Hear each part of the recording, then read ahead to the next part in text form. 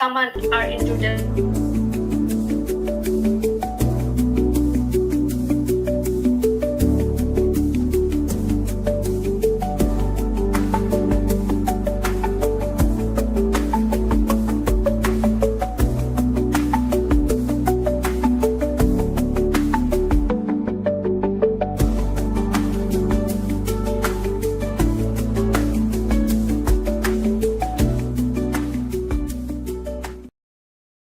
Hello, hello, hello. Welcome to another exciting installment in the Voice of the Colonation radio show. Hello, hello.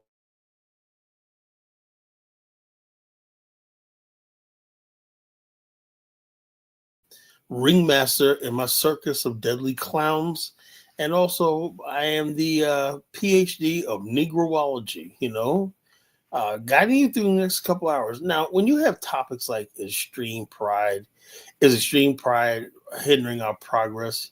Now you know it's going to go down in Colin. You know it's going to get heated. You know it's going to be people want to come and rumble with the collar rumble tonight. So stop what you're doing. Like, share, and subscribe. Get a bag of popcorn and some chips or whatever you want to get on, and basically let's get this thing going. Because you know it's the right thing to do. You know the right thing to do is to tell somebody. Don't keep this to yourself. The college genesis is here. And so I'm proud of the way this platform is growing. Folks. If we make 1,000 subscribers by the end of July, I'll keep going. If I don't, then I have to go on hiatus. So it's up to you. Like, share, subscribe, and tell a friend. Tell somebody to subscribe to the College Genesis Show. If you love this platform, and you love the being informed, educated, and entertained too, we need your help. Pitch in, help. Well, tonight's topic, is extreme pride hindering our progress. So I'll say this tonight because, I want to deal with this pride thing in the black world. So I think, me personally, I think it is. It seemed to me that the people who have the least are always the most prideful, because to be honest with you, that's all they really have is their pride. You take that pride away from them, they have really nothing. No one wants to feel like they're nothing, right? So therefore, they'll hold on to myths, and they'll hold on to delusions of grandeur, because pride goes before the fall. And the whole thing is this: if a person's pride, they can't tell you that they're doing things wrong, they're eating the wrong way, the hygiene is wrong, or stuff like that. So their pride, people ask me, and I thought about this because people ask me, well, Colin, man, what's wrong with eating my hands? I've been doing that for a long time. It's our culture. Okay, that's your culture, but that's not sanitary. It's not having good manners and everything like that. But I'm telling the truth, but your pride gets in the way. You are proud. That's an insult to your tribe, and your ethnicity, and your culture. So you hold on to things that, even though you know it's wrong, it's backwards, it's stupid, whatever like that, because of your pride. And I say like this: when I'm looking at the black race, what's holding black people back? Pride. It's pride. It's pride. Say, why don't countries work together? And different people, black people work together. Pride. That nigga ain't gonna tell me nothing to do, man. Who are they, man? Blah blah blah blah blah. You can't teach me nothing. Blah, blah, blah. I know everything. African Americans think they can't learn from Africans, and African think they can't learn from. God forbid if you can learn from slaves, descendants, whatnot. What are they gonna teach us? Those Akatas, they wouldn't have nothing if it wasn't for white zaddy, whatnot. Listen, nothing they gotta say, whatever. That's pride. That's pride. Black America don't want to learn anything from Africa. Africa is a good place to learn what traditional family looks like again, because you see them all the time. One thing Africans do is they got their family shit down packed, and they know how to make a marriage work, a family work, so for the most part, Stuff that we don't do in our culture. We got women that wait until they're 50 years old before they think they can settle down. But you got young African women, they get married much younger. So that's something we can learn from them. We all can learn from each other. But pride gets in the way. I can't learn from them from African. I ain't African. I'm a foundational Negro American. Who are they to come over here and take my jobs? Who are they to have claim to my reparations check or whatnot? All the stupidity is all pride, false pride. What's up, Mari Shai? Like I said, wishing your saddy, or you can go tell your baby daddy. Save the drama and basically get with your baby mama. This is the College Genesis show. Take your saddy and get with your baby daddy. Save the drama and get with your baby mama. So we're doing it here tonight, man. So we're gonna like that. What's up, Chukwo? Speaking of which, of pride, Chukwo. Now he's a proud Igbo man. You can't tell him nothing. Chukwo's an Igwe, whatever. And he's a proud person, so he figures he can't learn anything from Black Americans. Man. My mother was one of the town the 10th when she was the exception. I can't learn nothing from you Black Akanas over there. Man, what the hell y'all talking about? But that's what it is. We as a race of poison with pride. That's why the continent can't develop. That's why Black America can't develop. It's pride. Who are you to tell me what to do and whatnot? Especially older Black people. You ever notice that?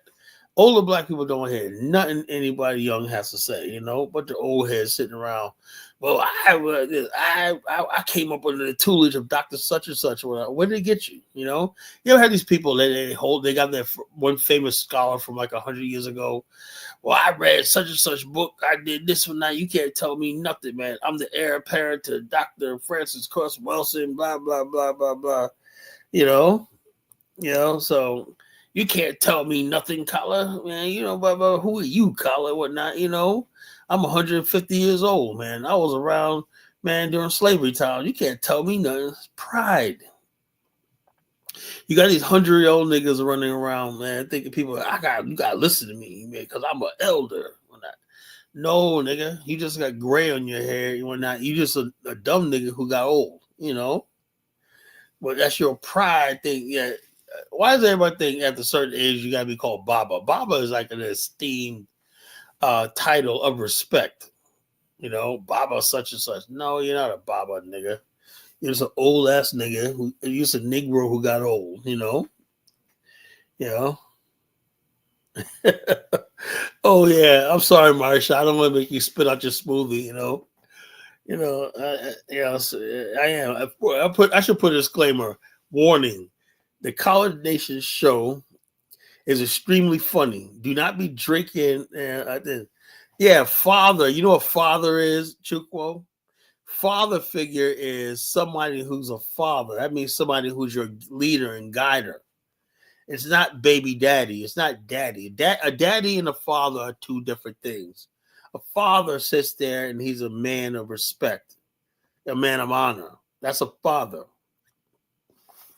So basically, you can't just call somebody a Baba that's not a father figure. You just call somebody just because he's old father. He's just a dumbass. So it is what it is. But our pride hinders all. That's the main thing about our people is pride. We can't think we want to learn anything because we don't think we know it. We think we know everything. We think we got everything. We know everything, whatnot. Like I was listening to Dynasty show yesterday, man. Why is it that I look at all these broke ass niggas that we call in Dynasty show? Why does everybody come up here talking about they all make six figures and whatnot? Stop it. That's your pride. Instead of saying, I work part-time at Target. I was struggling. I have dreams of making six figures one day, but I'm not there. That's pride. Everybody, you ever notice everybody fucking, like they said to the guy Volvo. I don't even like Volvo. You only make $90,000 a year. Oh, and I'm looking at these people on this platform. I'm like, dude, man, if you guys were making that much money a year, you wouldn't be on a fucking YouTube platform. People who make that much money a year don't fucking spend hours on a fucking YouTube platform. It's your pride. You can't just admit that you're broke, because you're too proud. Who knows? If people come up and say, I'm broke, Colin, man, maybe we'll take up a collection for you. Send you some money so you can buy some food or pay your light bill, But if everybody's making six figures and everybody's balling out of control, then what the hell are we talking about then? That means America must be this great country. Everybody that's online is making $200,000 a year, as they claim. Whatnot, I make $200,000 a year. No, you may make $200,000 in a lifetime, maybe if you're lucky. But it is what it is, man. We got to stop with the pride thing. Pride. Just humble ourselves. Say you don't know shit. You ain't got shit. You ain't. But the bottom line, you want to be something, and if you don't get your act right, you ain't ever gonna be shit. So we got to teach our people how to swallow their pride, and eat some humble pie, and understand like this. That's what one thing I like doing is I like humbling people, with knowledge and everything like that, and humbling people in love. I do it in love, because I love you, I love you enough to humble you and tell you you're acting a fool, you're acting stupid, you sound dumb, you sound like an idiot, so it is what it is. But welcome to the Call Nation Radio Show. And something I was talking about the other night. I was talking about my favorite people, the Nigerians. They call, oh, you're gonna get on Nigerians tonight. Well, I'm gonna get on everybody tonight. Nigerians are definitely on the menu too, or not. So a lot of people, I think they'll listen to my show or not, about Nigerian pride. Nigerians are the most prideful people on the friggin' planet. They're so pride, and they're a perfect example of what I'm talking about. Their pride is hindering their progress, because it's more important to build a 12-bedroom mansion than it is to build a sewer system or a road to drive. It's more important to friggin' get a Lamborghini, whatever, a Ferrari, and don't have no roads to put on it. Wouldn't it be easier if you built the roads, right? And then basically got a fucking small Volvo car or something like that, It took that money that you would spend on importing a Lamborghini and build your road system up. But it's pride. I got to show the world, Bernard. I got to show the world I got this nice sports car, but I can't drive it because the road's all fucked up. It's pride. Pride goes before the fall, foolishness, Prideful people tend to be foolish. You ever notice that? They tend to act like fools. They tend to stalk fools, and they have delusions of grandeur. They are always putting on airs to people, Typical Sambo shit, putting on airs, bloviating and braggadocio, condescending, crass, everything like that. And so therefore, when you act like that, you naturally rub people the wrong way. And so when people come and you rub people the wrong way because you sound arrogant and you sound petty and foolish, then you come up and say, man, those Black Americans don't like me. No, you're just a typical Black person. Of course we like you, but it's your attitude, It's your pride. We can sense that. You can smell pride a mile away. It's your pride. You can't humble yourself. You can't become down to earth. One thing about Black America, I do get, we're mostly down to earth people. We have different value systems. We don't value money like on that level right here. We value family and the basics, And it doesn't take much to make Black Americans happy, Don't take people come here to this country like, how you living in a fucking projects, whatnot, blah, blah, blah. I got a nice big house back in Nigeria or Ghana or whatever like that. And they're like, well, I got a corner store, Chuko, I will give you a chance to come up and explain yourself. Step right up, Chuko, and get knocked right back the fuck down. I do understand Igbo culture. But maybe, like I said, Chuko, you could explain this. Let me play this video. Powering on. Welcome to Alltech Lansing. Step right up, Chuko. Hold on.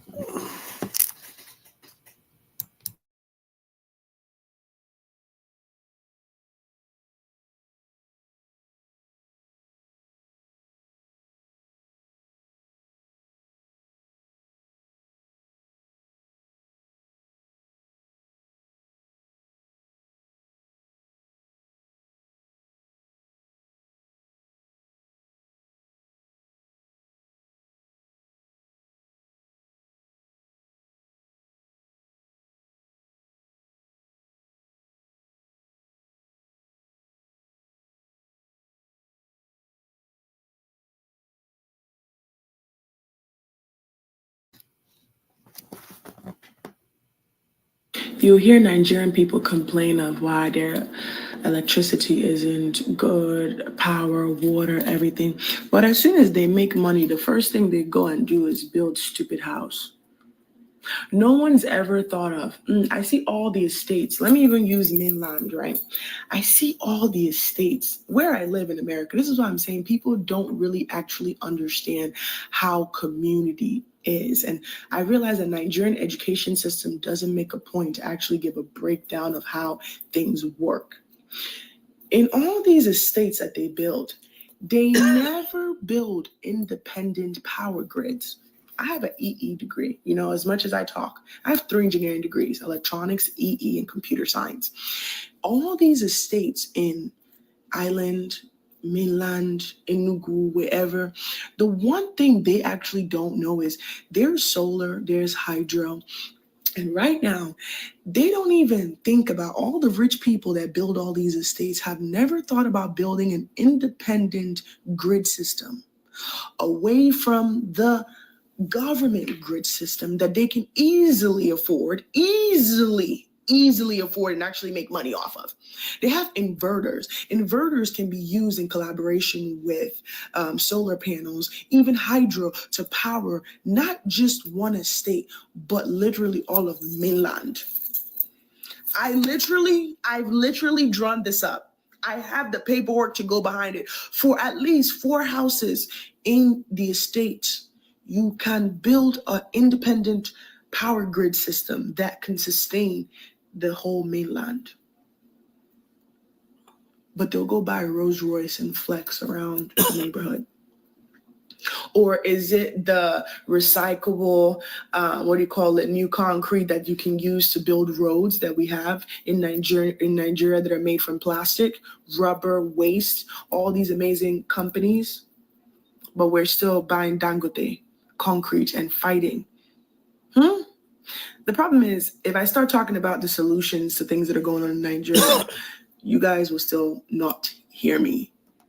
You won't hear me because it's easier to live in filth and live in poverty than to actually want better. You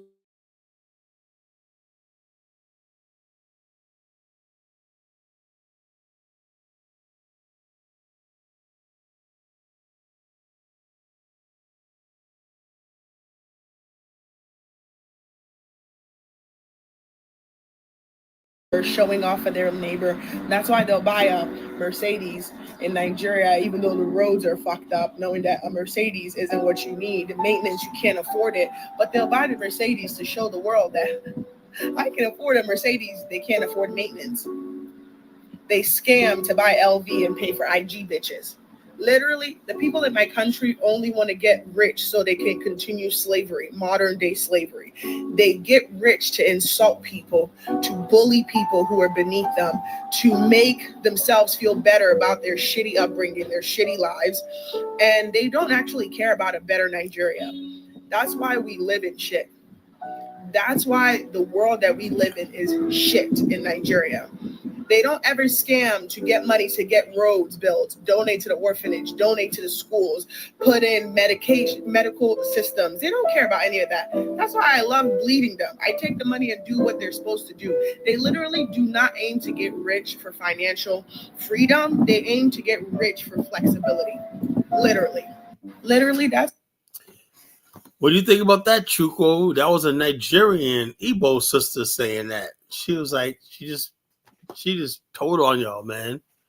You know, she told on y'all, man. She said, man, Chukwu said, we be a big house. Yeah, you're a big house with no sewer system. Big house with no electrical independent grid. You know, big house, big cars, whatnot, but no roads to drive them on. You know, that's pride, man. Pride. You know, not make money to better your circle, your fellow Nigerians, but to look down on people. You know, I got this degree and I'm this, I'm that, whatnot. You know, I got white friends in Europe and stuff like that. They like us better, whatnot. We're more acceptable and whatnot. You know, we got to get out of this pride thing, Chukwu. Can you help me tonight? You know. Well, you work with the College Genesis tonight. So we got to bring in the pride. We got to swallow our pride and work together. Can we do that, Chukwu? We got to save our race, man, you know? Are you willing to do that, Chukwu? Are you willing to work with me tonight, you know? So we can save our race from this oblivion. We don't want the black race to become in Nigeria, man. We don't want that, you know? We do not want that, you know? So we don't want a bunch of hush puppies around, you know? We don't want all that shit. We want people to have the basics, man, you know. And like I said, I'm back to yesterday's show with Dinosaur. I called yesterday, man. Cuddy got really upset with me, right? Because all I think I said was, Cuddy, you look like you're starving, you know. You're talking about weapons, you know, like, oh, we need to do that too. Cuddy, you need some food. You ever notice that? Cuddy looks like he's starving, man, you know. Africa needs food. It does not need weapons, you know. It needs food. It needs refrigeration. It needs storage. It needs food production, you know? You don't need no damn fucking nuclear weapons and more advanced weapons. Look, proof of which, look, get this. In Nigeria, in Borno State, whatever, 100 people were massacred yesterday in Nigeria by armed gunmen. Where they came from, who knows? They're probably Boko Haram, right? But 100 people. And why the state security of the country can't stop this? How does 100 people just get gunned down by gunmen coming there? Why is human life is just so freaking trivial in Africa? So it makes you think, man. It's like, damn, you know, people are saying, come home to Africa, Kala. I mean, you don't need friggin' infrastructure. You don't need sewers. You don't need peace and security and whatnot. Come home to the motherland, man. You could die. You get caught up in some fucking coup. You know, you can be caught up in a plague of poverty and want and despair, or a cholera outbreak, or malaria, or not. But just come home, or not. You know, you Black Americans need to come home. You know. And we're saying, well, geez, I would like to come home too, but how about fixing the roads first? How about fixing the sewer system first? How about having some clean, safe running water first, you know? Well, didn't you guys have running water? That's what they always say. What about Flint, Michigan, caller? You know, there was people up there didn't say, yeah, we know there's an exception, you know, Flint, Michigan. We understand that, right? But the bottom line, that was the exception, not the rule. You know, so when people are prideful, what they always do is, circumvent. You know, they always got an answer for everything. You want to talk about our water? Well, what about Flint, Michigan? You know, come on, fellas. You know, it is what it is. You know, but this is what we're talking about tonight: pride. You know, instead of saying, you know, something, Colin, yeah, we got a problem with water supply in Nigeria and Africa. So we're going to fix that. We're not going to basically talk about Flint, Michigan no more, because that's not a fucking problem as severe as what we have it. You know, that's pride. You got to swallow your pride. Just admitting that your water situation in your country is not the same thing as the exception of Flint, Michigan, with lead in the water, you know. So it is what it is, folks. But yeah, so folks, I'm gonna open up a line in a little while. We're not. It's like extreme pride hindering our progress. That's everything, you know. Why do we have freaking black leaders in this country? You know that speak pride. You know, I'm somebody. You know, Jesse Jackson. He said, "I am somebody." You know, goddamn, nobody knew it was gonna take it to this extreme. You're like, "I'm somebody." You know, when Whitney Houston's funeral, right? He got past the usher and sat on stage. You know, what the hell Jesse Jackson had to do with Whitney Houston's funeral? You know, he just injected himself in her funeral so he could. I mean, it's pride. I'm the Reverend Jesse Jackson.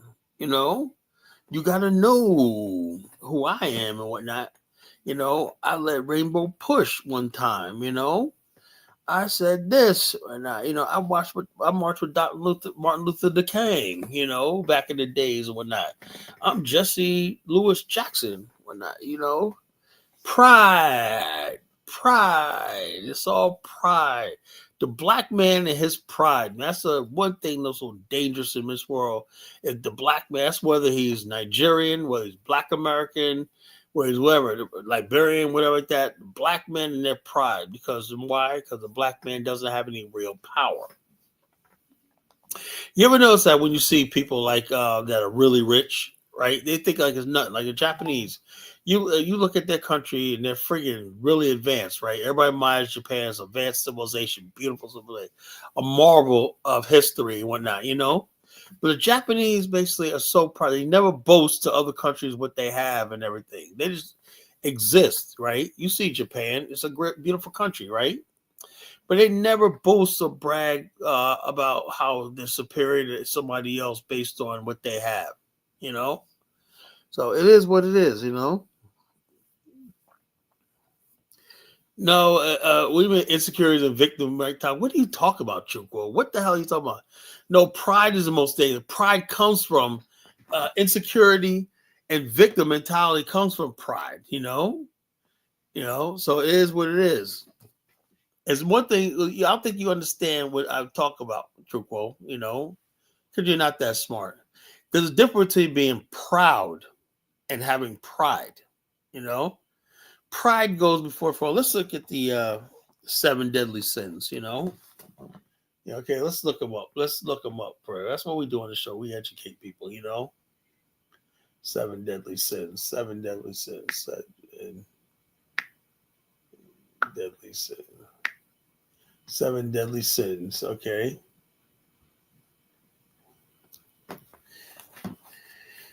This is from our Bible, you know.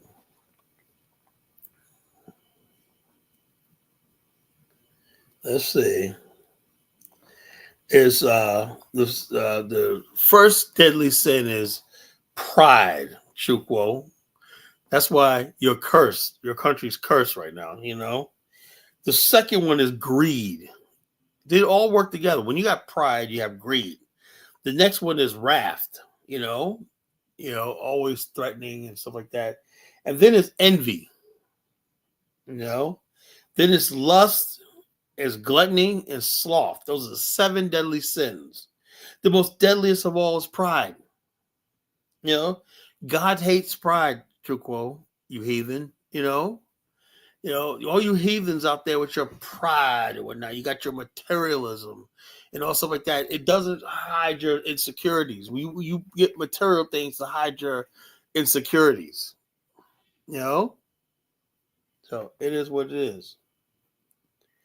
Greed, wrath, envy, lust, gluttony, you know, the wanting materialism. All these things are wicked, you know. It all rooted in pride, you know. Pride means you don't want to work a 9-to-5 job, or you can't bring yourself to working in a factory for 30 years and getting a pension. You got to constantly be out there getting rich. Instead of using your education to build your country, living a modest life, you got to have a 5-bedroom, 10-bedroom house or whatnot, you know, before your country's even developed because of your pride, Chuquo. Do you understand why they call me the culture critic? You understand why I'm the geopolitical pundit? Do you understand why they call me the professor of Negroology, aka the ringmaster, aka Collar Thanos, aka Collar Rumble? Do you understand, Chuko? Now do you get it? I'm here to set you free. This is the only path to salvation, Chuko.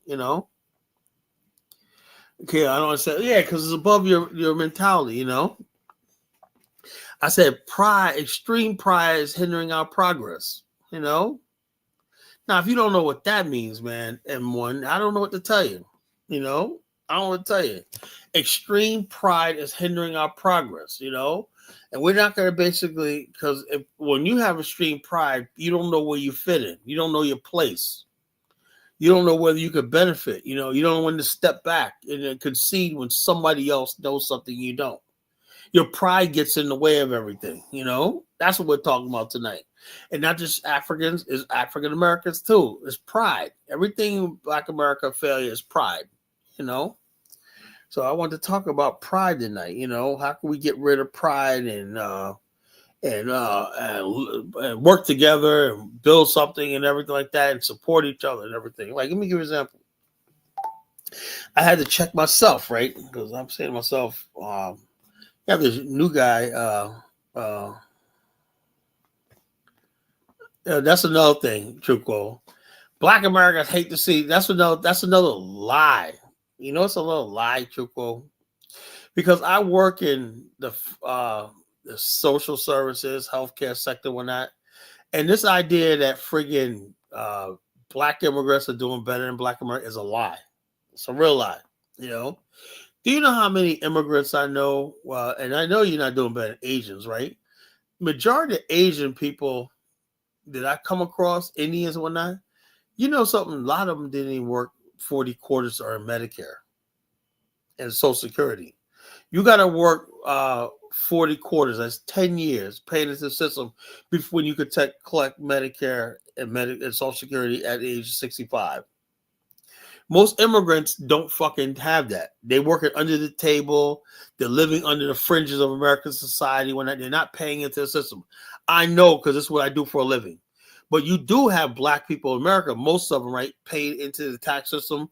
They pay into Medicare. They pay into stuff like that, And so the bottom line is this. So this is what I'm talking about, Immigrants have a lot of pride. They're like, come over here, and they got a lot of pride. They don't really have anything. So this idea that immigrants are just doing so well, it's pride. They can't admit that they come to America and most of them are poor. Most of them failed. I saw this one guy, a Nigerian guy. He spent 40 years in America. No, it was Canada in America, right? 40 years. And the worst thing you could do in Nigeria and these countries in Ghana is a dude that spent decades overseas and come back with nothing and live in poverty because you built nothing. And that's the worst thing. There was a lot of people that committed suicide, I don't know who's waiting on reparations, Chuko. Real average Black people outside the internet are not waiting on reparations. I would say not even 5% of Black Americans even knows what reparations is. I live in the real world, Nobody in Black America, real Black America, knows that. That's online. That's these fucking people and the same people online saying the same stupid shit. That's not going nowhere. Everybody knows there's not going to be no damn reparations, So what was I saying? Poor Chuko interrupted me. These people interrupted me. So, yeah, so people don't work 40 quarters and they don't have a whole lot in their old. Yeah, the guy spent 40 years in the U.S. and Canada, and he was just looked at as just like a bum. Like, oh my God, he not only did he don't have nothing, he spent his whole years, 40 years in America and Canada, and coming back there unmarried, no wife, no nothing, So he's coming back like a pariah in his own community. That's supposed to be sad. And you know how many people committed suicide, hung themselves? First, I thought it was just racist killings, right? There's a lot of Kenyans that killed themselves, hung themselves in places like South Jersey and stuff like that. First, I thought these were racist. Then I realized a lot of these people were under so much pressure because their pride tells them that they're going to come to America, they're going to do all this stuff, they're going to outpeak Black America, blah, blah, blah, America. And they believe so. When it does not happen, these people end up committing suicide. The suicide rate among Kenyans are really high in America, right? Because they know going back to their country, with nothing after spending all these years having their village support them, whatnot, and they failed in America, whatnot, their pride allows them to take their damn life, Instead of just living life and say, I'm having a good time, whatever, I'm trying to do the best I can, and whatnot, they put on airs, So they put on airs. And so therefore, when it doesn't happen, most immigrants are here legally. No, they're not. Most immigrants are not here legally. Most immigrants here are legally, but sooner or later they're gonna be gone, So it is what it is, Pride for someone who resents America. I don't resent America. I resent white America and their racism and whatnot, But I still love Black America. We're still part of this country, Black America, I love. I love Black America. I have no problems with my community here. I love Black America. For all it's worth, we don't have another country. We don't have a land of our own, but this will do for the time period. I wouldn't want to trade Black America for nothing, I'm really seriously. I would rather live with Black America than any other group of people in the world. I'm sorry. It is what it is. I hate to bust your bubble, so it is what it is, so well, that must be hard for people to come. This is what I would feel like this, right? If I come to a foreign country, right, and knowing that somebody's saying that, damn, your country is so poor that you got to come here to make money. I mean, gee, how come that pride never works with that shit, my pride would be, if I lived in, let's say, Nigeria, I wouldn't come to no UK or America. My pride would be like in the way of that shit, But when it comes out to coming to America, they suddenly don't have no pride. They just lose all ambition, I show that Pan-African just going to Africa. You said that Pan-African is just going to Africa. It's a synergy. I don't know what you're talking about, bro. You got to talk clear. I never said Pan-African just going to Africa. I never said that shit, I never said that shit. And I don't think, to be honest with you, man, I think to me it's more important that Black people in America work with each other. Africa is like a second afterthought. Unless something changes on the continent, whatever like that, where we could be integrated and including the continent, I don't think Africa is necessary, to tell you the truth. I'll just be honest with you,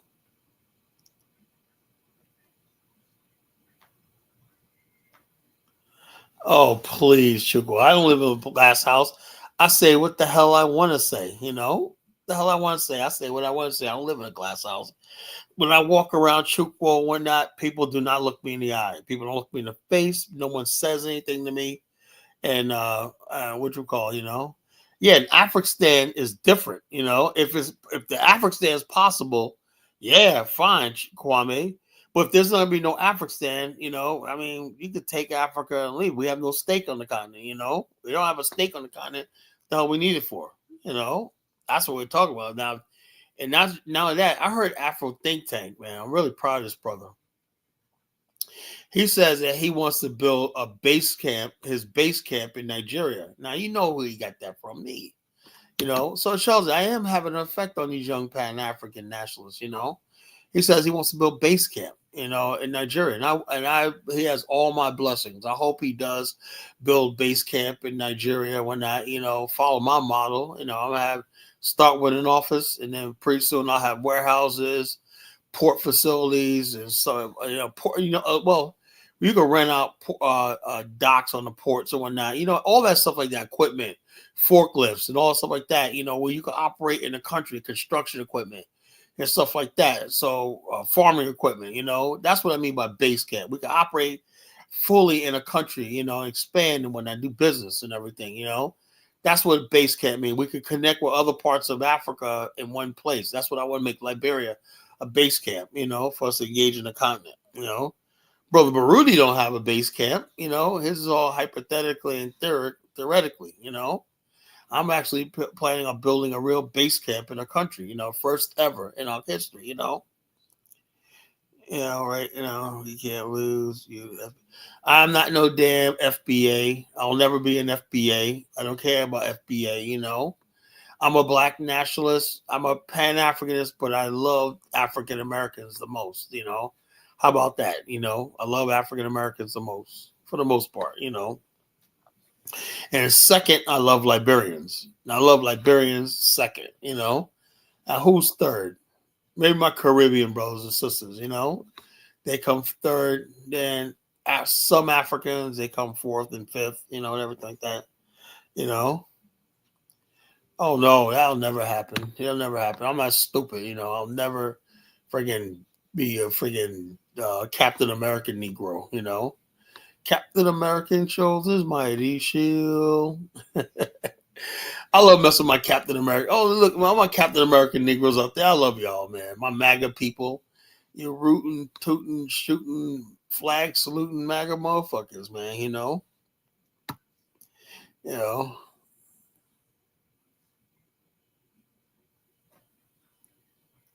Oh yeah, look, this is why I say it, Kwame. I'm African American first, but anybody could join my family, African American family. That's why me and my brother we see different things are different like that. I will never exclude anybody from our family. If you really want to be part of this community, who am I to tell you can't be? As I've always said, inside of every African and Caribbean is an African American waiting to be born. African American is a mentality. The highest honor among black people. So if you want to be African American and you really love the culture, the history, and everything like that, come on up, man. Step right up. Join us. Join us. Be part of this great thing called Black America. So step right up. We welcome everybody here.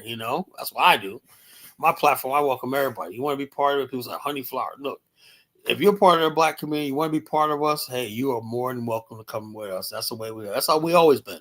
We always welcomed everybody in our community. I'm not going to stop doing that.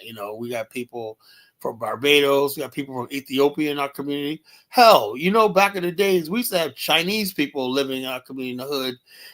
Chinese girl wearing fucking cornrows. You didn't know if it was a Chinese or a light-skinned black girl, Couldn't tell the difference, We had Chinese girls walking around with cornrows and whatnot, It was like that back in the days, playing handball, double dutch. We had Indians, we didn't know, okay, they went to India. We didn't know India was not Africa. We didn't know. We had Indian girls and people and everything living in our community in South Jamaica, Queens. People don't know that shit, Black America has always been very welcoming to everybody in our culture, That's how strong our culture was, I don't know where you get that from, Brie. I never said Pan-African it's us going to Africa. You could be a Pan-Africanist and just stay right here in America. You don't need everybody in Africa, Yeah, now if I go to Africa and build networks, that's fine. But just going to Africa and doing nothing, which I'm seeing right now, people going there and doing absolutely nothing.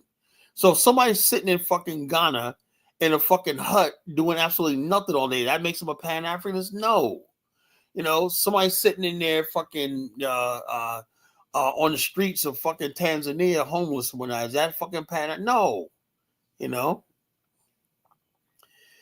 So, oh yeah. I'm sorry for throwing you under the bus, Kwame. I just couldn't resist, man. I apologize, my young brother. No, I'm just saying Jamaicans, did come over and took over Jamaica. I don't know about Jamaica States, but they did take over a large section of Jamaica Queens. I guess they thought it was Jamaica. Took over Jamaica Queens. Maybe they're still not the majority, but they're significant number. When I was growing up, we didn't have any Caribbeans in Jamaica Queens. It was all people from the South. In Harlem. When things changed, man, a lot of Black Americans moved outside the inner city right there, and they live out in Long Island. My family mostly live out in Long Island now. In nice sections of Baldwin and Suffolk County and whatnot, Sag Harbor.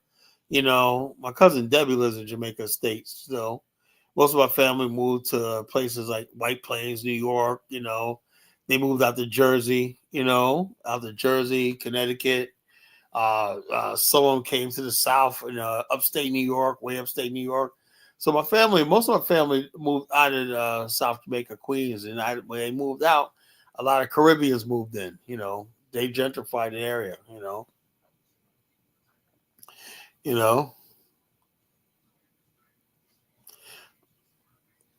Kwame, just ask the young lady out for God's sake. Just get on a plane, fly out to Ohio, and take the young lady out to dinner, man. Jeez, man, come on, man. Do it, man. I'm sure Mari Shai wouldn't be like that. Y'all got my blessings. If you want somebody to officiate at your wedding, I'll be there. But Mari Shai got a father. That's a good thing about her. She has a father. So she probably won't need me giving her away.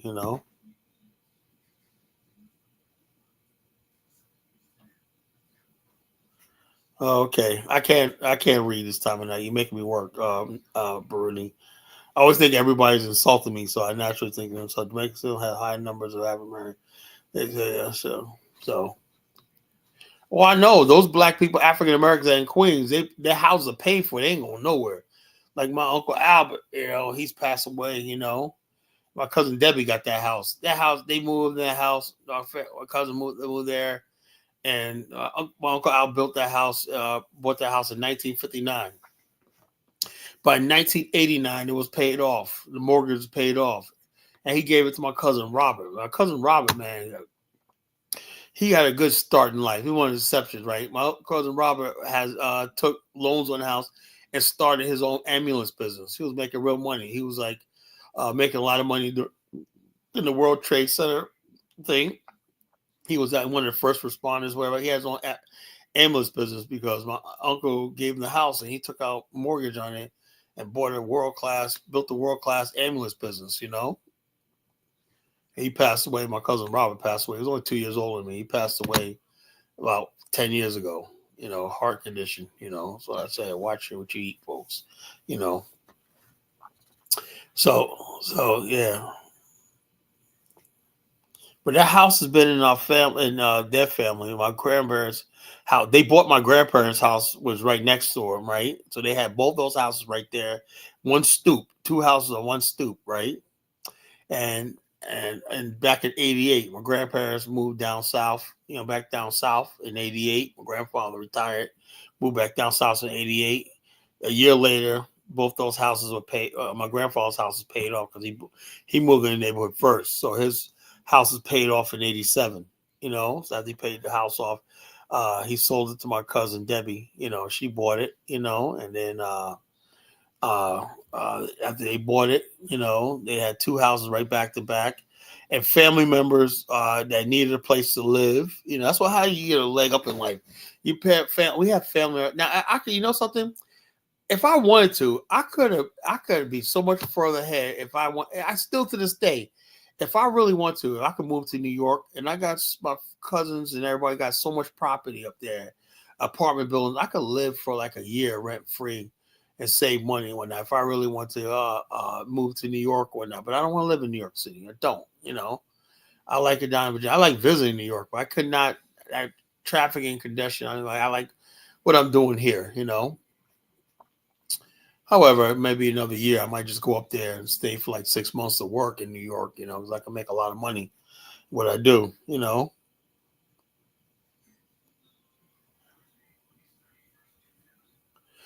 Oh, yeah, the gun versus butter spilled out the chaotic truth shot. Yeah.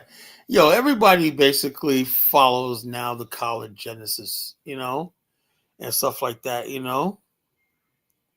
so let's see. Let me put the link in the chat room. And you can come up and tell me your opinion,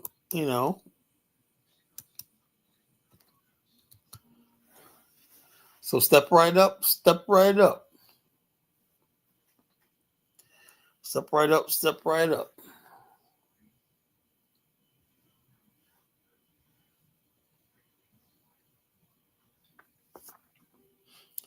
Step right up, step right up.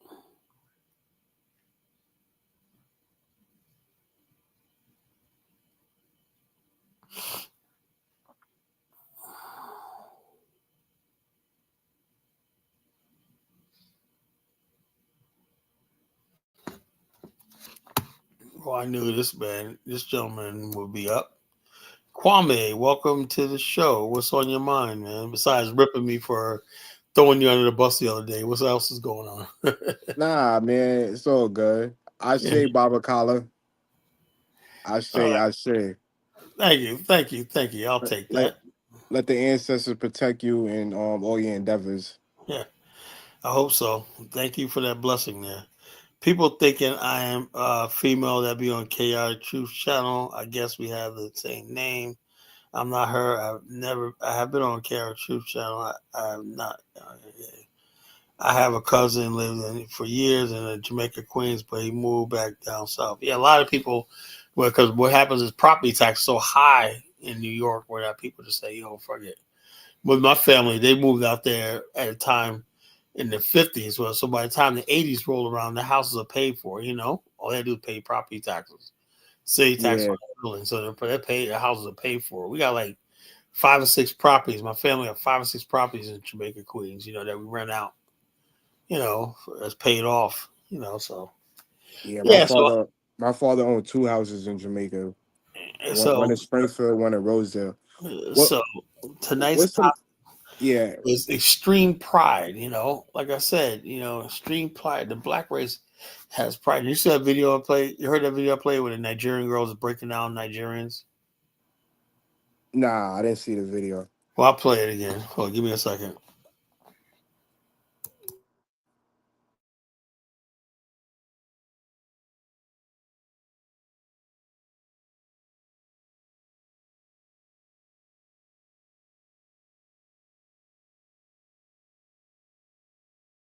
The video titled "Nigerians Get Rich to Reinforce Modern Day Slavery." Because somebody she asked a question. Yeah, that's for that question. Most Africans love to show off. That's what you have right now when on social media. Africans love to show off. It's pride. It's pride. But listen to what this young lady has to say. She's a Nigerian. All Nigerians care about flexing on their neighbor, showing off of their neighbor. That's why they'll buy a Mercedes in Nigeria, even though the roads are fucked up, knowing that a Mercedes isn't what you need. Maintenance, you can't afford it, but they'll buy the Mercedes to show the world that I can afford a Mercedes. They can't afford maintenance. They scam to buy LV and pay for IG bitches. Literally, the people in my country only want to get rich so they can continue slavery, modern day slavery. They get rich to insult people, to bully people who are beneath them, to make themselves feel better about their shitty upbringing, their shitty lives. And they don't actually care about a better Nigeria. That's why we live in shit. That's why the world that we live in is shit in Nigeria. They don't ever scam to get money to get roads built, donate to the orphanage, donate to the schools, put in medical systems. They don't care about any of that. That's why I love bleeding them. I take the money and do what they're supposed to do. They literally do not aim to get rich for financial freedom. They aim to get rich for flexibility. Literally, that's. So what do you think about that? I think she's 100% spot on. Now, Trooper was upset about that. She don't speak for all night. Yes, she does. I've been saying that for years. Nigerians love stunting, I wouldn't They even love say she just stunting. speak for. I wouldn't even say she just speak for Nigeria. I think she speak for the whole black race as a whole. Yeah, but Nigerians are to extreme though, It's like, damn, how you gonna have a mansion and you don't have a sewer line, How you gonna Like have I she was, was one thing she was talking about how none of these states, Edo states got their own independent grid, That's sad, She goes, yeah, you can that's literally start your own grid. In each section should have their own grid. Should be like his own thing, independent, and you could see but it is what it is. More important to big up big houses than actually build an independent grid. It's so crazy, Kala. I was just watching a video of a Nigerian. He owns an oil refinery company, and he couldn't even rely on Nigerians to source the oil. He had to go to Louisiana and Texas and basically send all that Was money that out. Dangote or somebody else? It might have been, yeah, it might have been Dangerton, yeah. And I thought that was embarrassing. I'm like, wow, he couldn't even rely on his own people. Because of tribalism and sectarian. Most Nigerians hate Dangote, for some reason. I don't know what the heck is that's all about. I'm not Nigerian, so I wouldn't know. A Nigerian will have to call in over the years, man, when I first discovered who Dangote was, and I kept talking about it, Kyle, you don't know this guy got monopolies. His cement is cheap. It was Nigerians that were tearing him down. As I remember back in the days, Nigerians that were tearing. He's nothing. Blah blah blah whatnot. And I'm like, damn, man, instead of getting behind you, you got a country and you got an industrialist. Why don't you get behind them, y'all? Part of a nation, the pride of a nation is their industrialists. They can build shit. For your country. You should get behind them. But these Nigerians were like tearing them down. Yeah, even to a video that me, DK, and Elvis were speaking about the other day. It's an artist called Burner Boy, and he just bought a $1 million McLaren, and he's driving down the streets of Nigeria in literally red dirt roads, and I'm like, yo, do you think this is like stunting, or I'm like, I was kind of confused. Yeah, it's pride. It's pride. Pride calls you like people. Why would anybody? I don't care if you were worth $1 billion. Why would you spend? You're in a poor country. Why would you buy $1 million vehicle? I don't Yeah, understand. I don't understand. and What's the point of that besides pride? as much as I bang on the Abrahamic religions, I kind of like look at the Jews as like a the lynch the like the linchpin, like they should be the benchmark of how to build a civilization, or how to build a thriving community. Yeah, most of what when you look at most Hasidic Jews, most of them, even though people always say Jews have a lot of money, for the most part, these people, when you look at them, right, they're very freaking modest, and Right. modest. They live in communal areas and whatnot, and Jews don't mind taking. So you may be surprised. A lot of his Jewish people, like in Coney Island, stuff like that, a lot of co-ops are Section 8, they don't mind. They Yeah. don't care. They don't have any pride. The black people. Let me tell you something about pride, right? I had this one lady, right, and I tried to show her a Medicare plan, right, that would basically save her $300 something a month. She was like, "Nah, I like this because I like telling my friends how much I pay in premium." So in other words, she wants, instead of having a plan where because her income was low, she could have a free plan. She goes, "I don't want no free plan." You know, I like it the way it is because she gets to brag to her friends that how much she's spending on her health care. You know, Yeah, we got a stunt issue. We definitely got a stunt issue. yeah, we have people like stunning in Black America. It's Black America's area. It's an African thing. It's a Black thing. Worldwide. We like buying expensive stuff. It didn't just start in America. I realize now it was Africa too. Look, look, It's always look like, at Mansa Musa, yeah, and look, stunt. the man went to Egypt and just gave out gold. Yeah. So we have and also, like I said, my next novel I'm working on is called The Empire of Gold, about the Mali Empire. But I did one scene in the book, right? I don't know when I'm gonna have this published, but anyway, I did one scene in the book where Sundiata Keita, right, who was basically he had his kingdom destroyed, right, and when the palace of in what was the city? What city? Niamey was invaded by Suminguru. He made it out alive, but anyway, he had to go into the jungle, right? And so therefore, he had to learn how to walk and be a warrior, right? And then when he went to the town, I think it was Jenny, Mupti of Jenny, right? The people were laughing at him because they were like, "What the hell's he got on?" Because he had like this. The people, even back then, I'm trying to show you the parallels, right? There's all the young brews that were having nice wares, headwear, and stuff like that, and he comes in with this friggin', from the tribal people in the bush, dressed like that. And they were like, when he was walking down the street, they were like, then one of his friends said, "Yo, you got to put on proper clothes because you look like a pauper or whatever, a savage or whatever." So I'm trying to show how that mentality existed always in Africa. You got to be stunting. You got to put on a gold chain. Then he tried to look like the part. Sundiata, the founder of the Mali Empire, they had him wearing gold and adornments and stuff like that. to try to fit into their society, you know. Yeah, And then he man. finally found himself, said, "Forget this. I want to freaking be a warrior and whatnot." And then he basically went back to what he knew, you know, and said, "You know, I'm a warrior. I'm Sundiata, whatever like that." And then he freaking fought Sumagubra at the Battle of Karina. That's gonna be a good book when I finish with it, you know.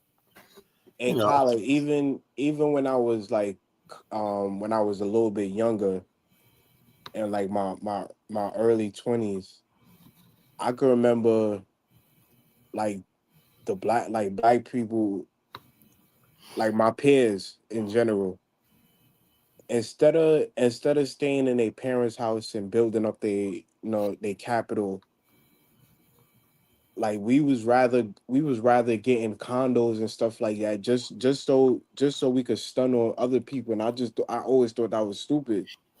yeah. Well, now I'll be honest with you. When I was 22, I was not ready to move out, but I did, and that was a big mistake, you know. I know a lot of my white friends right now. They stayed with their parents as long as they could, like 27, 28, 29. You know, Yeah, a lot of black people, you know, it's like the least you could do is have your own place. Because back in the days, what, you live with your parents? Oh my god, that was the worst thing. Man. My early 20s was the worst years of your life, man. You know, because you still with your parents, man. Your folks, you were looked down upon. You know. yeah, we definitely got a certain habit that's not conducive to building nations or even a strong neighborhood. Right, we don't pull ourselves together. You know. You play with how Shelter Negro. I already played that video like 1,000 times. How Shelter Negro. Yeah, like I said, yeah. Black people, they understand. Black people need affirmation. They do. We do it through material things. You know, a hat. They want the best quality hat. They want the best quality this and all that. You know, how Southern Negro. They, so many people got rich off black people because of our insecurities. You know, I put a Yes. post up on Facebook. I said, like one of my clients gave me these shades. I said, "You remind me of the Cazals back in the days, right? They were fake imitation." I said, back in the days, we used to have this in 83, 84. That's what Run DMC. DMC used to have these big, little big giant Yeah, shades. gazelle. I know you're talking about the gazelles. Cazals, right? But there was Yeah. Cazals, right? And I put it on Facebook. I said, "Who had the Cazals or what you had back in the days? Cazals and Cazals." And all my friends started laughing. I said, "I know y'all motherfuckers had Cazals." So did I, you know. Nobody had no damn Cazals. They're too expensive, right? We all had the Cazals. We were rocking them shits too, man. Because one time, motherfucker was like, "Yeah, I got Cazals." One night, all of a sudden, he was just rocking. We were just giving this nigga props, like, "Hey, they nigga Cazals." You know what I'm saying? Somehow, I don't know, it just got leaked out, man. Somebody took them off him. Man, these are Cazals, nigga. Don't try you fool had everybody fooled for a whole day that he had a Cazals and whatnot, you know? Even even to the topic, even how the brother Mike was even talking about that black Americans are spoiled in the West for having basic necessity. I'm Now, like, yo, if he said that we like material things, that's fine. But like I'll tell Momani about that. I said when you start saying that uh, a sewer system and running water and all stuff like that, basic electric grid, when sanitation pickup, all stuff like that, if you say that's spoiled, man, there's a real disconnect that people need to talk to. And my mind told me earlier, he said, yeah, a lot of it. I didn't know this. He said in Jamaica, we all had sewers, running water. And I didn't know that. He yeah, said, yeah, I hadn't know that. He said, nah, he goes, a lot of his Jamaican people said they go to Ghana and they said, man, I can't deal with it. I can't go backwards. yeah. And I asked the brother about that. I'm like, man, even Jamaica, a country probably 100 times smaller than we have I all that had type no of basic universal system. I had no idea. I said, because I always thought, Jamaica being a black country for the most part, I thought they was basically like, my mind said, nah, man, we don't remember. No, everybody had modern shit, running water, sewer systems, flushing toilets. I said, I didn't even know that shit. And so I said, we have, look, that's why I said, when we talk about friggin' Pan-Africanism, We all want to be Pan Africans, but like I said, the problem is how do you bridge the gap between the first world and the developing world? How do we do that? Because I know for a fact, I'm telling right now, I know my people, right? They're not going to come and go backwards. Yeah. That's what it is. All these people are excited about. There's less than 1,000 Black Americans in Ghana. Louis started making it like, oh, it's tens of Black. We're just flooding the Ghana. No, until Ghana develops its infrastructure, whatever like that, whatever it takes. I mean, you could say we're westernized, but honestly, it's just well, hold on. There's a difference between Western and modern. I was just about to say that I don't think we're westernized. I just think we're modernized. That's what the whole thing is. Everybody thinks modern means Western. It's not Western. Japan is the most modern country in Asia, but it's the most indigenous. Right. It has the most indigenous Asian culture. They're like the culture hasn't changed much in hundreds of years, but yet it's the most modern and advanced country in the world. And he says, your boy Ross Moisture says Jamaicans are bougie. Nah, I wouldn't say we bougie. So in other words, basically having for a the sewer system. asking for the basics is bougie now. I think that's an issue with Black people as a whole, not just one particular group, that we like to punch down and floss, as you just said, on each other at that. Yeah, we flush it out. Everybody's like, nobody wants anybody to get one up on them. Everybody got their pride, They got their pride, and people don't understand something. Me personally, I tell people all the time. I tell a lot of Africans the way I say you got to go. If you want to this Pan African work, you got to work with somebody like me because I know Black America, And a lot of Africans don't understand our people. Our people got a lot of pride and whatnot, but you got to be realistic. You can't ask them to come to some place, right, and tell them that okay, all those things you're used to, running water and electricity and infrastructure, you got to forget all that shit. You're in Africa. Hey, Kyle, I love Africa. Africa is my dream home, but it's certain things I can't give up, like air conditioning, a sewage system, Yeah. hot and That's cold why we water. created the Black African Infrastructure Organization, So we had the Black African Infrastructure because we want to focus on infrastructure. We realize Black people ain't going nowhere. Is a clue. Let me read fucking Ross Moisture first, Not true at all. Jamaica is just like Haiti. There's no running water infrastructure. Damn, see, that ain't what I'm hearing, bro. Why is Ross Moisture trying to compare Jamaica that got a booming tourism industry that takes in billions of dollars to fucking Haiti? Yeah, I don't know. He lost me with that. No place on earth is like Haiti. Ross Moisture, no place on in the world is like Haiti. Unfortunately, we pray for our Haitian brothers and sisters, man, but that place is cursed. So I love Haiti to death, but you can't. It's not even comparable to compare Jamaica to Haiti. I'm not trying to put Jamaica as Dubai, anything like that, but it's it's just different. All right. Brewery says colonization. As I said before, so-called need to make a critical mass effort to interface with Black. Yeah. The bottom line is this: until the fucking Africa builds infrastructure, Broody, it ain't gonna happen. What part of that don't you understand? No infrastructure, no African Americans. You can talk all the Ubuntu all you want. Ain't nobody gonna be fucking digging a hole. It's just a car. What is his name? Oh, you always said, just get your piece of land, dig a hole. So you get shit in. No, we're not going back there. I don't want to be copping a squat over a boat in Makoto. I don't want to be doing that. Yeah. I'm like, I can't be, I can't have shit water splashing on my ass, man. I can't do that. I just can't do it. I know a lot of things, but I just can't do that. I hope I didn't make Mary Shy spit her drink out, you know. But And the thing is too, like Makoko could have been a place like the Maldives or something where where it's yeah, lush you got to and pipe things all that like shit that. out of it now, man. You know. So anyway, the main thing is this. Like I said, a clue is what Frederick Douglass said, right? Now, sure, Douglass did a speech called "What's 4th of July to the Negro," right? Then he turns around and says, the reason why the Negro can't leave America is because it will leave him without science and technology and the progress of the world. Now, what do you think about that statement? What is he saying essentially?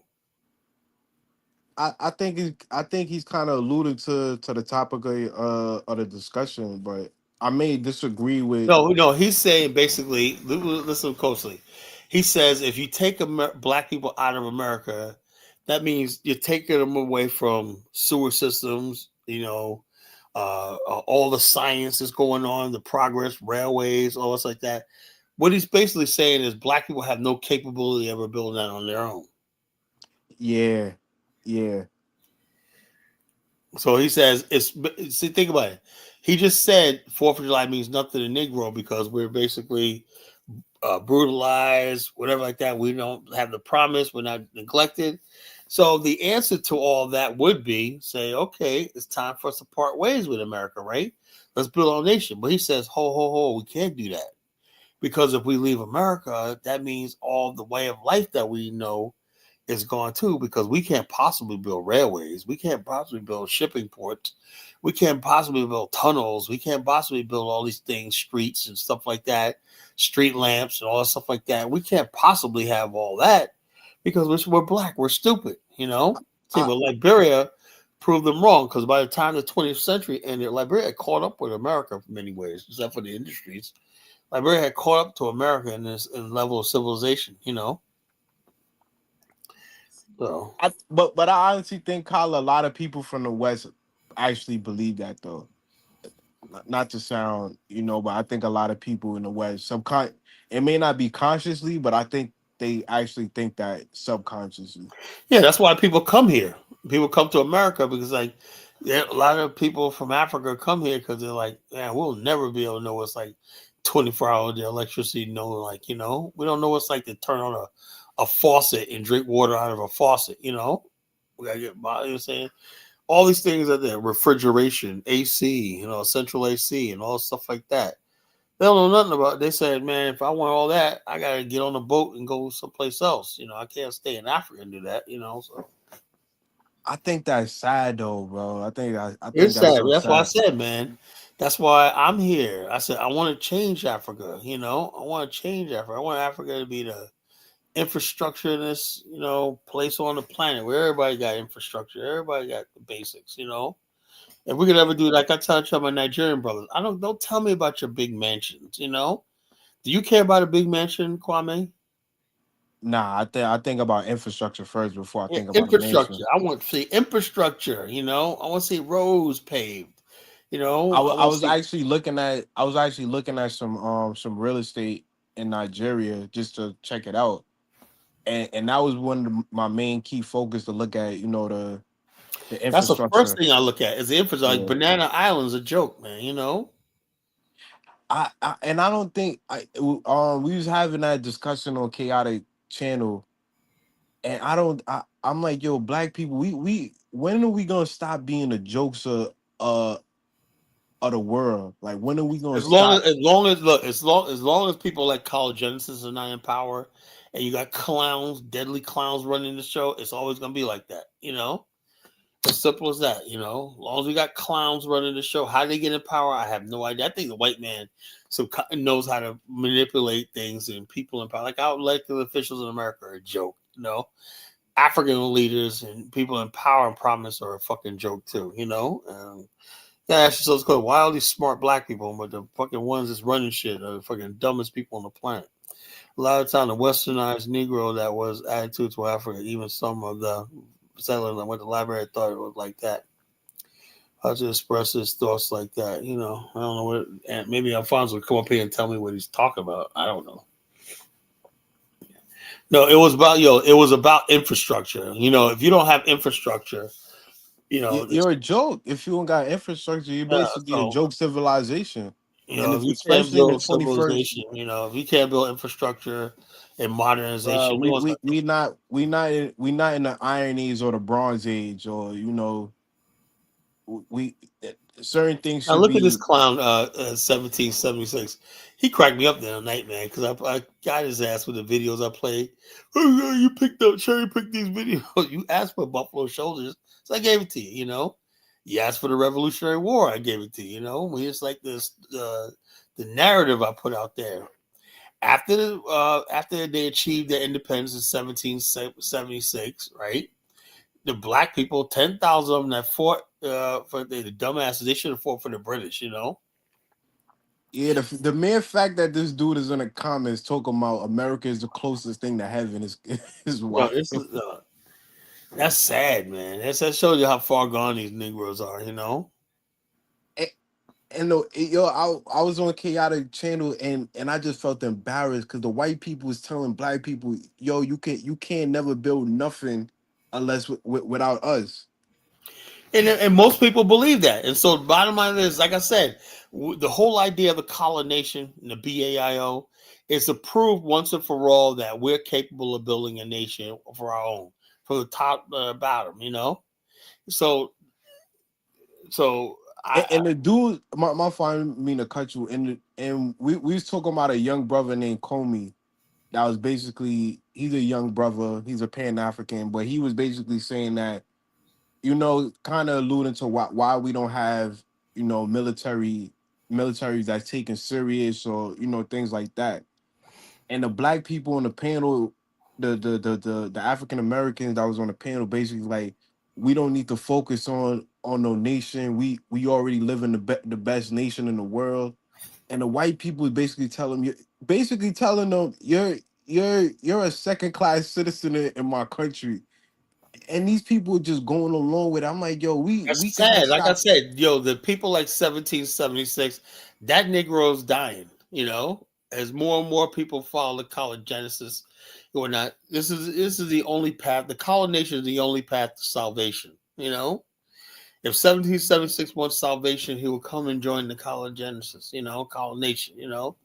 So it is what it is. And the young brother Comey, he's a little bit radical with his type of Pan African. Like he's talking about we might have to delete certain type of people and stuff like Was, that. was he the guy that was on Dynasty Show Sunday? Nah. He's a Who was that one dude that he sound radical? He said, "I want nothing from this country." Whatever. He was dying. Dude, would you listen to Sunday night? nah. I There was don't think I somebody, was some gonna young too. brother up there was like, he was giving it to them. He said, "I don't give a shit about this." He said, somebody's like, "Oh, it's the greatest country you got to have." I don't want no damn American inheritance. This is what you got a lot of young brothers who starting to think like that now. So. Yeah, the young brother I'm talking about, he's a little bit radical with his thinking because he's like, yo, we might have to delete certain type of people, but because they poisoning the black Well, community yeah, some mind. people have to go, man. Some people really have to go, man. They have to be lined up, given a trial, a tribunal, whatnot, and shot. Simple as that. So that's what it's gonna have to happen. We need to get rid of, purge ourselves of race traitors. Yeah, I'm starting to come to that conclusion Yeah, too. the only way we're gonna be safe, because when we start trying to build the African stand, these people are gonna do everything they can to lobby against us, whatever like that. We don't. I always say, look, if you're satisfied with America, you made your peace here, that's fine. But why don't you leave us the fuck alone, right? They can't do that. We all gotta be subjected to this shit. I don't want white people ruling over me. What part of that don't you understand? I don't want white people ruling. I want to fight for my own name. I may not Yo, and live to that see and it. and and that me and the dude was going back and forth. He's a pilot, so he's like, yo, when I travel around the country, they don't look at me as black. They look at me as American. And I'm like, are you serious right now? I'm like, you Yeah, don't well, earn bottom, let them men get a should. couple of drinks in them and shit like that, or let you basically get accused of fucking saying suggesting stuff or inappropriate stuff to a white chick. See what the hell how American as they are. You'll be just like OJ Simpson. OJ used to think the same thing. I'm an American. Remember eh, Jay Z? I'm not eh, black. I'm OJ. Yeah, I think as a whole though, think we have been demasculined because as men, we should earn to build our own nation. As men, we should be conquerors. As Right. men, We need our own nation. That's to show ourselves. Because right now, America is white people. You know, white people. I am so sick and tired of dealing with these people, these white Americans. Right. For the most part, they don't like us. They don't want us here. We're not. So why the fuck are we fucking paying into their system and we're not helping them? You know, Black America keeps the shit afloat. We give them the entertainment. We give them everything. You know, and all they do is sit there and shit on. That's not a nerve, man. These people, right? They'll say also, you know, now they're trying to do automatic drafts for the military. That they, as soon as you turn 18, you don't have to go down there and sign up for selective service. They automatically enroll in selective services. So when it comes down to it, right, they go to war. America goes to war and they need boots on the ground, whatnot. They're gonna come grab a lot of y'all young niggas. They're gonna drop y'all black asses up, you know, and you going, you know. So the bottom line, all you people, you know, how can I fight? You know, I'm like this. It's unfortunate it has to be like that. I believe in a gentleman's agreement, right?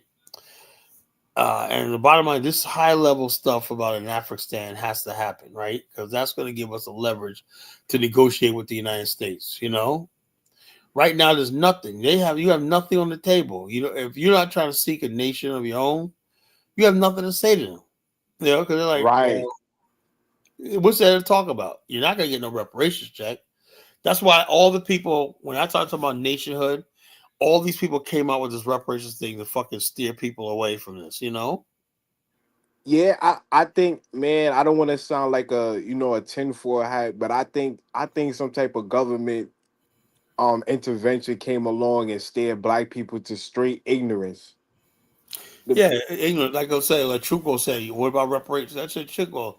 Not even 5% of black people even know what reparations is, you know?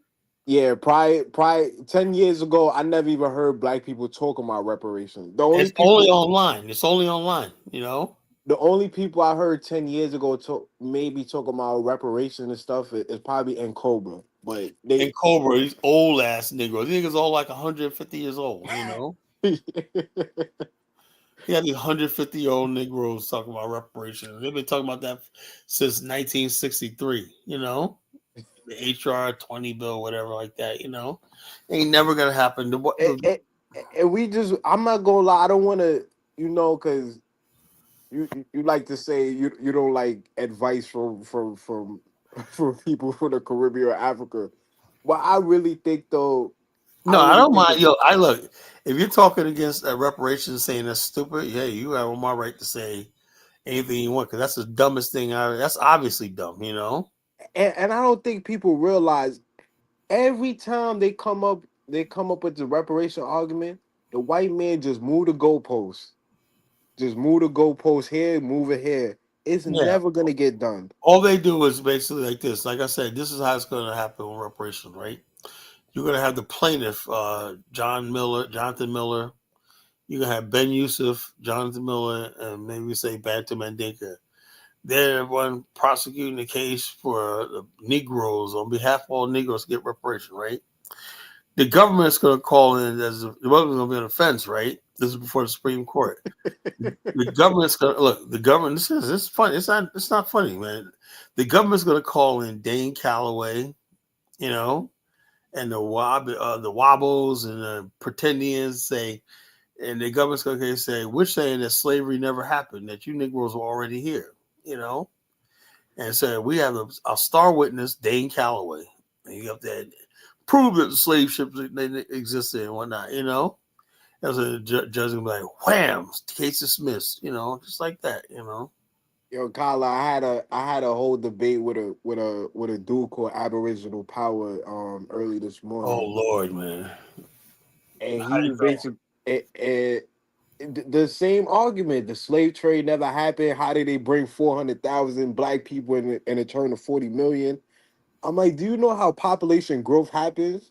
Like, but the mere fact that you want to claim America so bad that you're willing to give up on the to say the slave trade Like I never said, if you happened. look, I'm like this.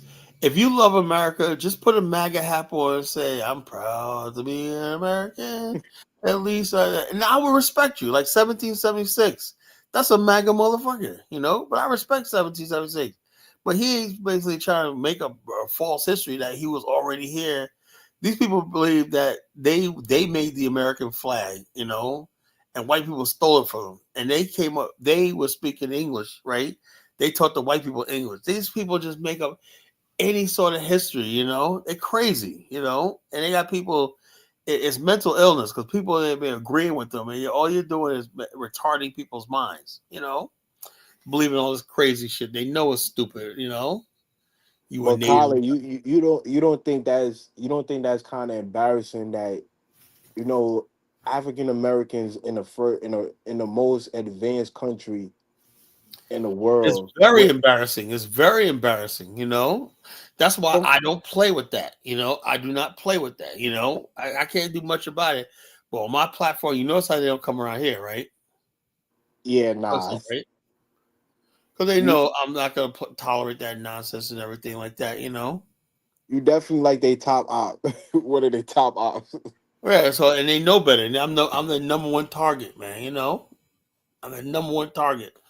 You know, so I don't play with that nonsense. We're already here, and all this kind of slavery never happened. Blah blah blah. But yet they want reparations.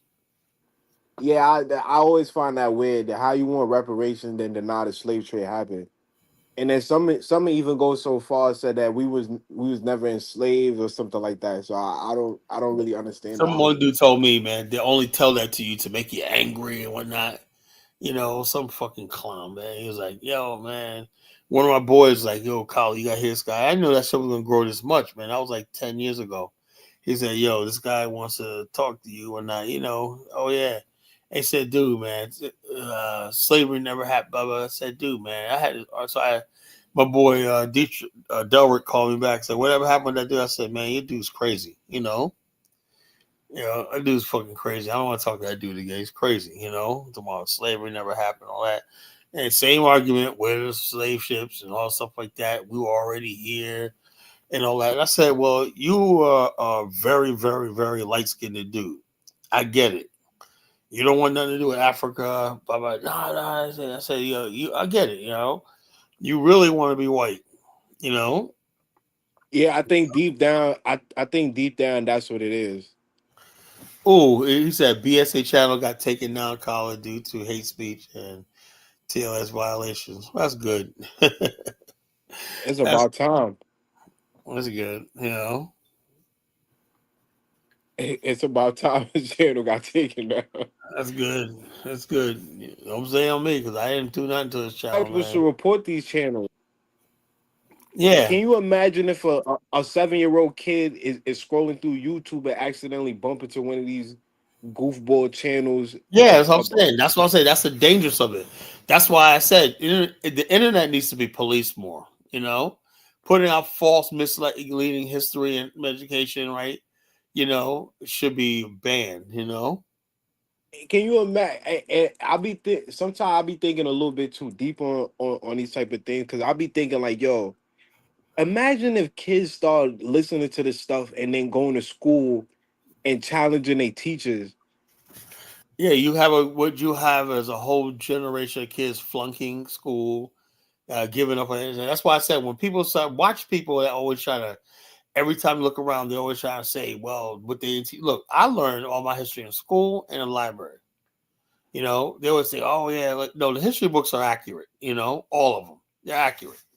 You know, because you find the same pattern and everything like that. Throughout, no matter who the author is, the truth is the truth. You know, you don't have somebody saying, well, the Civil War ended in 1865, and this person saying no, it ended in fucking 1855. It's very consensus by record. 1865. You say anything different than that, then you're not gonna get published, right? Because a peer review, like, no, that's not Yeah, what happened. You know, you got people making up their own history, their own timeline, their own dates and everything. You know, their own events and everything, and then say this also I prove that I'm fucking wrong. No, nigga, the burden of proof is on you. Well, you listen to the white man's books. I No. think we got more I think we more dangerous to ourselves than the white man now. I'm not even gonna lie. Yeah, we are. Yeah, we are. We're You fucking. you, you That said whole something thing is dangerous. you said something the other day, and I was kind of pushing back at it, but then I had to think for a second. Yo, you might be right. You say, About what? yo, Africa's problem is not the white man, it's Africans themselves. It is. It is. The bottom line, like I said, I was. Would you listen? You was listening. Would you? No, it was the day before. Was it yesterday? I was arguing with Wildflower. Yeah. That lady's crazy, man. She goes, "White people come and steal our ass." So in other words, y'all just sitting there on the beach eating bananas and mangoes and coconuts, right? And the white man just comes in while y'all not looking, y'all have back turned, and start coming there, setting up shop, and then stealing resources and coming back. Is that what happened? That's Nah. how she sounds. White people Yeah. coming in and stealing our resources and building. So I said, so where were you guys? I said every last single thing that goes on in Africa, somebody in Africa signs off on it. Whether it's a slave trade, whether it's minerals, whatever like you claim, there's Africans themselves that's the cause of it. And Yeah. so for The 500 mere years, fact Africans been the players in mere all this shit. the mere fact that we Africans could cry about the white man came with the musket and all that, and then never develop any type of defense system to protect their resources. The musket is the easiest thing to make, man. Simple fucking one little tube and where you put the gunpowder and whatnot. And Yeah, at some point we got to take accountability, and and you know why we don't take accountability? Extreme pride. yes, We have yes, pride. And the black man's pride is the reason why nothing ever gets done. Every country in the world, not every conflict is due to pride. That's all that is. All right, Elvis, go ahead. What's up, Carla? What's up, Kwame? what's up, Elvis? I'm good, man. Look, I mean, pride only comes into place when you have people like the college Genesis who makes it his bound duty every night to attack the pride of Africans. Oh, So come on, men Elvis. have to come up and defend their pride. Oh, that all lies. That's the issue. That's why you see people being prideful because you try to bring them down. It's as if Africans are the only people that you think you have you have a leg up on. So you have to beat them down with a head every night with Oh rhetorics. my God. Look, That's what it is, Colin. So people got to come up here and defend themselves and their people. hold on. I was saying the same thing about African Americans, right? We got stupid pride. It ain't just Africans, man. It's right. Look, there's nothing wrong with being proud, Elvis, right? But you understand the difference between proud and being pride and pride having pride, right? You know, No, I get it. I'm saying you see this now as an issue because you get a lot of pushback. You get a lot of Africans maybe over exaggerating, their pride or how proud they are to be African. So then you misinterpret it as being prideful. But I think your rhetoric is why you get a lot of pushback because I, as an African, would tell you first of all, that we have a lot of issues. But now we're where we should be as Africans. Our countries are undeveloped. Our leadership is lacking. I'll tell you that about myself, and I'll be deprecating about Africans as a whole. But when you step overboard, you try to beat us over the head with this relentless criticism and almost getting into bigotry. That's when we come out and we try to push back against you because it's like we thought this guy was, our friend. We'll take criticism from you if we know that you're genuinely our friend. But when it's habitual and unrelenting, then we have to come in and push back a little bit. That's why you're getting a lot of for the most pushback. part, I will defend Africa. I said, Africa's defend. I'm not no FBA. FBA people really hate Africa for some reason. I never seen anything like this in my life. They really hate their mother continent, and they say they're not African. You never hear me deny my African heritage. And so like that. But just like everything else, I will say that we do some things that we see the world differently, right? And rightfully so. I don't expect Africans to see the world the way I do. For example, there's this girl, really hot model right now, African model. Like her last name Marina, right? You ever seen her? Oh my God, This girl's beautiful. Nah, but I wanted to say something to Kwame. 1 second, Kwame. Kwame, I mean, I don't know, maybe you struggle with your vocabulary, but the word is necessities. You always say necessarities. It's necessities. Yeah, Kwame. yeah, I know. I butchered the word, man. I butchered the word. Yeah. No, Oh, like go I ahead, said, Kyler. this Kyla, I girl, wanted to ask you this something. model right now that's going around on Reels on Facebook, she is fucking stunning. She's dark skinned but real long hair. She's absolutely stunningly, naturally beautiful African woman, right? She Wait, said, Kyla, I want to lose my point. I wanted to ask you about something you said about the other day. I thought that was a little extreme. You said, quote unquote, you can just throw a banana at an African and they just get excited or something like that. What did you mean by that? "Who, me? Yeah. Oh, no, no, no. I think Frenchie was mad at me about that too. No, what I said was, I said, while the world, look, I'm just joking a lot of times because I told you, I even understood my damn self, right? I said the world is building nuclear weapons and blah blah blah. The decisions are being made. Africans have absolutely no say so how the world happens. I said, the white man just throw Africans some bananas and they're fucking happy. I should have changed the word. Okay, he throw you some mangoes. Anything. It's not like I'm trying to make anything like Don't have a thing as long as Africans have something in their mouth they're chewing on and eating, they're happy. That's the analogy I was using. All So. right. Yeah, okay. Yeah, yeah. So I think Frenchie's mad at me because I said I wasn't calling Africans monkeys or anything like that.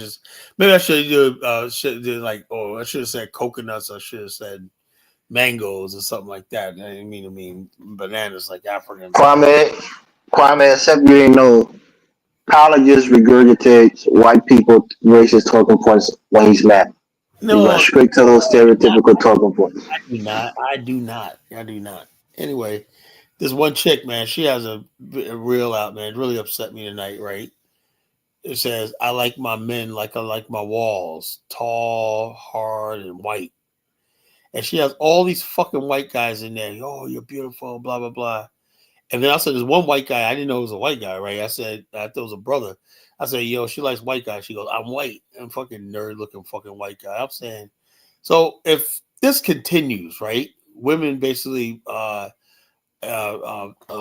breaking down the racial barriers to white guys and whatnot, and black women. I never thought in my years I'd see this where black women are pursuing white men. I never thought I'd see this. That racially, maybe it's my pride that's hurt. I'm seeing black women with white men, I think are worst enemies, and I see black women catering to white men. I think black women are supposed to be our peace, our sanctuary, whatnot, and I've seen them with white men and whatnot. It really bothers me, but I can't do nothing about it. It is what it is, So it makes all this stuff complicated, So Kyla, can you blame white black women though? Can you really honestly blame those no, people? because that sister right there can get any black man she wants. That girl is fucking hot. Kyla, Smoking it hot. go back to my point what I was saying earlier. The whole world look at the black race as a joke. We can't protect our women. We can't protect our We resources. We don't. We can't don't have even protect we our don't have our own neighborhoods. land, so we technically don't have a woman. The white man sees he says he feels he's providing for black women, so that's technically his woman, not his main woman, but his side, his bed wench, like a slavery time. So when he gets her pregnant, guess what? He sends her back to the black community for us to raise his bastard child. That's how it was in slavery. They had black men raising kids that weren't his. White man his slave master's child. That's how it was. It Even is what it is. subconsciously, I think black women could look around the world and see some of the most powerful leaders, and none of them is black. Yeah, I think you know what it is. Oh, I wanted to say this, and I didn't know how to say this. I want to say this tonight, but I wasn't gonna say this. I want to hold this back. But during slavery times, black women used to sometimes kill their babies. Rather than have them go through slavery and whatnot. In other words, basically, the man will come back. Why you slit my baby's throat? Because I'm not gonna have me sold the master of such and such, blah blah blah, slave, have a life of misery and whatnot. I'm gonna set him free. I think that's right now. Black women, the number of abortions they have, and the number of black women who are sleeping with white men to breed our race out. I think they basically saying they don't want no black kid going through the racism and hell of this country when America is nothing but a black man's hell. I do see that online, Collar. Though people say that, like, I don't want my child born in this type of situation. That's why I have abortions. But Yeah. I do So see the that. bottom line is America is now a bastion of black genocide. If we stay here with 1776, we're gonna die. Because black women are going to eliminate our race because they're not gonna send their. But much as you love America, they know the reality. Why you think so much black women want to have He said mulatto who kids loves Tyler, America? Tyler, you're generalizing, right? Because starting a family is personal. Yes, at a larger scale, the society needs more families. But on a personal level, you decide with a woman, at least if you're responsible enough to understand that you have the financial means, you have the emotional, intelligence, the emotional development and maturity, that yes, I can take care of a child. I can be dedicated to a family. That's something that a lot of people don't make. They haven't reached that level of understanding or that level of maturity, and they start having Yeah, babies as that's teenagers. supposed to be So in most of these pregnancies and abortions are happening in their teenage years or when they become young You adult in have their women, early hold on, you 20s. have women in their 30s and 40s having abortions. Yeah, but those I those, those things are sometimes those are a lower level. Most women, if they're in their 30s and they don't have kids or they have one kid and they'll be desperate to have another kid. So most women in their 30s are not having Most women abortion. who are I seeking don't that. It's know. I know a usually lot the of young 20-year women olds who that have feel like they have abortions. a lot to lose. What's that movie with Spike Lee movie with Anthony Mackie? I forgot the But name. Elvis, I would agree though with Kylo on one point. A lot of black women subconsciously don't want to bring black kids in this world to be heartbroken by their kids being shot No, no, down no, in the no, no, no. streets. That's what I'm saying. It's based on individual. A woman Okay, who has achieved. that's Well, what. let me finish, Carla. 1 second. A woman who has achieved and know that she has a bright future financially, she can take care of herself, and hopefully has a man who is also capable. They want to bring a child into this world. It's I, women who are in I don't see. poverty. Honestly, I don't see the enthusiasm. Like, see, when I see a white couple, they're all happy they're gonna have a child. When I see black people, it's like even when they're pregnant and they have, Because another thing I it's like see a too, whole and lot of again, I should have done. a lot of black men they run. You know, No, even more, black women, they're like saying to themselves, "Man, I wish I could have done this before I got this pregnant. I wish I could have did this, whatever like that." You rarely ever hear a situation where you see black women and black couples really happy to bring in a child into the world. And kids can sense that, sense that. that's not true. I'm just telling That's not you. true. That's what I No, say. that's not true because People, the situation is that usually when a woman gets pregnant, if it's a guy that she's with, black women that don't. relationship that relationship will be going fine. The guy would tell her, do all the pillow talking, and then usually when that baby comes out or when that woman is pregnant, then things starts to fall apart. Whether she's going through a hormonal stage, if Well, it becomes more difficult, the guy tends to leave, what you tends say. to kind of take a step back. Look what you And then say. she becomes depressed and she don't think that it's worth it bringing a baby in a world where the father is not going to be available. They're not going to be together to build a family. It's a lot of stress that black women go through because we as men sometimes we're not there to carry them through the pregnancy. Go Hold ahead, on. Carl. Look at 1776. In America, there's only one race. Okay. I wish it was more white people there, Carl, you got to bring him up. Tell him, come on, man. That dude is hilarious, man. He's a coon, but he's hilarious. Yeah, out of many people, when people 17 created one people, okay. A different complexions. Okay. I wish it was that easy, man. Every black person. It's like I said, when people are that delusional. You know, Well, according to the Constitution, the white race is the only citizen. Oh something? man, don't Hold on. perpetuate that coon talking point, Kwame. But check us out. They were so interested in white supremacy that they knew they didn't have to mention race in the Constitution. That was just without. It was like matter of factly, because they just knew the way it was, the state and local levels, the immigration, all that stuff like that. They knew they were going to have a white country. As long as that was the case, they didn't have to put it in the Constitution. 'Cause how can you change what doesn't exist? If you say white people say, then you could argue things and try to change clauses. They put black people in the Constitution. There's black people not mentioned one time in the Constitution because white people aren't mentioned. How can Elvis, you mention? I'm talking about the Citizen Act of what is it, 1787, when it said only free white people could be citizens of America. That's how I was. Yeah, but that was amended with the 14th Amendment, Kwame. No, I don't think so. I would say no. 14th What do you Amendment. mean you don't think so? No, hold on. No, why? Because the 14th Amendment never mentioned black people. Yeah, it never It mentioned black never people. Okay, mentioned. so I guess you're not a citizen of this country then, Carla. Is that Probably what not. your Hold understanding? on. We're just biding our time because sooner or later I mean, come on, man. they're gonna be Now like, you guys are sounding like the Indians. you know. You're sounding But like these civil rights never No, happened. You don't have any rights. Elvis, To be real though, let the me say 14th this. Amendment is written ambiguously though. It's Yeah, not that's what I'm written. saying. Hold on. Let me say this. So that's what I'm saying. So that means black folks in this country don't have citizenship. All the 14th Amendment did was it was their way of saying you had now have access to the courts. That's all it did. The Dred Scott decision basically said black people could not sue in court because you were not citizens or recognized as in the country. Makala, how do you get your citizenship? How do you go to the U.S. embassy with a U.S. passport? I don't know. I don't think black people are necessarily citizens. On paper, they're citizens or U.S. citizens right now. That makes you a citizen. We're second-class citizens, So yeah, that's interpretation of it. Fine, but you're a citizen. What I'm saying, I'm not a second class citizen. There you are. The first class is the white people. Those are Americans. You're an afterthought. Now what I'm saying is this: the 14th Amendment, right? What it did was it said, something, and Lincoln said we have a moral obligation because these black men fought to save this country. So basically out of moral obligation, right? They didn't want to do this. They said we cannot turn our back. Like in the Revolutionary War, black people, 10,000 black men fought and helped defeat the British, right? And the history showed that they were turned back into slavery, after their service, right? After the Civil War, Lincoln said, we're not going to let that ever happen again.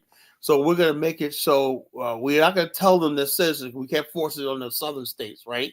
But we're going to say that you cannot, all it said was you cannot be enslaved unless convicted by, they never said black people citizens. It said all those born in here unless it's by broken the law or something like that. You know what the South did? Okay, since we can't enslave them just based on their race, they had these Jim Crow laws and stuff like that, vagrancy laws and stuff like that, where they put us into a state of slavery, not like slavery, but a state of slavery. So they gave the whites loophole. So Kala Baruti asks a question, right? He says, "Do you believe that like the Liberian community in the United States thrives multifacetedly in comparison to the so-called African American community overall?" Hold on, let me finish the question. He wants us to discuss it. If so, why? Can you discuss this issue on air? I'll say no. No to your comment, Baruti. No to your comment. What he was. And let me answer the question first. I know you got your opinion. You can come in after me, Colin. I'll say no to your question, first of all. And the reason is, number one, there's a small sample size. In the United States, there's only like 200,000 Liberians who are living in the United States. And out of that 200, maybe you have 20, 25% at most who are high achievers and have a high, a college degree and is doing well. The rest of them are regular people, going back and forth, working factory jobs, warehouse jobs. So I don't think they're thriving more than African Americans. I don't think there's a lot of groups in the United States that's thriving more than African Americans. The reality is with their history and how entrenched they are in American society, although compared to, let me finish it, Carla. Although compared to whites, hurry up. Damn, Carla, make you so impatient. Relax. I know you got a lot to say. Just give me 2 minutes, you'll get the other 10 minutes, man. So I think due to their history in this country, they definitely have a lot more wealth built up.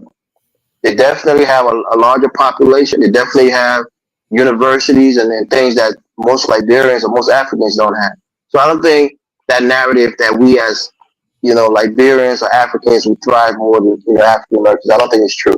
I think Nigerians are kind of an outlier because they're so big of a country that you see a lot more of them doing better, but that's based on per capita, because their population is so huge. Most people see Nigerians as selling because by quotient or by quota, you see a lot more Nigerians in this country than other Africans because a lot more come in because of the population size. But that's my point. I'll pass it back to you, Carl. I'm not going to make my full point because I know you want to. I hate when people like Baruti. So the bottom line is this: Baruti, you're not going to convince black people in America by basically telling them that, okay, you're doing so bad in America, you gotta come there and fucking whatever the hell you try to do in Africa. It's not gonna happen.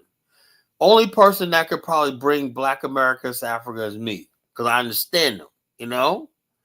I understand Black America. I know what they want. I know what they think. And one thing you do is you can't insult their intelligence, right? You got Black people in America. Black America is the only group of Black people that from the industrialized world. I mean, we contribute to the industrialized world.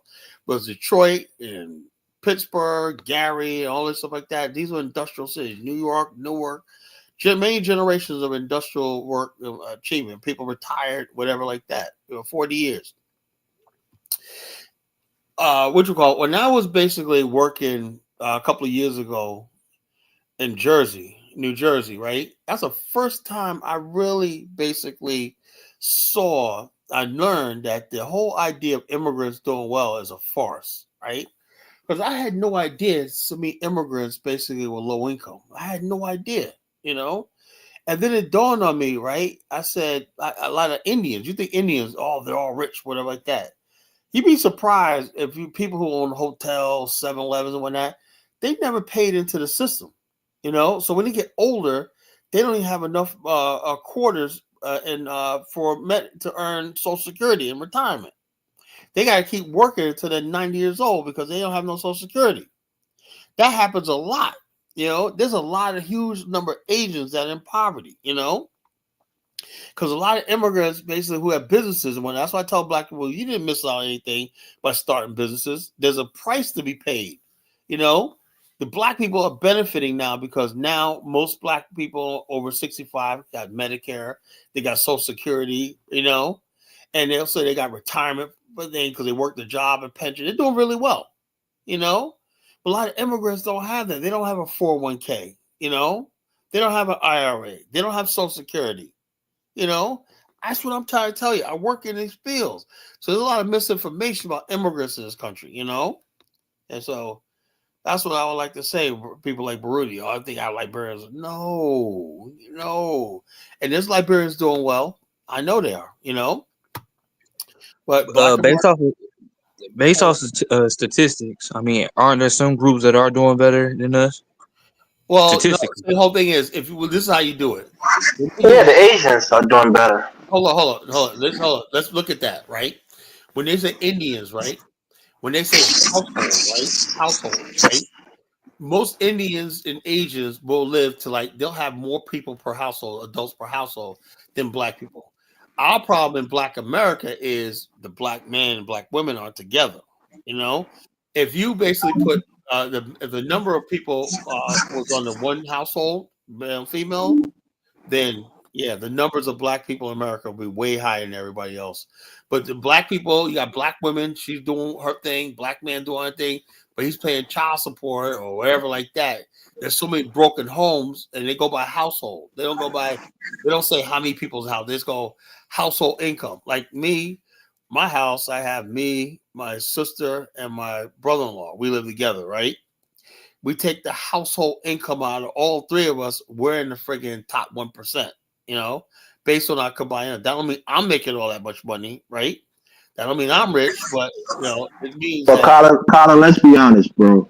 I think as a group, when they say Asians, they're not just talking about the Indians. They're talking about the West Asians, the East Asians, the Chinese, the Koreans. Elvis, the Asians, like also means Filipinos and Cambodians. They have the highest concentration of poverty in America, even worse than. No, but you're averaging it out, right? You're not just talking about the lowest, denominator. You're looking at the highest and the lowest and then the median. Some Asians like Vietnamese and Koreans do very well in small pockets. But I had this Korean lady, I'm a client of mine, right? A Korean lady. I did her thing online, virtual, and I could barely understand it, but I got the policy written, right? And she basically is on Medicaid. And I was like, man, she lives in Reston, Virginia. That's a rich area up there, right? But Colin, you're smart enough to understand when they're talking about data points, they're always outliers. All Jews, like you said earlier, all Jews are not wealthy. Jews. And what I'm doing for a living, I'm coming across a lot of people that are Koreans, Vietnamese, Filipinos that are on Medicaid. Medicaid means you're low income. There's a lot, and also a lot of white people. Yeah, but when they say people are doing better, it's per capita. It's Yeah, not telling you I that know the that. entire group is doing better. I don't want people to think that, oh, okay, you got some white people in Asia that's super rich, and that's what gives the median income high.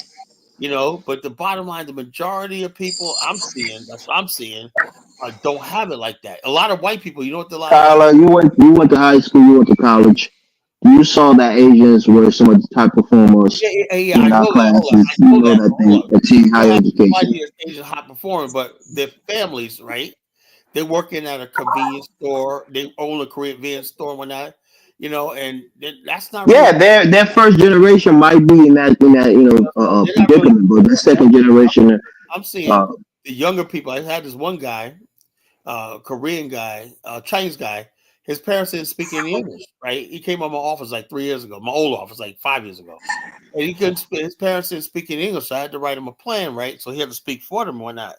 And then he said, "Oh yeah, well, they're on Medicare because I think the husband did work at the shipyard, right? He earned Medicare, and you on Medicare, your wife could get on it too because she collects Social Security."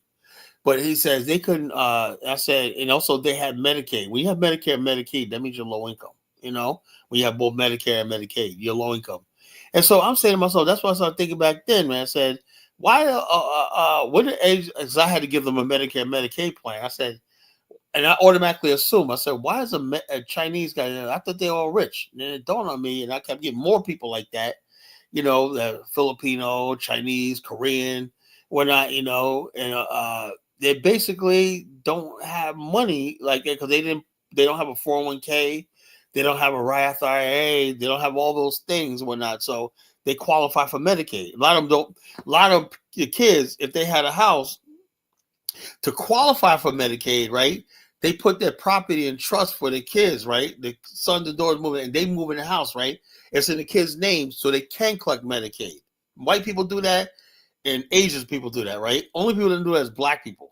You let your mother sit there and out of pride.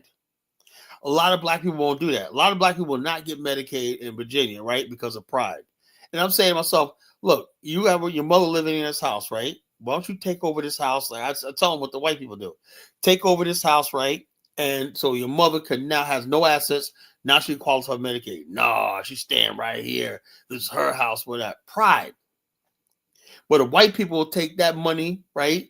And all the money, they could sell the house, make yeah, a whole. yeah. Kyla, white people did a psyops on black people. You remember Ronald Reagan with the welfare queen kind of thing? They try to shame black people from getting government assistance, so Well, that now if you that's own what I'm government saying. assistance, But everybody make fun of you. it worked. It worked because Yeah. black people would rather go out than get government assistance. I mean, there's still people getting it, but I'm saying most people tend to shy away from it, Oh only yeah, as a last you know resort. that. A lot of black people, like I tell people, you need this shit. You better get that Yeah, section. and a lot of white women would gladly take that government So assistance. look, They just white call it women, aid. say no shame, whatnot. They go up there with their EBT card, whatnot. It depends on where you live at. Especially Hispanics. Hispanics, Hey, man, they don't give a Kyla, damn. them Oh, Jews in Williamsburg, yeah, they the don't Jews. Oh yeah, they because don't the got Jews. no shame. Check this out. The Jews in Coney Island, all those co-op buildings, they're all Section 8. They ain't got no shame. And The Jews, they'll have 200, 300K in their house sitting perfect. They had no shame going up going up there they'll to put they give the house to the kid, and they'll live in a freaking what you call co-op when not, click on Section 8, taking all that money, pocketing when not, So yeah, there was a big scandal about that a couple of years ago. Remember Jews were abusing the welfare system? Remember that in Jersey a few years ago? So Yup. it happens, but Jews have Shit, no. they're abusing it in New York. Yeah, the Jews, man, they the welfare system and whatnot. There's this big racket of Jews using Section 8 food stamps and all stuff like that. It was a racket. But black people, they won't go near it. Most middle class black people were struggling, won't go near that shit because of pride. And people don't talk about that shit. Sometimes you need it. So like you can fall in hard times, you can need it. Yeah. Before that, I say black community looked down on getting welfare benefits. Yeah.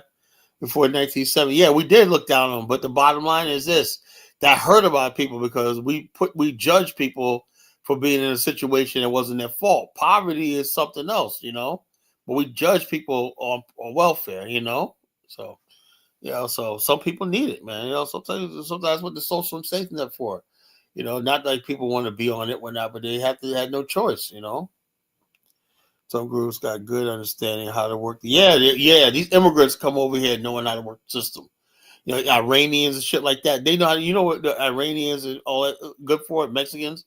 They know how to work the coupon system. They be going in fucking places. You throw a newspaper away, they collect that newspaper, cutting up those coupons, they put them all together, and like they really organize, right? They be going into places, right, and save it, take that money that they save and coupon savings, and like, shit, I got our fucking stack right here, $2,000.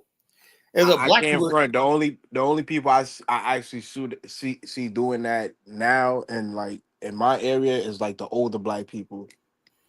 Puerto Ricans were good at that, man. They be having thousands of coupons, cutting them up, just buying shit just to get that discount, Yeah, when I go to Whole Foods, I be seeing white people do that too. Yeah, black people are just too proud for the most part, They're too proud, Coupon, I don't need no damn coupons and whatnot, that's pride, man, That's what it is. Niggas wonder why they're steady broke. No other country allows you oh man, what this America explaining shit. Yeah, we understand. Goddamn, okay, yeah. You could actually have a good job in America. Okay, man. Jeez, like this must be Dusty. He must be really Dusty brother. Dusty brother started making Lyft, got a little bit of money in his pocket, and lost his damn mind. Akio ego. Oh no, heck comes Principe. Principe. Oh Lord, man. But Principe, man, we gotta have some pride, man. Can we have some sort of pride? Principe want us out there just doing any kind of thing, No kind of pride, so it is what it is, Well, I thought 1776 would come up here and get whooped again. But he ain't come up. So extreme pride. Shaming people in Nigeria. I can brew it again. I would agree with Elvis though that black people got psyop into being shamed into. I mean, Of course, man. Shit. I used to take pride by my parents voted for Ronald Reagan in '84. It was like we got we got a house. My parents sat us down. We're middle class now. We're not in the ghetto anymore and whatnot. Blah blah blah. So Colin, can I ask you a question? Yeah. So, N1 made a comment earlier talking about he was talking to 1776. Hold on, let me see. He said, "Black man living in heaven. How come the police treat him like he doesn't belong here?" And I responded like the average black man or woman, like the police are no threat to the average black man or woman in America. And then he started talking about stop and frisk and everything else, which stop and frisk is a good thing. It's a good thing. Yeah, it was. That's what I'm saying. It was a good thing, right? Because there was a lot of crime going on in those areas. So man, shit, I wish they would bring stop and frisk back to some of these areas. Shit, I'm just trying to say I get what N1's talking to a 1776, lot but the of a lot police of people was forced in prison under stop and frisk. That's why they Well, had the to bottom stop line, it. look, if you're It's walking down the street, unconstitutional. man, your pants sagging, and you got a crack pipe in your hand, whatnot, and you got a gun in your waistband and whatnot, and you got a do rag on and a fucking bandana and whatnot, you're more likely to get stopped than frisked. Now, if you got a business suit on, like this, and everybody gonna stop. exactly, Colin, Colin. it was people in New York getting stopped, like average Joes, people in MTA uniform coming off work. Oh, come on, man, come on, That was Kwame, one of the that was come one of on. the major reason they had to stop it because it was No, unconstitutional. look, bottom line, that's stop because that De Blasio, not De Blasio, what's his name? Yeah, De Blasio, that clown, man. Talk about stopping frisk is racist and whatnot. That shit worked, man. Like a motherfucker. New York had the lowest crime you ever saw. People knew. But Colin, it wasn't the Bloods that protested the stop and frisk. It It was was the these average. liberal types, these white liberal types. Because they It thought it was was. the average Joe working, paying they Yeah, taxes. but the people who basically uh, uh, who basically was doing the most protests. It wasn't even black people. It was those white liberal kids, who just these anarchists and whatnot. That's what most black people said. Hey, look, we don't like it. It's a little bit inconvenience and whatnot, but hey, it might be necessary. So that's what black people didn't really care. They My felt my safe. point I'm trying to make is we got to stop this narrative that police officers are just out here hunting us down and whatnot. Most black people that interact with police, black men and women, go home. So I don't really understand why people keep trying to Yeah, take a few examples a year it's really and try to dangerous. turn it into like we being hunted by police or something. It's not like that. Somebody said, some black lady said, she goes, I see black people, they're real silent on this immigration, whatever. Yeah, she goes, but I'm gonna tell you right now, and it's gonna happen. Somebody, y'all gonna be in your feelings once the next police was shooting. I said, no, the fuck we won't. Because this time we're gonna look at it carefully. Philander Pascal, that was one thing. Alton Sterling, that's one thing. Eric Garner, one thing, right? Stanley Crutcher, one thing, right?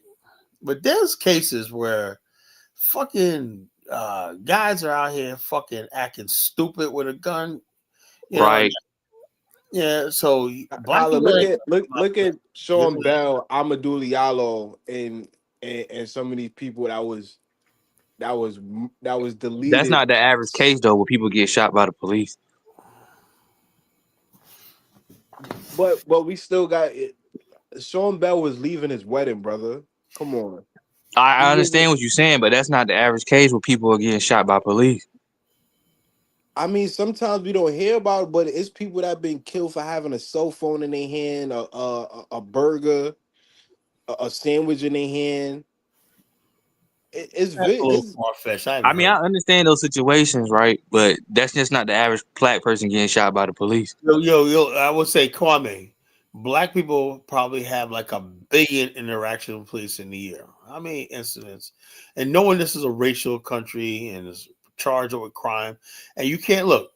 Every time you have these YNs on TikTok throwing up guns and gang signs and whatnot, don't you think that the fucking police going out there, they don't know. They're coming from white suburbia and they're saying go in this community and whatnot. They're fucking trigger happy, And the Holla. YNs don't understand that. They like basically like they do stuff like that. And see, we have to take older people tell them, like, let me give you an example. I saw this video one time where these kids had toy guns, right? And this lady stopped by and said, "What do you got there?" You go, "Oh, it's a gun. We're just playing guns." She goes, "No, my baby, you got to put this away. You can't play with it." Why can't we? Because the police gonna come by here. If they don't know that's a toy gun, you might get hurt. And what happened was because of what's his name? Tamir Rice? Tamir Rice, yeah. So she saw some black kids, but unfortunately, that's just the way it is. We got to basically like this. We can't have our kids with toy guns running around when the innocence of childhood is not that's the world we live in, unfortunately. But Holla. And that's something our parents teach Holla, I us though, gotta growing up inside the house. I Holla. mean, you wouldn't I remember go one ahead. time I was in Georgia, right? And I was with this female. And so I was tired. She was driving, whatever. She doing about 80 miles per hour. She get pulled over. The cop come around on my side and asked me for my ID. So I said for what? You pulled her over. I didn't do nothing. So the cop started reaching for his gun, whatever. So she started getting scared, like, yo, just give him his ID. Just make it. Don't be a headache, whatever. The minute I reach for my ID, this dude grabs his gun and point it at my face, Colin. So we can't act like we can't act. Hold on. Let me ask you a question, right? Yeah. The bottom line is this: when you're in a police car, right? One thing you do not do is reach for the fucking ID or put your hands with it. Always keep your hands on the steering wheel. They say reach for your ID and whatnot. Holly, You say, he asked me for my ID and then well, pulled honey, his I say, gun. if you want my ID, you got to reach my pocket and get it. That's what you say. Yeah, you supposed to let them know before you do anything. I You won't say, did. look, okay, I'm in my pocket. I'm like this. You keep your hands on the steering wheel, when you're talking to police. Simple as that. My Keep your hands where they can see them. That's it. Don't freaking make no sudden moves or whatever like that, because he's triggered to freaking shoot. You know, that's what Hey, they're trying Colin. to do. I'm not trying to Colin. sound like. Hold on, let me just make this one point, Steve. I'm not trying All to right. sound like a liberal or YN apologist, but it's people that have been deleted for simple things like that. Yeah, so hell, I could have been deleted, you know, but I'm smart enough. One is when a cop pulls me over, I'm not gonna fucking one thing I'm not gonna do is argue with him about why you pulled me over. I'm not giving you no. You got Facts. brothers out there now putting up videos talking, arguing with cops, talking about I don't do nothing when I ain't do You nothing when you you exactly right, Colin. I see. Like I used to believe in all that. Oh, police out here no, trying to get no, us no, out no, no, until no. They escalate. Your time to fight exactly the police is in court. right. Not in I traffic. like. I used to believe that narrative too, but we got the internet. We see how these people interact. These people who are getting shot up, and what we see how they interact with the police, They and want to they make cops, it the 10 times officer, they worse. want to mess with the cops. They want to jump in their face. I see this one where these cops was trying to break up a fight, and the female swung on the cop and punched him in the face. I was like, "What the hell?" You know, the cop was like, Exactly. "Oh, you know, he could have killed Oh, him." You know? 1776 want the link now. And I remember one time I watched this video. I forgot it was in Ohio. Forgot what part. It was like a police stopped somebody, and like the whole like neighborhood came out. They're cussing the police out. Oh, I got this inside the house. They threatened the police. I say y'all can't do stuff like that, and then wonder why Then they people wonder why it was so they could. But like this, black people got to take responsibility for their bullshit. You know, exactly. you In It's know. Philly, you Steve. already It's not about victimhood. It's just a fact though. No, For hold some of no. these The problem is, hold police, on, Kwame. The problem is Black America, our pride, right, means we can't humble ourselves to authority. Black people don't, right. you know, they don't. Philly, wait. Do the police serve the community or Hold they on, an no, authority? no, no, no, no. In the process of doing their job, the community served. That's not their job. The police is an arm of the state. They're the law. They're the arm of the state. They're not there to serve you. They're basically like this to protect life and property. That's all. You So know. so the average citizen not Hold, exercise their you're hold on. constitutional rights. You only thing you have to do is obey lawful commands. That's it. The police don't have to solve your crimes. They do investigation, whatever like that, if it's warranted. But the bottom line, the police are not there to listen to you. They're there to enforce the law. That's Kyle, all. are you saying there's not rogue cops out here in America? I'm not we saying that. understand that, but that's not the average cop though. I said so. You got cops doing all kinds of. I look. My niece's husband's a cop. You know, he tells me all the time. He's a young guy. He tells me all the time. He says, "Look, he had this one guy, right? You know, said, Jonathan, you're a fucking beautiful young man." He goes, "This one black kid, man, this older man.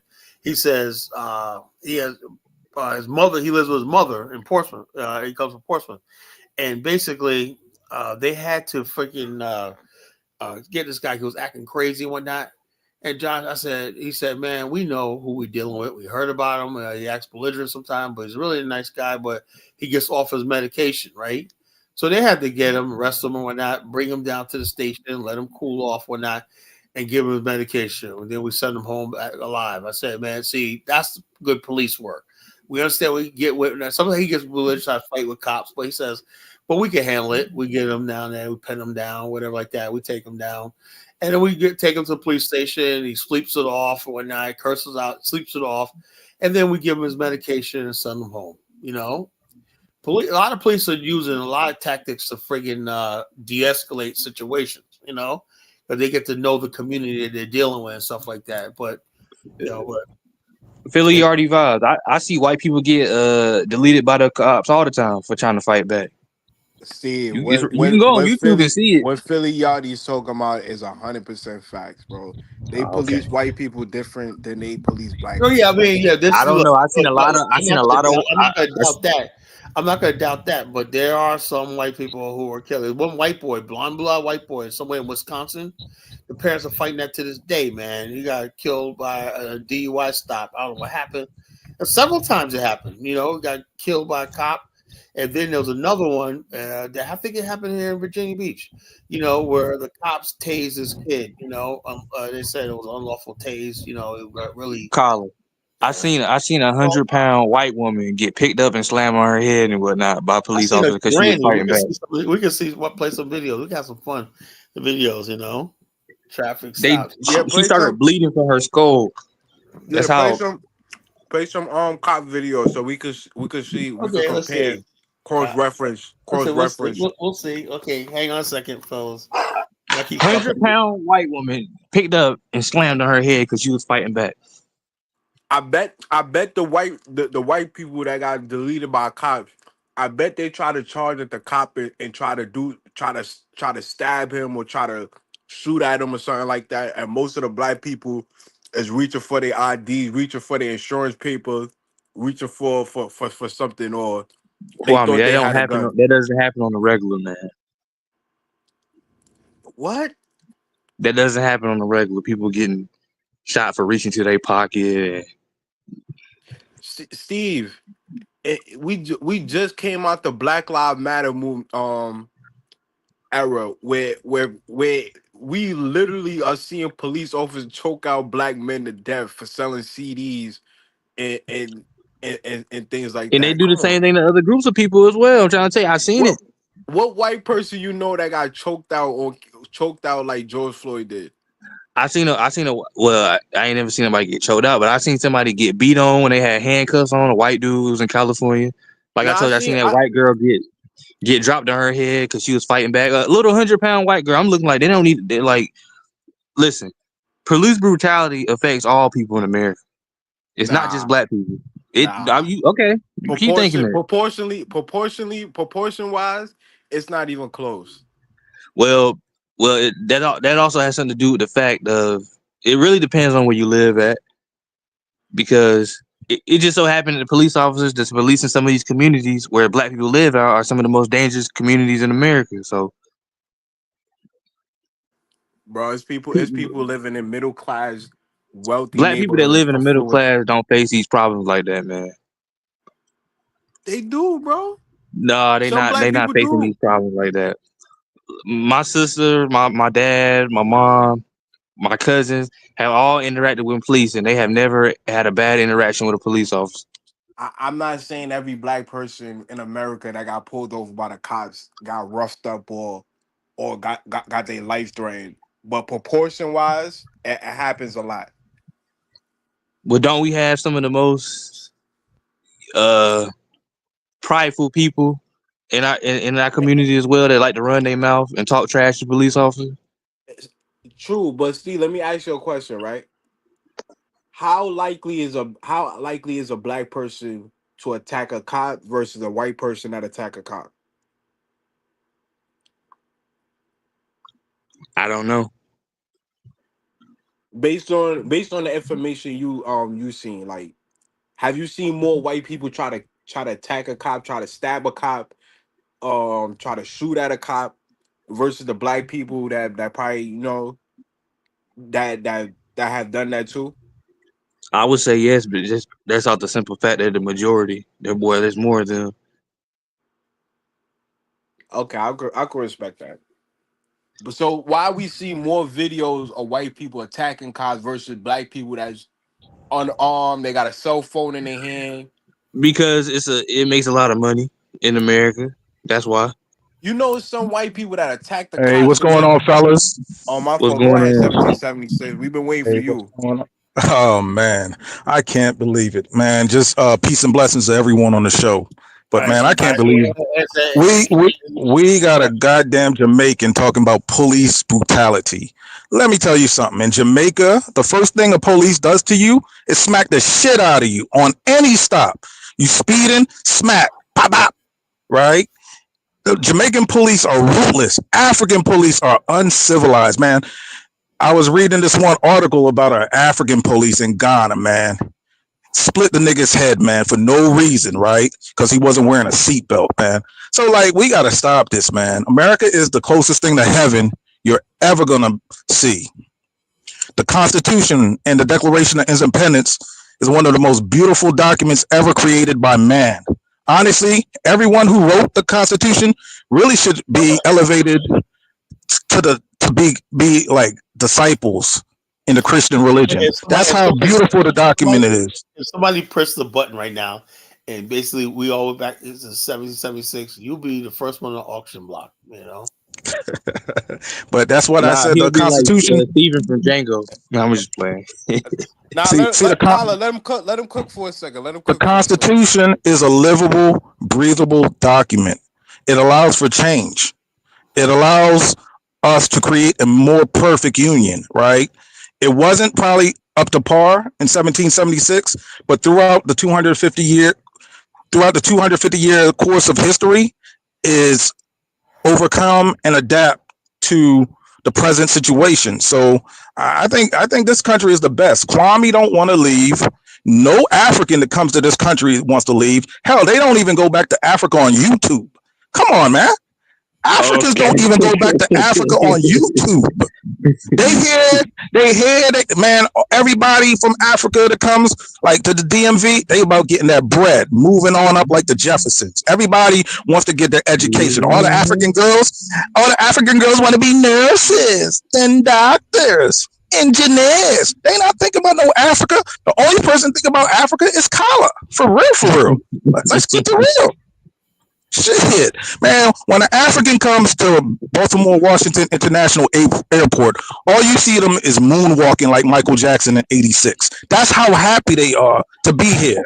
You know? Yeah, because they got running water and toilets. That's all. Take away the infrastructure, America. Yeah, man. We got to give America its kudos, man. It's the only place on earth. America got good infrastructure, and all the people you listed, bro, they don't have infrastructure in their home countries. That's why they're here. If Africa had infrastructure, you think they'll be here? No. You know, To be fair, 1776, I really didn't even want to come to America, but unfortunately, my father sent for me from young. But I honestly didn't want to.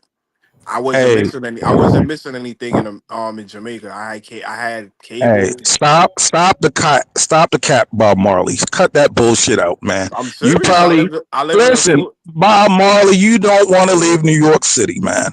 You don't want to leave New York City to go to Kingston. Shit, Nah. to live in a I shanty. plan. Listen, you have to bathe in the river, man. In Jamaica, you got to bathe in the river. It's nothing in Jamaica, man. The Chinese done took over Jamaica, man. Brother, I live in a affluent neighborhood called Red Hills. I live next door to a Chinese person, and across the street is a white person, brother. I live in a Where at? In very affluent Jamaica or neighborhood. America? Yeah. In Jamaica or Well, America? probably both. I would say both. Listen, New man. If you York, go New back to York is Jamaica, more. if you go back to Jamaica, you're gonna be cutting sugar cane for Domino's Sugar Factory, man. You ain't got no life in Jamaica. Brother, If you can't play soccer in Jamaica, you fucking done as a Negro. You done. let me ask you a question, 1770. If this country was so great, why didn't they write black people in the Constitution like how they did, for Like, free white like, people? like I told you the last time I was on the show, the Constitution doesn't even mention race. It talks about people in servitude. You can't find race in the Constitution. The founding fathers had the foresight not to mention race because they wanted this country to become a better country. At the time, the change would have been too quick and too radical. So they passed the buck down to different generations to prove on the foundation that they built. And every subsequent generation just gets better and better. Right now, we got Jamaicans, right? Y'all making jerk chicken, stewed chicken, curry chicken. Y'all making this country better, right? Y'all providing the necessary protein to build a stronger American, right? So, like, this country is beautiful, man. Like I said last time, we have a daggone Islamic camel girl who came here in sheets, right? And is now a congresswoman. You got Rashida Kalalala Shalala. She's a Muslim woman, right? In her country, she can't be shit. But in America, she's a congressman. Congresswoman, right? We got West Indians that come here in Florida, right? Haitians that become something. Everybody can become something in America. If you can't become something in America, don't kill yourself, damn it. That's how beautiful this country is. Was sharecropping heaven for black people? Well, you're a sharecropper. Your credit score is probably 400. You probably a sharecropper driving a Mercedes Benz with 30% interest. That's sharecropping today. You feel me? My credit score is actually above 700, but I'll let you cook though. There ain't no Jamaican in this planet with a 700 credit score. Stop it. Man, I could give you a primary line and put you on my credit, brother. What's your credit score? Listen, my credit score is moving on up. But let me tell you something, man. Like a Jamaican and Nigerian, if y'all credit score is high, it's through a scam. Everyone knows that. Let's keep it real. You probably manipulated the system somehow, somewhere. I hear you, bro. That's a man like the brother from Liberia. He ain't trying to go back no motherfucking Liberia. He here. He turned up in the Twin City. You know what I mean? Shit, man. Y'all got it. What 1717? You ain't answer the question though. What was the heaven? Was the heaven when black people was doing sharecropping? Nah, that was just foundations of the country. When you build something, what a lot of Africans and Caribbeans don't know how to build, the foundation is the most tedious, onerous part of the structure. So sharecropping and being an indentured servant, the way they treated the Irish in the factories, Irish was working 20 hours in New York factories. You had child labor, but we progressed. It's called maturity. You get better over time. You know what I mean? So this country has moved so far along from its origin, its genesis, to what it is now. It's a blessed country. When the pilgrims came to this country, they got down on their knees, said, God, we dedicate this country to you. From sea to shining sea.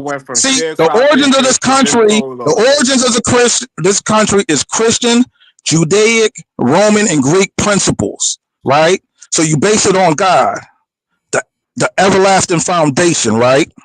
Everywhere the footprint of Christianity is, you see progress. You know why you don't see progress in Africa? Because you got Schnaga-Laga religions, right? You got African religions, right? They don't provide the foundation for equitable society. You see what I'm saying? What you know about African religion? Which African religion you Listen, what I know about African religions is I don't want to participate in that bullshit, right? I want to participate in a more evolved, progressive religion. When I go to Sweden or Europe, any Christian with the cross, I see progress. When I see a crescent, I see destruction, devastation, and a bullet in my ass. So I gravitate towards a more evolved religion, right? Obviously, the African religions wasn't strong enough to stop that white man from kicking you in your forehead. So I can't deal with, I'm a winner. I have to gravitate towards winning religions. You know what I mean? Okay, I hear you. Yeah. African religions are only there to hurt other Africans or other black people, never the white man. You know what I'm saying? So I love Christianity. I love Christ. I love progress. I like civilization. I love infrastructure. I love modernity. You know what I'm saying? Anything that's going to take me back to my great grandfather, I ain't fucking with it. I mean, I gotta respect it, man. You a real He's a Uncle Tom Negro. I respect it. He's a real American. He's a real American. Yeah, Listen, man. Listen, you see all through the missionaries that go to Africa, to the Caribbean, New Guinea, all over, these Christians, man, like Henry Livingston, he braved the dark continent. This white man on a canoe went all through Africa trying to civilize that barbaric culture. You know what I mean? So you got to just look at just Western civilization and the beauty of it. Like I barely read African history. To me, it's just a bunch of oral babble that makes no sense and is not rooted in reality. So my whole life is Western in every which way. Nothing African. What you know about Greek philosophy? Because I heard you just mention Greek philosophy. Oh man, you talking about Socrates, Aristotle, man, Homer, the Iliad, the Troy, the Odyssey, man. You're talking about high level writing. Do you think, like some people say, that Black Africa civilized Europe? You believe that? That's 1000% bullshit. If you can't, how are you going to teach somebody and you can't teach yourself? Cut it out. No. It is I possible. agree. I It agree is with that point. possible. It is possible that Africans sail around the Let, world building houses, but somehow let, you did not build it in Africa. Maybe that's good. Maybe it's Africa just learned how to create mud huts about 100 years ago. Before that, they would just tie sheets between trees and go under the tree. That's it, man. Like Africans, like when it comes to ingenuity and engineering, that's something they have to be taught. And once they learn it, they can be better. But nah, ancient Africa, they was just around fucking and having kids and playing music and shaking their ass. That's pretty much African history up until 1960. So you don't know about Zimbabwe, Kareem Bono. Man, you have a lot of African American scholars that went to HBCUs that created fiction. It's called African fiction. No. So who made Great Zimbabwe? 1776. Man, probably Zora Neale Hurston or one of those Langston Hughes or one of those African American liars, man. You know, I don't believe. I mean, Langston Hughes, the musician. Yeah, he was a preeminent writer. You know, so like African history is just like I started studying African history circa 1960. Like anything before that is just a bunch of lies and fables and bullshit, you know. What about Mali Empire? Songhai. It was a lot. It was Songhai, Mali, Ghana, Songhai. Those are just bullshit lies, man. It's that a white British person made up, you know, after snorting some cocaine or something, man. You know. Are you trying to say we had no civilization, man? Listen, I read a book. I think his name is Lord.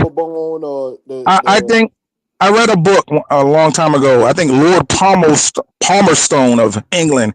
He said when he came to Africa, Africans were just gyrating and living a whimsical life. You know, like really. I mean, it's not funny. That's what the British. I think he was a. But he also said they are capable of high learning. Yeah, everybody. You got to understand, through God, through Christ, there's liberty. Anybody can learn and become better. But once you adopt Christ, and adopting Christ is a civilizing virtue that opens your mind. Like you can get saved and baptized, and your IQ can go from like Kwame 45 to like 100. 1776. Are you a Hamite?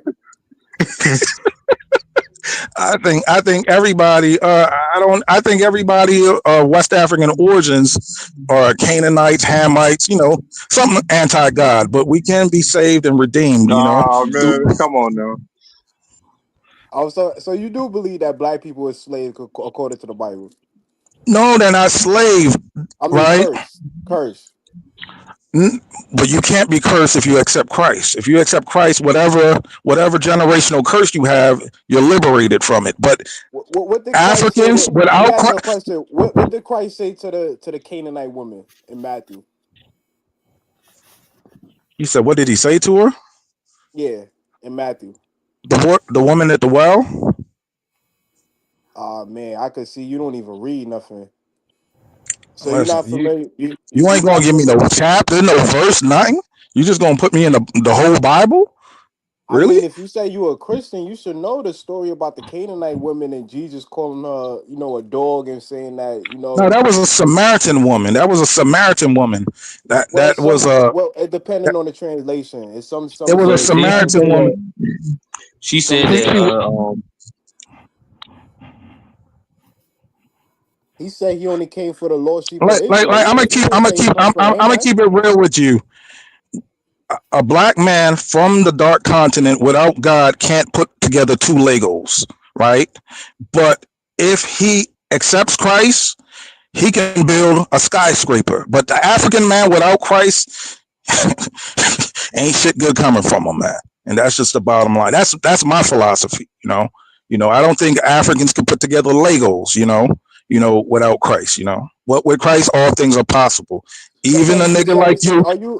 Even a nigga like you. Yeah, I'm of African descent. So you talk about yourself. But I'm saved. So I done transcended, that Negroism, that Africanism, that So you think it's a disease to be black or something? man, to be black.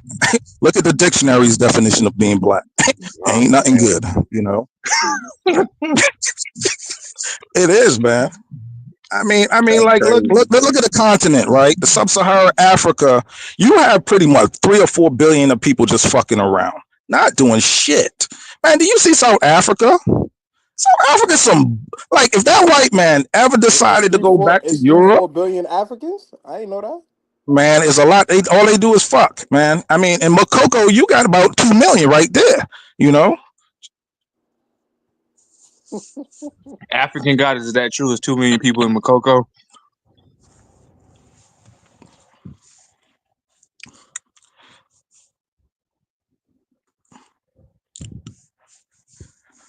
Yeah, man. So you You gotta, if So you you look at so you our say you believe you one of them black people that believe that George Floyd was high on dope and stuff like that, right?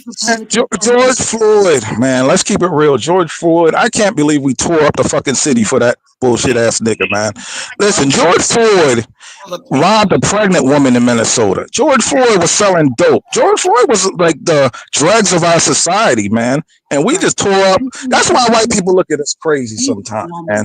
George Floyd was not no I noble don't, I man to don't tear agree with shit up rioting for. over George Floyd. I don't agree with that. Our strongest critique. And George, They shouldn't have did what they did, but I don't agree with tearing up your city listen, over it. but if you look at the autopsy, he didn't die from the knee on his neck. He died from an overdose. He had so much fentanyl in his system, man. He got a white person high just walking by. That's how much shit he had in his system, man. You got somebody high walking by. Yeah. That's why the cop was. You guys, let me play something, right? What do you think about this? Want more energy? Hold on. Take caffeine. You want better memory and focus? Take lion's mane. You want to reduce stress? Take L-theanine. Nah, you gotta share the screen. No, I sat on a jury one time. Really? Oh, yeah. It was in 1957, back in Tennessee. Now, the defendant was accused of shooting 3 little white women with a Winchester rifle from about 50 yards away. See, now, he thought he was going to get off with that old I'm blind excuse. But, oh, boy, he had another thing coming. The jury will now go off and deliberate on... Guilty! That nigga is guilty! Let's go deliberate. I don't need to deliberate. Hang that nigga now. I got the rope right here.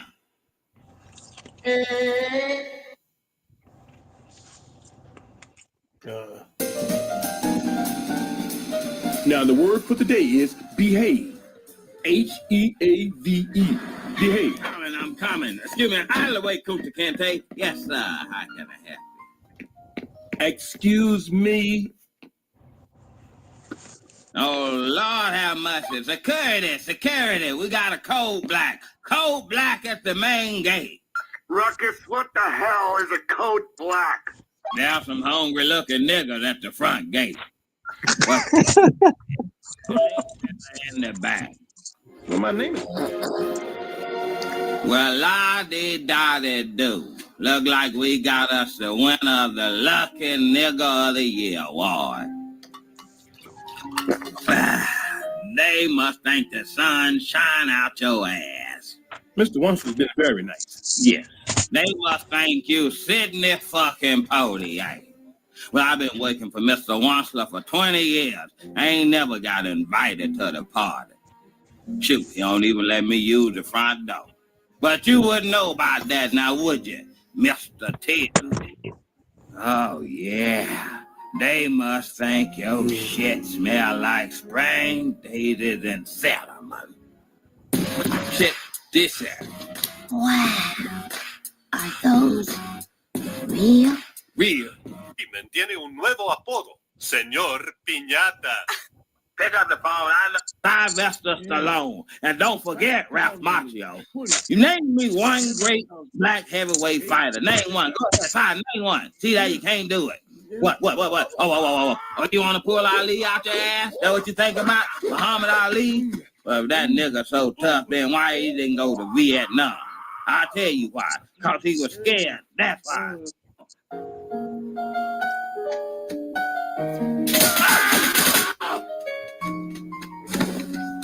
heard you work for Santa.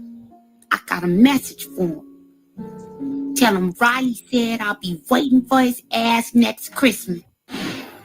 Just wait till I get me another brick or maybe a large rock or, one of them teeny tiny little cement blocks. Why'd you have to go mess with the natural order of things? I'd have shot you myself. But I realized the white man got better ass. Stop acting crazy. We're going back to my house for dinner. Turn the other cheek and take me with you. I'm hungry. You know, Robert, I spoke to Sister Rosa before she passed. She said you... A little bit of 1776, aka Uncle Ruckus. Hold on, Kyle. I want to address something in the chat. Mr. Cat, I never said that I agree with what they did to George Floyd. All I'm saying, they should have tore up a city over George Floyd. If it was just peaceful protest, that's cool. But tearing up your city and everything else where you and businesses where you stay at, that's not smart. They went ham. And George Floyd. 1776 is a defeated black man. I'm not gonna lie, he's a defeated black man. He think black people can't do nothing. He even said the white man God is better than the black man God. Kwame, come on. Now I'm about to dig up in you. Pause. Kwame, I just saw on Twitter a Jamaican woman fell to her knees when she saw King Charles and fucking groveled all the way to King Charles and kissed his foot. When you go to Jamaica, man, listen, they told him when I went to Jamaica, they said don't leave the resort. There's all types of savages like zombies on the outpost, right?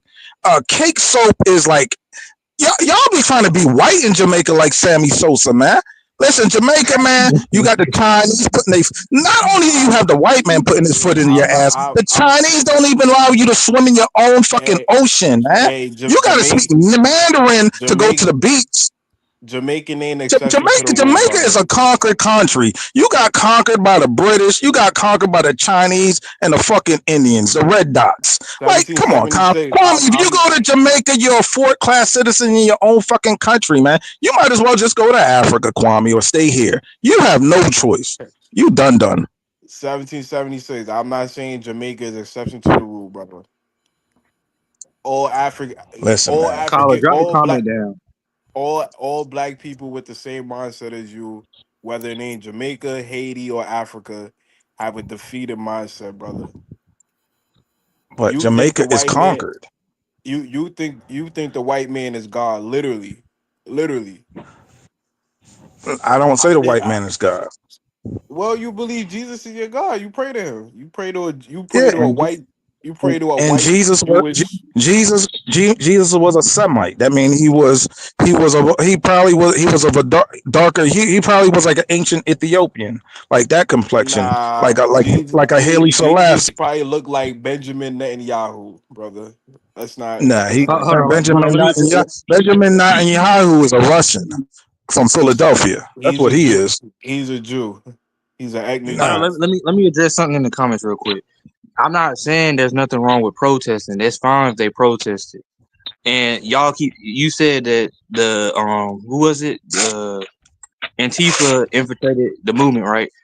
Okay, here's the problem with that. I understand that yes, Antifa did infiltrate the movement, but I saw a whole lot of black people out there with them Antifa types tearing up their own city and whatnot, tearing up their own stores. They didn't even leave black businesses. They didn't even it was people that had to literally put signs out say this is a black business, and they still didn't care. They still tore it up. So, like I said, Steve, let me ask you a question. If you offended an Italian person, right? You did them wrong. You think an Italian is gonna burn up New York, or they're gonna come and get you? They're gonna come and get you. Well, the person that did it. Because that's when your IQ goes over 70. You know, hey, I'm not going to tear up the city. I'm going to put a hit on whoever offended me. You know, the little Hispanic dude that killed the boy that was real sad. He's walking around Florida. Nobody touched his ass. See, that's when your IQ is below 70. You don't know, hey, I gotta go get this guy, take him out, man. We kill each other. Why don't we have a hit squad to deal with the people who offend us? You know what I mean? An Italian, a Bulgarian, a Ukrainian, a Russian, anybody in this country, if you offend them. Because brothers like you would snitch on them 1776. All You know right, that. man. All right, man. So I you don't gonna seem like tear up shit? 1776 is that type. He's just a logical person. He's just logical thing. Yeah. You go, if somebody does you something, right? You go deal with the person. Every group in this country has an underworld military element that handles stuff. So if you go smack a Ukrainian or Russian in New York, man, they're gonna put a hit on you. You're gonna be so deep in that water. God ain't gonna find you, because that's how we do. But when we're offended, we just tear up shit, man. Like we tap into our African DNA because African DNA wants that you destroy shit. That's what that's what they doing. It's happening to their African DNA. African DNA. Sometimes even in the new world, we still have that Bantu African DNA. Like when you play music, you're gonna see us start popping a locket. That's that African DNA in us. A white man, I'm telling the truth. Like we can't hear drums and not pop and lock. A white man you can play music, he's not gonna even dance. But us, when we tap into that ancient African Bantu DNA, we're gonna start dancing and popping and locking, and we're gonna look for a shorty to grind against. That's just the African in us, Hopefully we can exercise that in the next 20 years.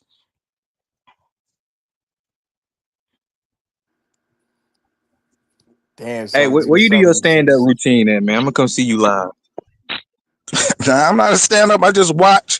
Like if you watch like sports, you watch a white band, they like, then you look at a black band, they tapping into that Bantu religion, because part of a Bantu religion is dancing, popping, locking, and twerking. That was the essence of every African religion from East to West Africa is dancing.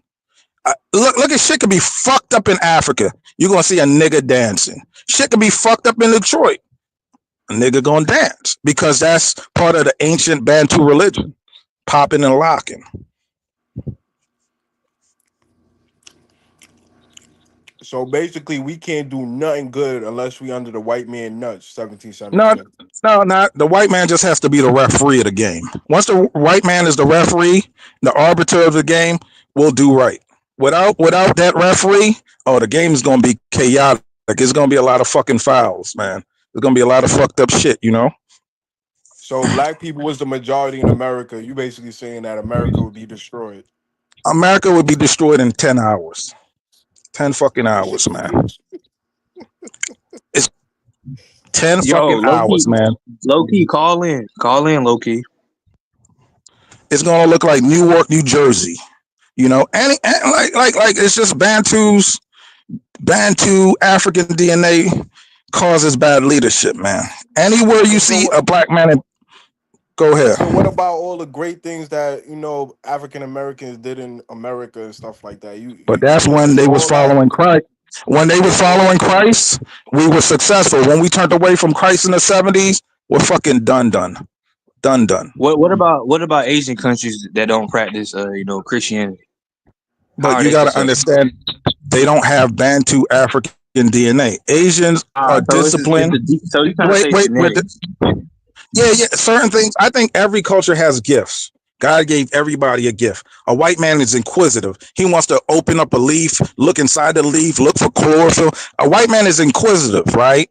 God gave us the ability of music, writing and plays, dancing. The black man, food, like that's our gift, like Asians are socially awkward. They're weird, they're like autistic, right?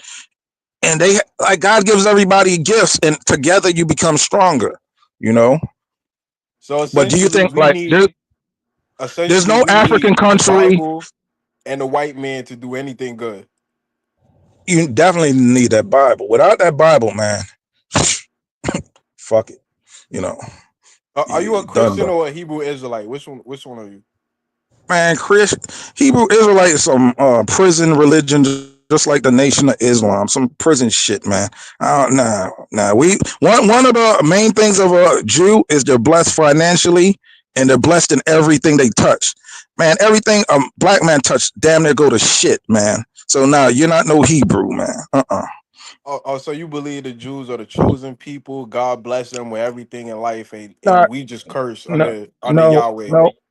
no, they're not chosen. They was chosen to spread culture and civilization and Christianity to the masses. That's what their job was, to civilize the outside people, with the light of Christ, the light of God. That's why So they're chosen. 17, so That includes other white 1776. people as well. So Yeah, white people 1776. are Gentiles. Yeah. 1776, according to you, and you believe that we should have been enslaved. That was the better good, because that's how we got Christ, No. right? Christ never tells anybody to enslave. The Holy Spirit is a spirit of liberty. You're not supposed to slave anybody, but God can't superride your will. He can't make you But do the right thing. but Jesus was a Jew, so he practiced he read the Tanakh, the Torah, and Yeah, and when Christ was on the earth, he was a slave to the Roman Empire, so he was in slavery. how was Jesus enslaved to the Roman Empire? Rome conquered Israel. Rome conquered Yeah, Judah. the Jewish people at that time, the reason why they rejected him as well is because they wanted him to Liberate they them. were talking about getting rid of the Roman Empire, but Jesus wasn't about that. He was, rendering to Caesar's what is Caesar's and all that. But So isn't Jesus the king of the Jews? You can't be a king and be a slave. That's what the Romans called him. 1776. What do you think about the concept of Ubuntu? Would that help out the black race? Ubuntu is bullshit, man. The black man, you can't get three niggas to go to a soda machine, man. Black people coming together, that's not in the Bantu DNA. It's not in the African DNA, man. The African DNA is selfish, individualistic, and it's hard, man. Like, nah. That's why we have so many tribes in Africa. You look at tribes. You look at a country, you got 30,000 tribes. You know why? Because niggas can't get along. As soon as you didn't get corn, a nigga went and started his own tribe. Like, I want corn. Shit, I go over here. And then you just keep on splintering over petty differences. There's no way on earth, right? One African country is supposed to have 10,000 tribes. You know why? Because every person was individualistic. They kept breaking up, kept on making more Snagalaga languages, and that's why Africa is fucked up, because it's too much diversity in a small area. 1776. How many tribes England got? Just two, Anglo and the Saxon, and they was pretty much similar. They spoke the same shit. So when the Romans was coming, they could communicate. In Africa, and then somebody could be beating you over your head. You sure it's only two tribes? Yeah, the Anglo and the Saxons. They were Germanic tribes. Anglos and Saxons and Jews, so 3 tribes. Yeah. I mean, but they ain't got 8,000. Fuck, look, how many tribes is in Liberia? What about the Franks, the Gauls? The French had the Gauls. They was in France. Everybody had the Gauls, the Lombards, whatever. They all became they all because of Paris culture, Parisian culture created this idea of Frenchness, And just like in Germany, you had different tribes, but Otto von Bismarck unified Germany. It wasn't 8,000 tribes, though, man. So what's the difference between Europe? What's the difference between Europe or Kwame Nkrumah? See, Kwame Nkrumah was he basically was an African American. Came together through blood. African tribes, they didn't do that, so that's why they're still suffering that shit today, Really, if you look at Africa, Ghana's a united nation under various tribes. Nah, not really. So you got to look at Africa. Africa doesn't have the innate qualities of developing any civilization over the next 1,000 years, right? You got too many languages, too many tribes, too many different religions. They got everything that works towards this unity is in Africa. You know what I mean? That's why you have Nigeria. Those motherfuckers out of fucking control in the north, man. Just out of fucking control. They don't got Jesus, and they just fucking shit up. You know. I am not on board with 1777. I'm just keeping the conversation going and everything like that. I'm not Bruce. I'm on board. You will say that. I'm on board with it. Look, I'm like Bruce. If you want to come up here and debate him, come on up. I'm sick and tired of. I'm sick and tired of people basically expecting me to debate. Nah. What? And I get no I'm support just. for what I'm trying to do. I'm just Tyler, speaking with Tyler, Kyla. I'm just a messenger for Kyla, man. I'm speaking what his heart wants to say, you know. Nobody, when's the last time you seen somebody want to go to a vacation in Nigeria? You have African Americans want to go to the Dominican Republic, you want to go to the Caribbean, want to go to Europe. Who the fuck wants to go to Africa on vacation? No air conditioning. I go there every year on vacation. I love it. 77 says it's a lot of people that go to Lagos. Hold on. Me and Bomani, we took a tour group there. They're called missionaries. Anybody who goes to Africa is going to be like a. Bomani just got back-to-back trips, 40 people apiece, Tanzania and Ghana, back to back. You know, well, people are going, bro. And they was probably some passport bros or something, man, looking for a wife. Black women, black men, and black women retired. Mostly See, one thing about African Americans, we love fucking Africa. We have an inordinate love for that continent, man. I don't know what it is, man. We love Africa, man. You know. Yeah, I can't help it. Unfortunately, Africans basically they don't appreciate that, and they think we're their enemy. You know, for the most part, you know. So, because you got to understand. Once you understand, I'm gonna write a book on Bantu DNA. Bantu DNA. If you put it under a microscope, the cells are fighting each other. You know, they don't.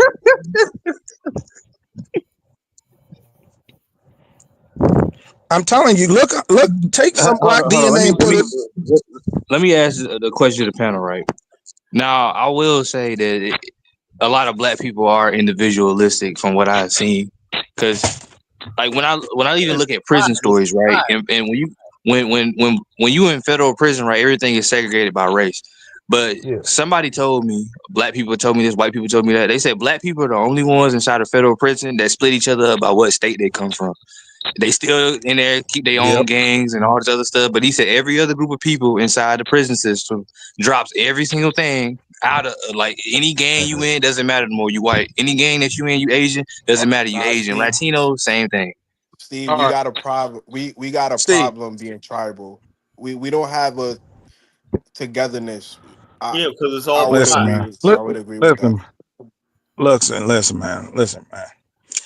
If you had to switch it around where Africans knew how to navigate the seas and went to Europe, Africans would have never colonized Europe because all those white folks would have got together and blew that fucking ship back to Africa on one accord, right? But in Africa, there's so much division, it's so much splintering, it's so much disunity and discord. That's why the white man, that's only like 2-3% of the fucking world, was able to conquer a whole fucking continent, man.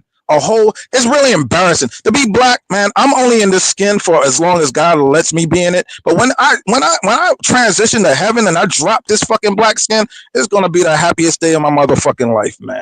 Because too much. You're doing too much, man. Listen. When you go to another city, like if you from Maryland, you go to Philly, the first thing niggas do is look you up and down, like you an enemy. Like that Bantu DNA is terrible, man. Yeah, terrible. Let me get focused, Dave, on. Dave, what's going on, brother? Good evening, Carla. Good evening, panel. How y'all doing?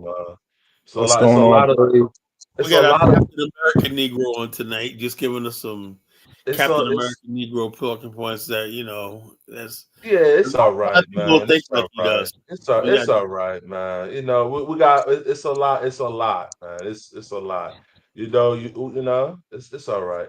But it's a lot of things hindering our progress, you know, like our mindset. I don't think, like you said, Carla, the other night, I don't think we learned from 500 years, man. No, we haven't learned. I don't think because we learned. The Bantu can't learn, you know, without Christ. It's not that. It's the fact of the matter is, I think basically what happened with the black race, right? I think part of the problem is the black people in the West. I think we projected something on Africa that wasn't realistic. Let me give you a perfect example. I'm talking about extreme pride, right? I heard this interesting conversation one time, debate with somebody like just so off color, things you're not supposed to hear, you're overhearing. And Africans were telling one African American that when you come over here talking about race stuff, whatnot, you're basically being dismissive of my identity. You're projecting your pain and your history and your suffering on me. I didn't go through a slave trade. I didn't go through all that. See, the whole idea of Pan-African is we assume that everybody was on one page, Oh, the white man did this. But when you look at Africans, particularly Nigerians, they have that's why they can come to America and seem like they get along, because to them, it's like, okay, slavery happened, but it didn't happen to me. See, you don't understand, Kyler. You still don't understand. The reason a Nigerian can come to America and associates with a white man because he associated with the white man 400 years ago to get your ass out of there. I don't think that's it. I just think the fact of the matter is, we're basically, when I was a kid, I saw Roots. That really had a profound effect on me. I saw several slave trades. I knew one thing, right? I knew one thing, that those people that were enslaved was me. The African does not see those people enslaved as them. That's the problem. That's why Pan-Africans will never work, because we're assuming that we're all on one That's not page. true, Kyler. Yes, it is the truth. I don't know how you can say Pan-African would never work. It's been working. I'm saying Pan-African is the way it's going right now. Now, hold up. Now, I will say like this. Now, let's say each African comes up with their own plan. Like they say, okay, I'm Nigerian. This is what we want. Blah, blah, blah. And they have a consensus. And then we respect Nigerians' autonomy and their sovereignty and all that stuff like that. Okay, I understand what they want, right? Well, I don't think black people in the West, the Pan-African West, understand that. You cannot impose your, like I said, just now, 1776 mindset talked about Jamaica being overrun by Chinese. How do you know the Jamaicans don't care or don't see any problem with the Chinese there? How do you know that? I know. Yeah, I'm really steeped in like Jamaican history, just from me, like a YouTube historian. I don't know what the situation is, but look, maybe hold up. The way we look at it, right? Like this lady, African Flower, said on Diane's show yesterday, right? Day before yesterday, whatever. She says Africans, and this is another thing we gotta stop doing, right? This is what's gonna be the roughest part of this, right? I am not going to sit here and talk about the white man in Africa anymore, because I know, like I said on Diane's show, there's not any white person that just says, okay, the Africans aren't looking. They're over there eating mangoes and bananas on the beach. Let's sneak in, set up shop, get some minerals, and get out, But this is the thing. What I don't understand. You have a lot of foreigners, Africans, people from the Caribbean that say, "Oh, we don't want to impose Western civilization on the natives," but they're here in Western civilization enjoying the fruits of Western civilization. If I go to Africa, the first thing I'm doing as soon as I hit the beach is you're gonna build fucking sanitation, motherfucker. You're gonna build a fucking sanitation department. We building motherfucking roads. We building a comfortable life with air conditioning and electricity. Then we're like you got to have the basic shit. If you don't want the basic shit, we're gonna push it on you. No more eating with your motherfucking hands. You gonna use fucking utensils. I don't care if it's Chinese sticks or a fucking spoon. You are going to evolve by will or by force. I'm tired of people making this like these excuses for Africa. We're in 2025, man. The white man's about to go to fucking Mars and we don't got fucking roads. That's embarrassing, man. Fucking embarrassing. Oh, now the white man's about to go to fucking Uranus and we don't fucking have a fucking airplane. Here's an old friend of yours, my good brother Big Black and whatnot. Man, you guys really had some choice words with each other the other day. So let me get Big Black. Big Black, what do you say about the conversation? Is extreme pride hindering our progress? Extreme pride? No, I don't think it is. I've been hearing El Negro for a minute. He's been spilling a whole bunch of gibberish. Henrique, why don't you like being black? I love being black, right? But I don't love being black. You got to understand, it's a paradox of being black. You love it, but then you don't love it because it comes with so much fucking. It comes with so much, man. You want to embrace it. It's like a fire. You want to embrace it, but then that shit could burn you up. You know, so being black is just a paradoxical state of being, man. That's a little self-hating there. You know what I mean? Listen, you can't love bullshit, you know, and that's where I'm at, you know.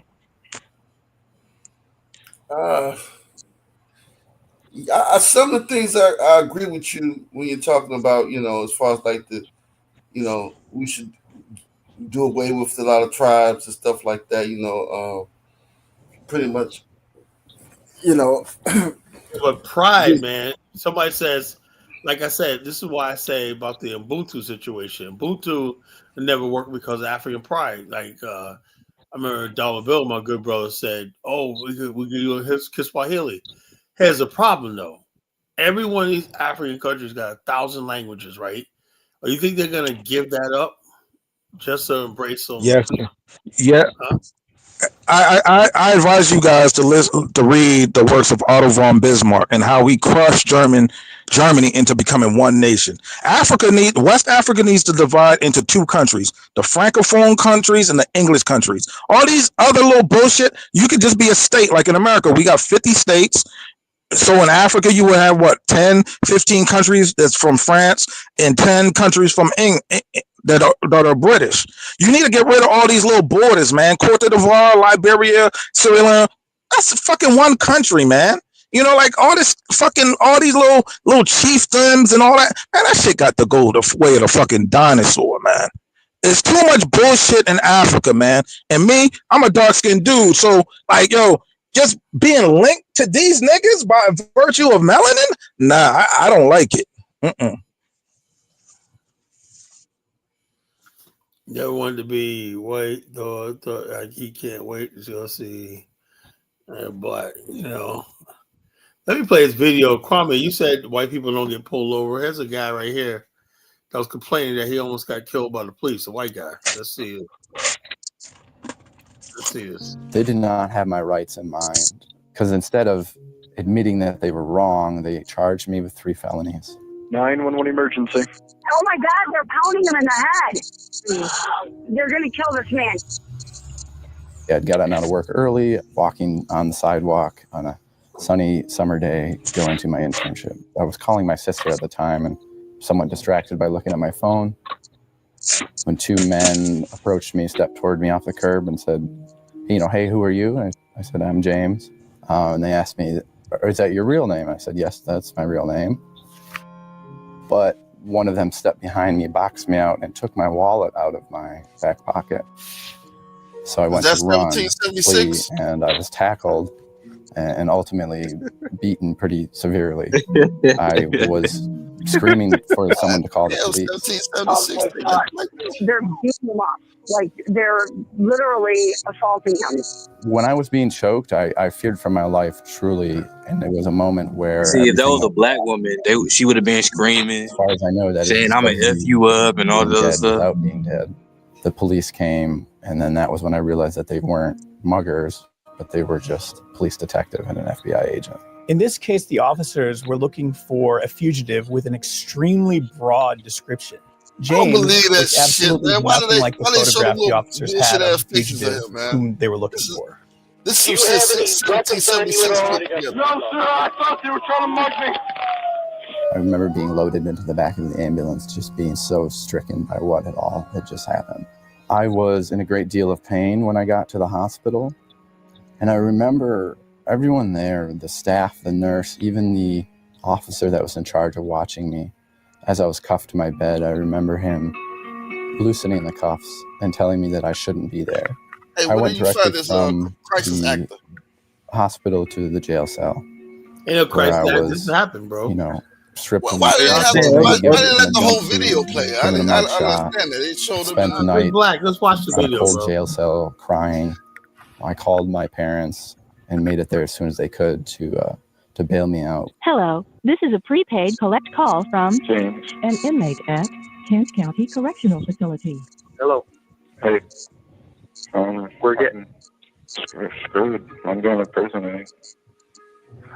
No, I don't think that. We're going to get a bond and get you out of there. It's 50,000. I know. This is bad. This is really bad. After I was released from jail, much to my surprise, the police officers charged me with 3 violent felonies. And I had to go to trial 6 months later. I spent that whole 6 months probably the most scared and the most stressed I've ever been in my entire life, having no idea if I'm going to spend the next 10 years of my life in prison for something that I didn't do. I remember my attorneys telling me, most people don't win against the government, and we know that you did nothing wrong. But if they offer you a plea, you should consider taking it. And they did. And I So said, you don't no. believe this I happened said, to him? no, I didn't do anything wrong. What happened to James is not an isolated Hell incident. no. Typically, people just don't hear about them for any number of reasons. In a situation other like group of James's, people are where a not prosecutor brutalized by brings police? several serious felony charges against someone, they'll typically take a plea deal to avoid going to trial and potentially spending decades in prison. And once they Why did they do show the that, whole their video? ability to go after the officers or hold them accountable for violating the Constitution They choked the basically guy out and beat him down. I evaporates. thought it was somebody else.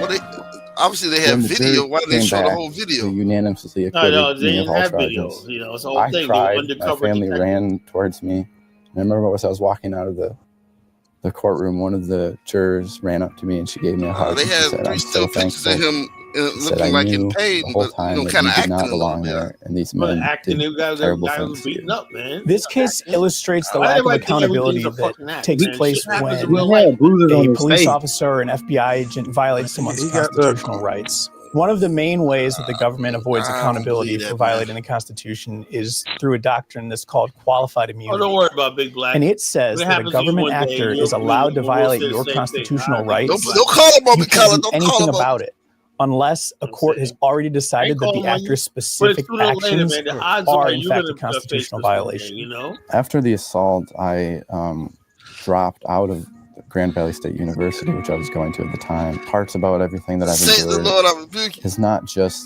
the incident as it happened, when it happened, but all the repercussions since then. Missed job opportunities, but I cannot work federal jobs.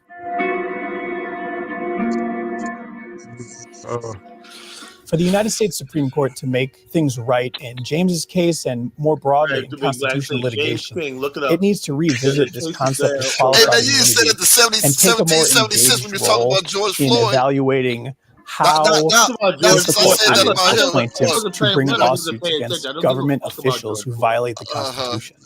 James's case is part of IJ's new project Well, I'm on just saying, immunity and basically, this accountability. happened. I was just playing the video. Immunity doctrines from fundamental concepts of American jurisprudence under head.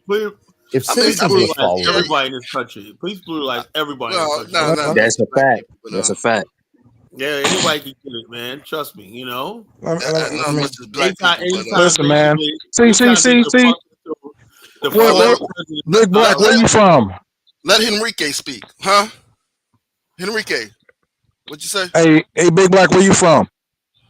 Where you from? Like what city you live in? What city you live in? Chicagoland area. Oh, Chicago, right? Uh-huh. Okay. Like if you like Steve would know, like, you know, Western North Carolina up in the mountains, Steve. Yo, Like, you know, where like Appalachian State up in the mountain, like Boone, North Carolina, where it's just white people. Those cops beat the shit out of poor whites in the trailers parks, man. You're like, well, listen. And one thing about white people, because I had family who was a U.S. Marshal, white people hate jail. So when the police come, it's a shootout. Like we normally just go to jail. Whether it's Nicky Bars, you could be one of the biggest, baddest drug dealers. You just go to jail. White guys, man, jail is like going to hell. So they shooting at the cops and the cops shooting at them, man. White people catch that ass whooping now.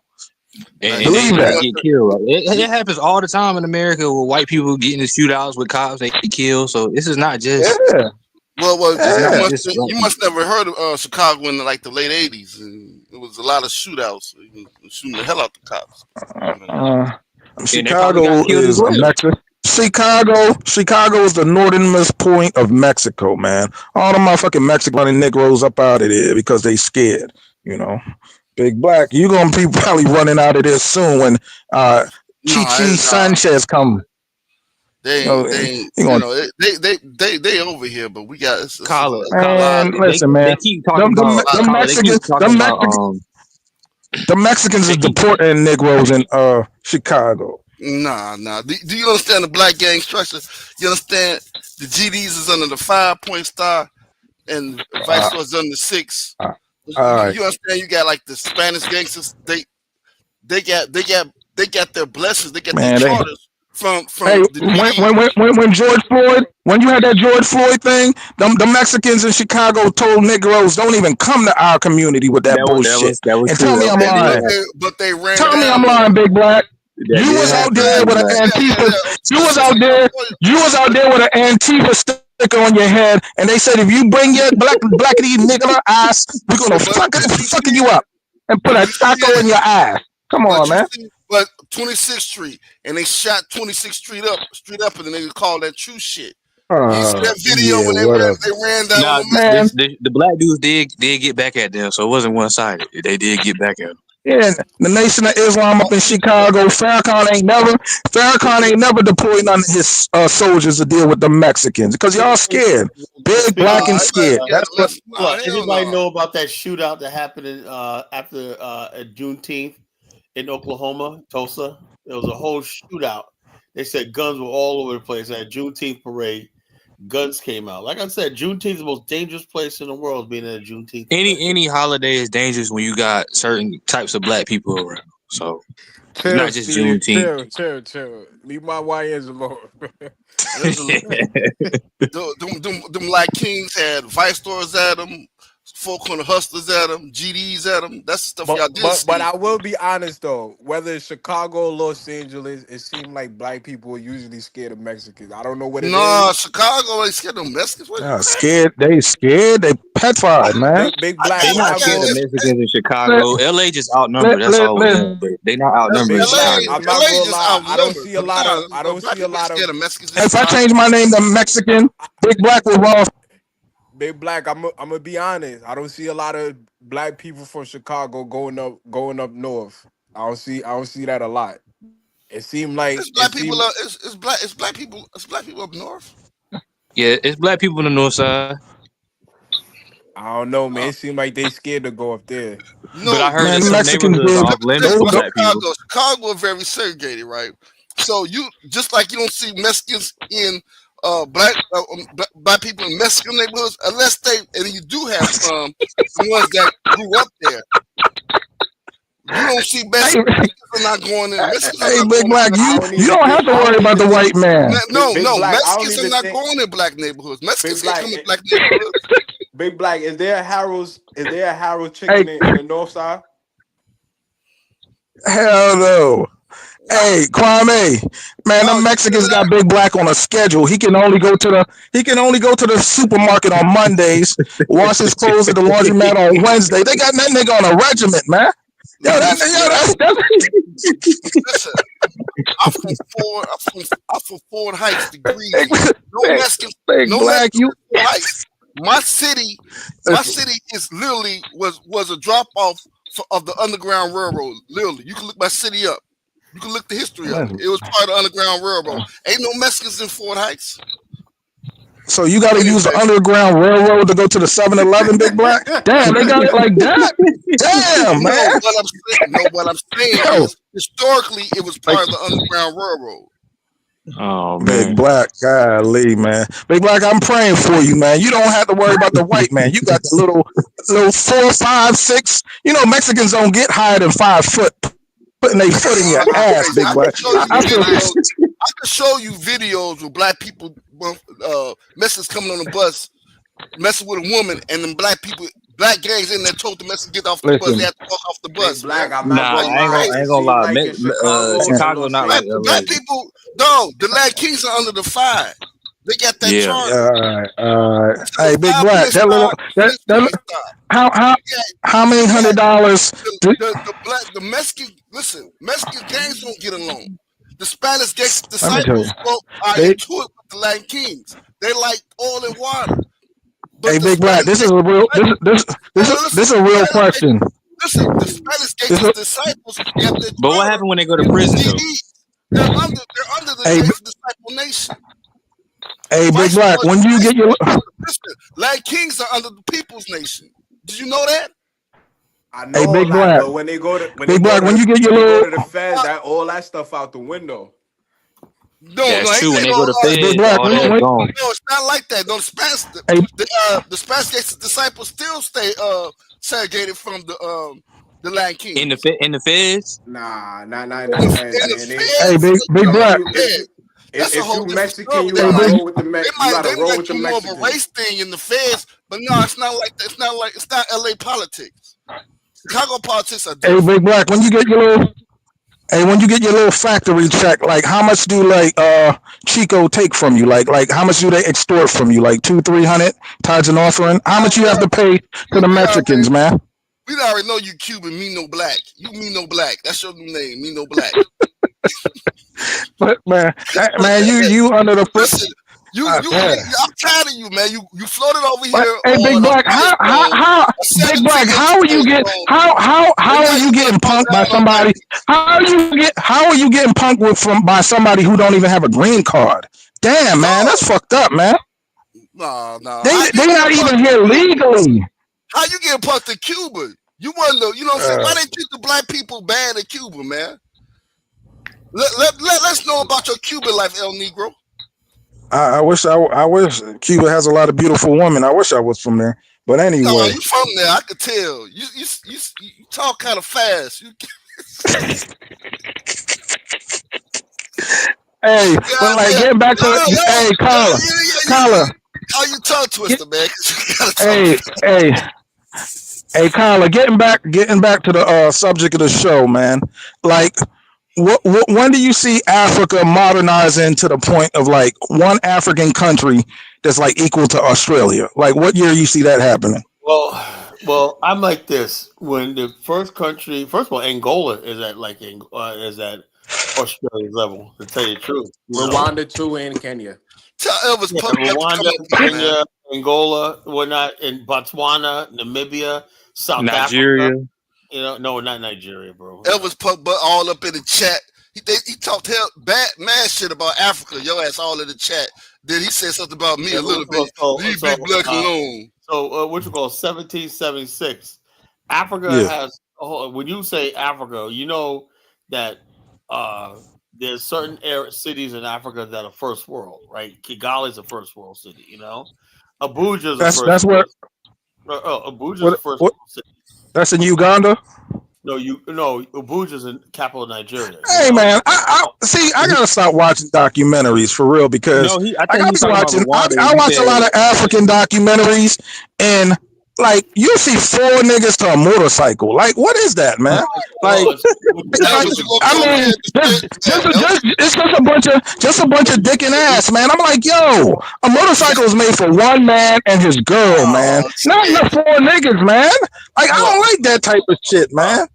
What about continental Africans at? Y'all ain't gonna let them just cook y'all like that? Y'all ain't gonna hit the panel? I mean, hey, Colin, when you riding bikes in Norfolk, man, right? It's just you and your girl on the bike, right?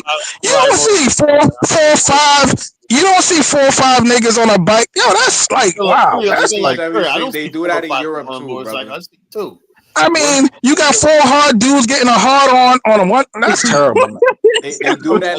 They do that in your white man countries too. I want to have intelligent conversation. Okay. Now you asked a question about cities. First of all, I think a lot of countries in Africa, you probably know that Namibia is. Well, how about this? I'll just show you better than I can talk. All right, that's cool. I watch. See what your opinion is on this. Okay. Let's do something. Since you asked, Okay. But yeah, why is there so many tribes in Africa? I mean, I understand why, but it's crazy because when you look at genetics, because socialization. Africa did have a socialization process. The time period where tribes disappeared was like during the Middle Ages of Europe, the Renaissance of Europe, whatnot. Africa engaged in a trade that exacerbated while Europe was and all these other Asians were coming together, blending cultures together. Africa was torn more apart by the slave trade. That's what happened. because I was hearing about the feudal system in Japan and how somebody brought Japan together and all these different families. During Tokugawa period, right? 250 years, Japan was learning from the West without the West being there. They interpreted books and whatnot, and they were basically saying that we got to change our system. The feudal system was you had the dynamos or the shogun that controlled the country and whatnot, and they paid tribute to the shogun. They said we're going to be taking over eventually. We have to form a centralized government, right? So for 250 years, that was debated, right? And then the chance came in 1853 with Commodore Perry, where he basically forced the Japanese and said the people that said we need to become a nation finally had power because they said, look, this guy came in here with these ships, opened our country up. Next thing you know, we're going to be like Africa. They're going to be, who knows? They might be taking slaves from our coast, engaging in slave trade. We might become the Philippines. We might become China with the Opium War. They knew all the stuff was going on. So they said we need to come together and build a centralized government. The reason I asked that question. Oh, go ahead. So basically, Kyle, you're saying that Africa needs like a strong man that's going to force people to eat with spoons and forks. Like they need a strong man who's going to force. They need a strong man who's going to force unity and modernity. Only thing I would say is these countries that you see in Africa were put together by Europeans, Europeans, right? So therefore, there's no allegiance to these countries, right? Now, somehow along the line, if there was ever a nationalist movement in these countries, right? A national where people saw themselves as a nation, right? Zimbabwe's close, to it, and Botswana could be because there's more homogeneous populations. But Africa, they divided Africa up like you see all these tribes. That was done deliberately by Europeans, so they can't friggin' like the Uganda and Kenya. Parts of Uganda and Kenya should be not be overlapping. They overlap major areas, so the countries wouldn't come together under one federation. You got people who are ethnically Ugandan in Kenya, same thing with Somalia. There's some people that Kenya has, right, that's actually traditionally part of Somalia, but they international border. See, that's what happens. Rwanda and Congo too. Yeah, so yeah. But you have to give the European credit. It's kind of hard to say that. You have to give the Europeans credit for colonization because without colonization, you would have 300 nations in like one country.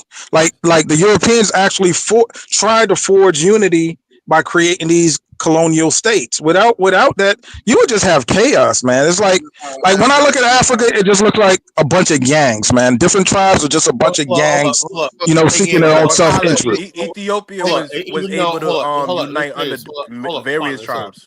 Let me say this. Even though there's some truth to that, there's an old saying, admit nothing. Never give Europeans satisfaction telling them that they fucking unified Africa. Never give them that satisfaction. I mean, would there have been a paved road? Let me say this, Chico. But those lines that were drawn, you know what I'm saying? That actually helped, underdeveloped Africa. You know what I'm saying? Because those bigger tribes that could have been countries. A lot of big tribes were grouped together by those lines drawn by the colonists. So. But she, Big Black. I know, Big Black. I'm going to try to put this in a remedial term that you could grasp with a 50 IQ. Like it would be unfeasible to create a geographic and cultural boundaries when you have 3,000 tribes. How can you create a country, a nation state, to fit every different tribe in your group? You'll have 3,000 countries in Nigeria. If the white man didn't consolidate Nigeria, you would have. I'm talking about the bigger tribes. I'm talking about the bigger tribes. Man, those bigger tribes just had fat chiefs like you. That's what all the bigger tribe was just a big fat chief. But all in Nigeria, you probably got 1,000 different nations in that country, man. You know, that's why I said Africa doesn't have any saving quality to create a strong nation state that can even build a missile. So should they did like Puerto Rico, like your home country, just take the American flag, and most of y'all just came over here and say y'all video rap. Hello, everyone. Okay, check this out. Okay, you asked about a city in Africa that's first world. Here's Windhoek, Namibia. Okay, one cleanest city in Africa. One of the cleanest cities in the world. This is Africa. Welcome back to Africa Revealed.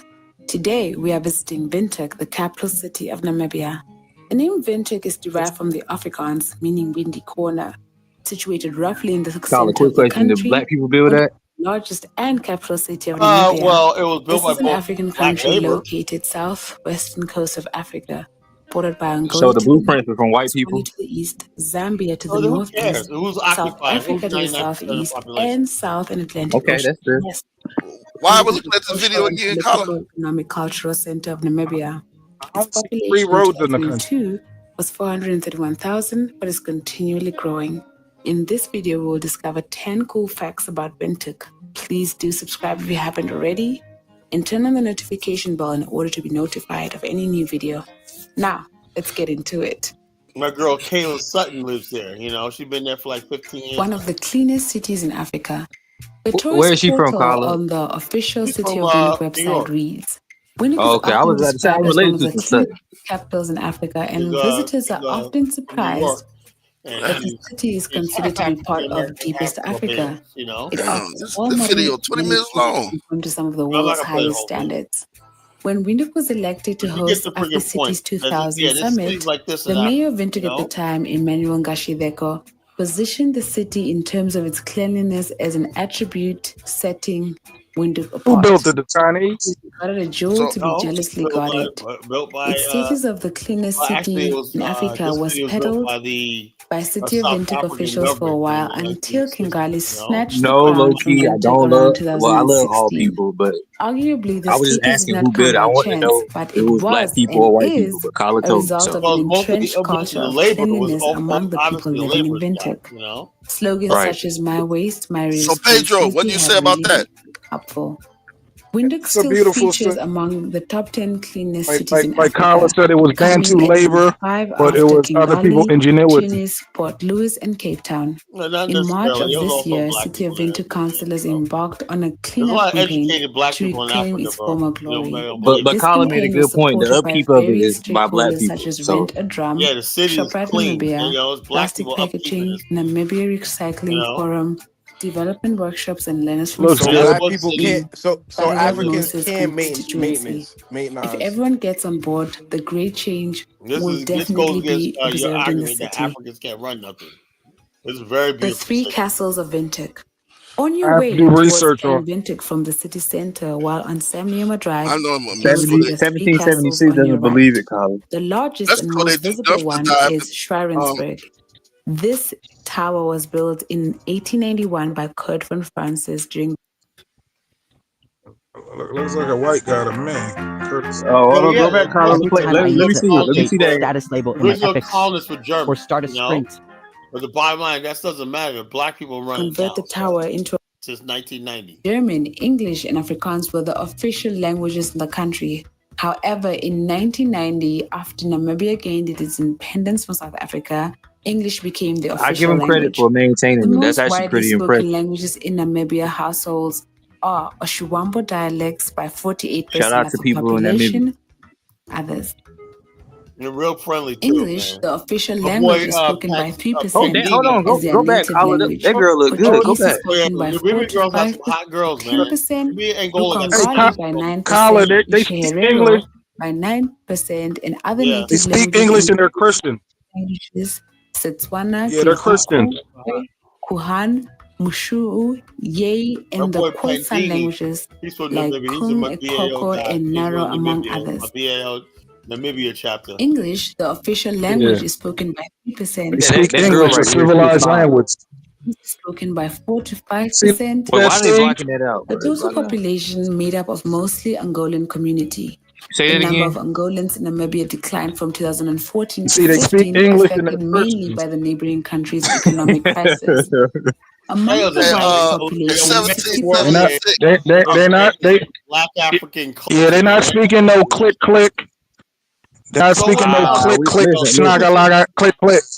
Yo, Listen, I 77. Stop with that nonsense, man. This is Yeah, that's man. disrespect for our platform, man. You weren't saying that when Trump went to Mexico throwing people those paper towels and shit, you know, saying shooting them jumpers and shit with the paper towels. So, you know, listen, I don't really care about people's language. People can speak whatever language they want to. Because listen, even in the Bible, right? 1776. Remember in Revelation, the Bible says that it was all nations, people, and tongues in there. So you're gonna hear some click click languages in heaven too, right?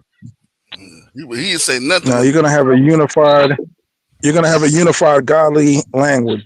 It's gonna be like probably Hebrew. That's not what the Bible says. That's not what the Bible says. Nothing when Trump hit him in the head with that bounty. That's not what it says in Revelations 1776. Yeah, but that city looks pretty good. I'm gonna do some more research on it. It looks modern.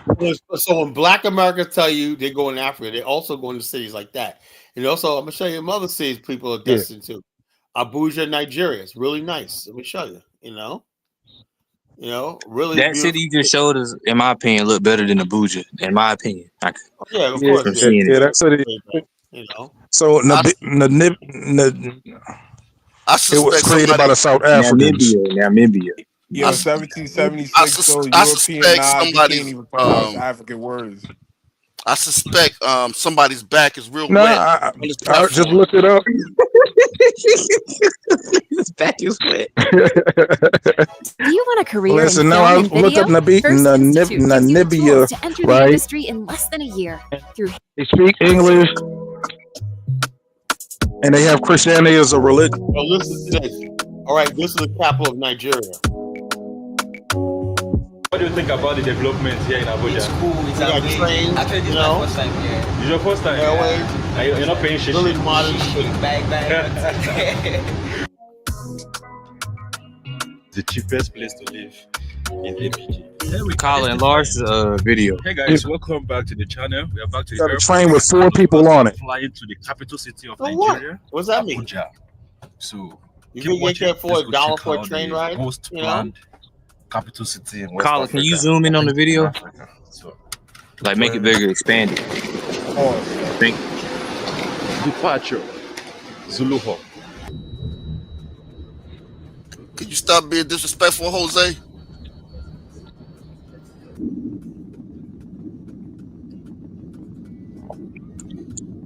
Abuja looks nice as well, though. I will give him that. It looks nice. 1776 new name is Uncle Sam Negro, man. What did y'all find, Jesus? Oh man, he was just been in the comments. Oh, okay. He's much funnier on the panel though. He does. You know, when you wear like dress shoes since you was little with no socks on, sometimes they give you some type of you have to, you know, crack jokes crying, man. What is that? The city from the Hunger Games where only the rich people live? Oh man, there's all kinds of people living there. Jonathan Miller's, he was just way in Nigeria. Abuja look way cleaner than New York Every City. time I see roads from Nigeria, it's crowded. I don't see no contestants in the city. Come on, man. That's where the 1% lives. No, it's a planned city.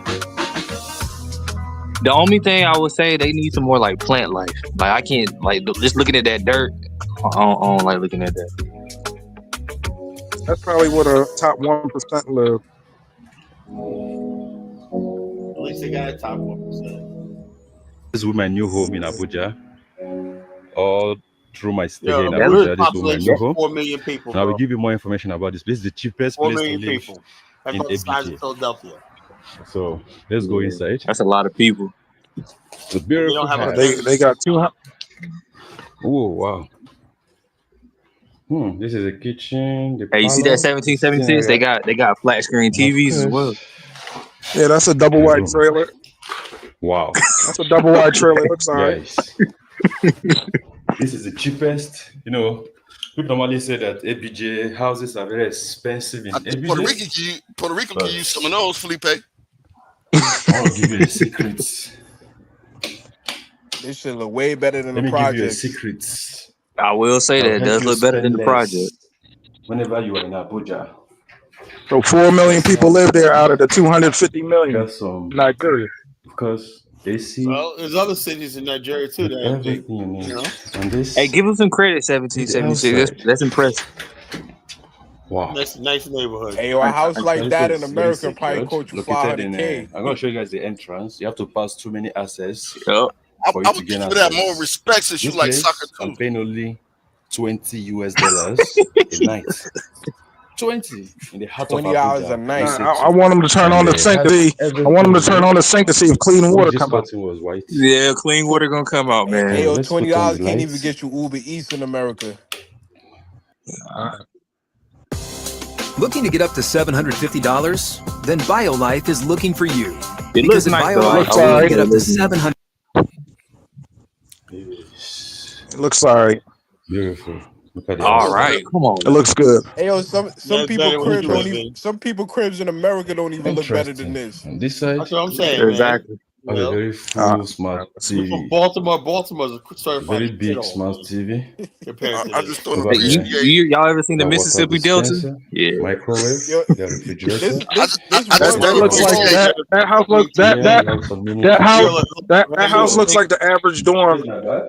The house looks like an average dorm at Get some a documents. major No, it university. don't look like It no looks damn like average dorm. This is a fucking nice Apply for place visas to as a have. Nigerian You Yo, you know, can't even find nothing like that in is Philly. the hardest work you ever do in your I life. just don't I hope my appreciate kids Chico don't pass taking it the out on us business. because he didn't get a soccer scholarship. So what, bro? I guess this is the washroom. Ah, wow, it's very big. it looks all right. Big Interesting. Black, you can't fit in that bathroom. That shit's small for you, man. Let's go to the embassy. When we come back, Big Black, you gonna get stuck, we'll man. You ain't gonna relax. take no These shower in doors are that. automatic. I bet you can slide. I bet you can slide in there with them Lock. dress You shoes can't you be open wearing it all day and shit. unless you use this. Like this. It's open. Simply Yeah. said, So let's head 80% of outside. Abuja We'll be doesn't back look like this at all. in 2 hours. Look at this. And it Look got at a what's in key here. fog. What if your soulmate is waiting for you in the next country? Yeah, they that might be all government officials that live there, man. I like that tree right there. That's That's the pretty U.S. embassy nice. over there. I U.S. bet Chico got 50 pairs of Stacey Adams. Look at the infrastructure in the background. Minister of That looks Defense. nice. Whoa. I think that road is very, very safe, very, very secured. To gain access, because there are so many embassies around us. and Abuja was built all by Nigerians. Yeah, embassies. See, that's what's up. Stop. No, you know. All right. So Enrique, when do you start wearing dress socks with your church shoes? Well, I love to be driving. Abuja look better than a lot of cities in America. This is Central Bank of Nigeria. Y'all gotta This is where the stop. money is being printed. Y'all gotta stop, man. No, this looks way better than Maryland. I'll tell you that. I mean, it does look like better than a lot of cities in America. I will say that. And Puerto Rico. Look at the mosque. In Puerto Rico, in Mexico, Cuba. You see how the mosque don't look better than a lot of cities in America. You said what now? There's only like 1% of the people live there. You said it doesn't only look better than a lot of cities in America? 4 million people, bro. That's not Okay. I'll be looking at shit in these little tiny videos, and y'all be like, man, bruh, the minute you make the right turn, you right back to piece of shit.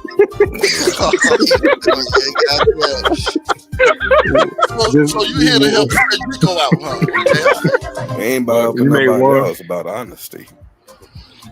What I'm saying in the video, it looks good, so I ain't been there, so I don't know.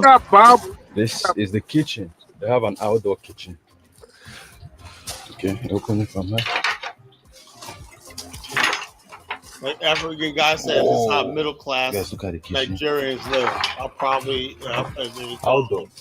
He said this is a middle class, almost middle class, like, and I believe it too. That's almost middle class. And this is the outdoor dining table. That ain't middle class in Nigeria. That's Beautiful kitchen. What's the barbed wire So for? let me go keep my thing. Yeah, I'm tripping, man. Wow. Welcome. From what I've seen in the video, this looks nice. Welcome to my home in Abuja. All Guys, right, in Continental Abuja. Africans, I gotta come up, man. I'm tired of, I'm trying to hold it down for the Continental Africans, but goddamn, Big Black, you can't hold it down to a place you haven't been before. now looking at this video, a lot of my people might be like, man, I want to move to Africa now. Like, okay, nigga. And then they gonna go there and Big find Black, out shit. Big Black, you gonna be there soon when the Mexicans run you up out of Chicago. And then they gonna be angry about Africa all over again. But no, hell no. And the Mexicans gonna push you out of Chicago right now. By 2030, ain't gonna be no blacks in Chicago. Watch. Yeah. I'll say by 2060. Man, Trump is sending y'all back left and right, man. You get mad at us and shit. Y'all stop dropping shit on cars. Dropped all that stuff. Hey, Big Black. When is Farrakhan gonna deploy some of his troops, man? When he's gonna deploy his troops to do some real fight instead of marching and twisting and turning and shit on Savior's Day? Yeah, that's why they clogged up all y'all tunnels talking that shit. 80% of Abuja doesn't look like this. Dang. It ain't 80%. It's more like 90% of Abuja don't look like that.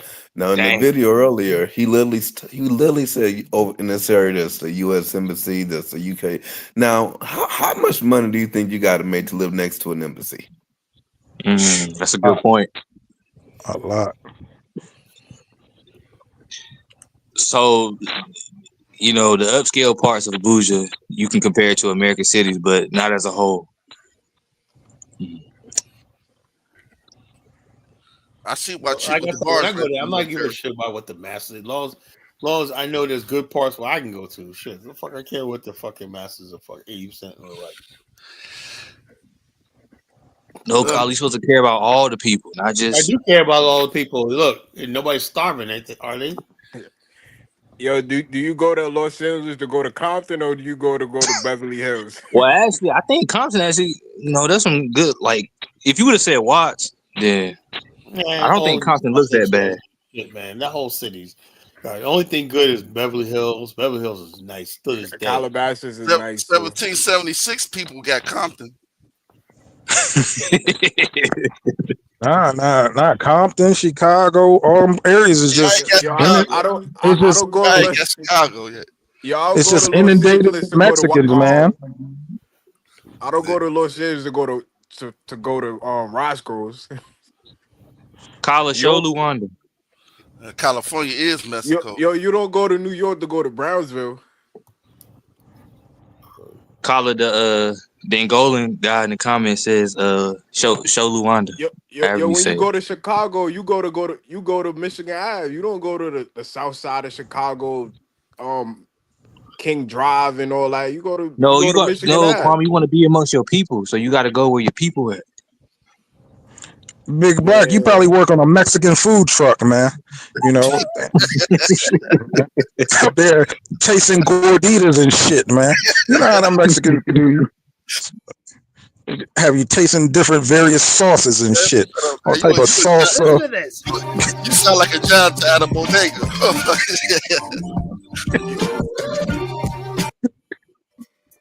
This is my city. One day I that will looks be. good as well. That's very beautiful. Luanda, capital, the largest city of Angola, and one of the top 10 largest cities in Africa, is a vibrant and dynamic metropolis nestled on the western coast of Africa.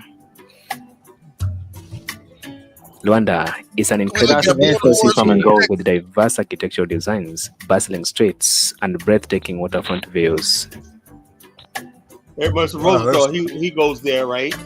Luanda is the oldest city in Southern Africa, and the city is blessed with a rich history and culture with a blend of African, Portuguese, and Brazilian cultures. My partners down there said they want African Americans to work in the oil sector because right now they have to use fucking Kuwaitis and all these other people. They want African Americans to come down there and help with the oil sector, But what do I know? Everybody wants to go to fucking Ghana, You know, all I know. According to history, Luanda was founded in 1575 by a Portuguese explorer, Paulo Dias de Novais, and served as a key port for the transatlantic slave trade. A slave trade business dominated the Angolan economy in the 19th century. Oh, look at them females. After the slave trade was abolished, Luanda became a colonial administrative capital that was marked by racial segregation and economic exploitation.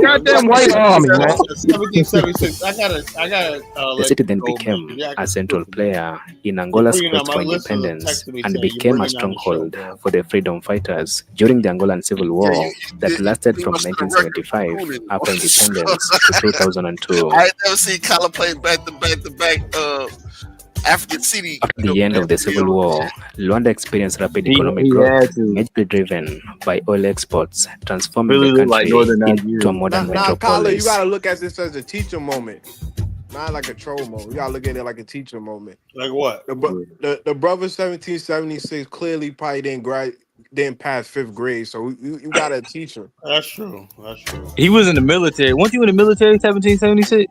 Anybody who believes America 1776 is its saving grace, I probably look at the fucking Angolan Constitution and say this is my land. You actually think the general in the United States Angola is one of the most developed and rapidly transforming cities in Southern Africa and Africa at large, situated along the Atlantic coast. The city features a blend of high-rise buildings and innovative architectural designs that reflect Angola's rich cultural heritage and modern influence. Over the past few decades, the city has witnessed emergence of tall skyscrapers, advanced infrastructure, and cutting-edge architectural designs that beautify Angola's skyline.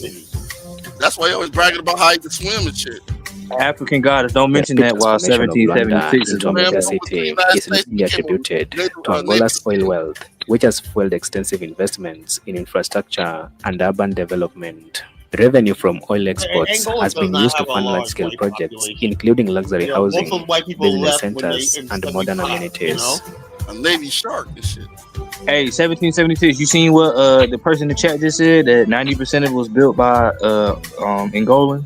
Yo, Steve, peeling potatoes ain't really a part of the military. Built by the Carnival Festival, which is normally performed in Luanda, Angola every year, is one of the most vibrant and culturally rich celebrations. All right, I hear him. The ceremony attracts people from the city and all over the country to witness the diverse cultural heritage. I believe the dancing part. He was probably peeling potatoes or something in the military. I believe the dancing part. That's beautiful African culture. I love it. The carnival also incorporates modern influences, Indian parade and contemporary music, making it a blend of all cultural experiences. I know we can dance, but build skyscrapers, I don't believe that. Hold on, check us out. We can dance and we can put up buildings. Yeah, he's still going. We got hold on. Angolans are some of the richest black people on the planet. You know, so all right. Shout out to Angola. Hey, so you have what they have, then you talk. 1776. You probably got some Angolan DNA. Don't say all right, I hear you. Collar, Musa said, "Can you play Port-au-Prince?" Yeah, play Port-au-Prince. It's been ranked several times as the most expensive city in Africa and one of the most expensive cities in the world for expatriates. Since Angola has the second largest oil reserve in Africa, the country has attracted a substantial expatriate community in the capital, Luanda. However, the influx of foreign investment has led to significant economic disparities, as a small segment of the population benefit from oil boom, as the majority of the people languish in poverty. Economic inequality has led to inflated prices for goods and services for the wealthy expatriates and the elite segments. We've all been there. When you went Musa say play Port-au-Prince. Instead of using a million different tools, that's a dirty ass city. The other major contributor for inflated prices is due to the fact that Luanda heavily relies on imported goods to meet the demands of the people. High import tariffs the government and transportation costs significantly increases the prices of goods that are consumed every day. Okay. No, I said like I like seeing. See, this is all the yachts out there. Mr. Rosenthal tell you, man, these all young Angolan men, African, different Nigerians. Everybody out there got yachts and whatnot. You know, it ain't fucking white people. You know, I love this place. You know, shout out to Angola. Elvis scared of 1776. I love Angola. Located on the western coast of Africa, along the Atlantic Ocean, Luanda is a major port city, playing a crucial role in the country's economy, serving as a primary hub for international trade and commerce. That whole city was built by. Built by no white people. Luanda is one of the largest and busiest ports in Southern Africa, handling about 80% or of the anybody country's on here, if you exports could show and a city imports. that was The built port of Luanda actually by plays black a crucial people, role that'd be a in good the export of crude oil and petroleum. Because right now you're just showing, you're actually showing things that white people built. No white people. Thank you, sir. So you saying white people built this? Where's Elvis? Bro, if you go look at a video right when they got independence, it didn't look too damn different than what you're looking at now. No. When they had independence, they look like shit. This is the equivalent of looking at 1970s Johannesburg, Cape Town, and then saying we did this. Nah, years, you know. The comments said they built it. 90% of black people built it. Yeah, I ain't buying that bullshit. Rwanda was just a small city but Dos Santos came in and discovered oil. Bonner didn't start getting built until like 2005 when they discovered oil. You know, didn't have oil back in the 70s. You know, I know our continental Africans ain't scared of Puerto Ricans. What the hell, Elvis? Which contribute a significant portion of the country's GDP. Oh, he be up there every day. Now he busy, huh? 1776 show up. Oh, I got some shit to do. And we can't give black people no credit. That looks like no, black people can give some credit for Luanda is one of the most beautiful cities in Africa. You're not getting credit for Luanda. That attract both locals and tourists. Black people get credit for Monrovia and before Civil the War. boast of popular beaches like That's really just about it. Musulo Island that offer perfect escape from the city's Where does bustling the black streets. people live, These pristine Angola? beaches for golden sands, clear I'm waters, talking. and a range of Could you please activities show me a such as city where swimming, big black would live in, and like water a sports. big black Angolan? That's what I want to see. I gotta give my brother the night off, man. You gotta go. You know, I can't. I had enough, man. I'm trying to be educational. I'm trying to be weird. Trying to be nice, whatever like that. He just making stupid comments, man. You gotta go, man. Take the night off, you know. Take the night off, man, bro. Lowe's said Dubai was built by Arabs, but engineers. Yeah, well, Dubai was actually built by friggin' foreigners, you know, the Dutch engineers and people from all over the world built Dubai, you know. They ain't participating. Carla, you should have left them on until the continental Africans come on. The continental the continental Africans not gonna call in, man. And defend themselves, man. They want to defend themselves, but they come at us. Africans don't know how to defend themselves. He doesn't know how to defend himself. So I'm not yes, they do, Carla. That's not true. What? They do know how to defend Where's themselves. Elvis at? Where's Elvis at? So He said he's busy. He's probably doing something. He's probably working or something. Elvis ran. Yeah, someone holding his toes shaky, man. That was. But they jumped to the Somali girl. Remember the Somali girl came on? This Malone was obviously an Angolan. He knows better. He knows. Yeah, I think he said he's Angolan and South Africa. A tiny port city in the 70s, right? But built 90% of it right now is the oil they discovered in 2005, 20 years ago. Colin, can I ask you a question? 20 years, you know? Can I ask you a question, Colin? What?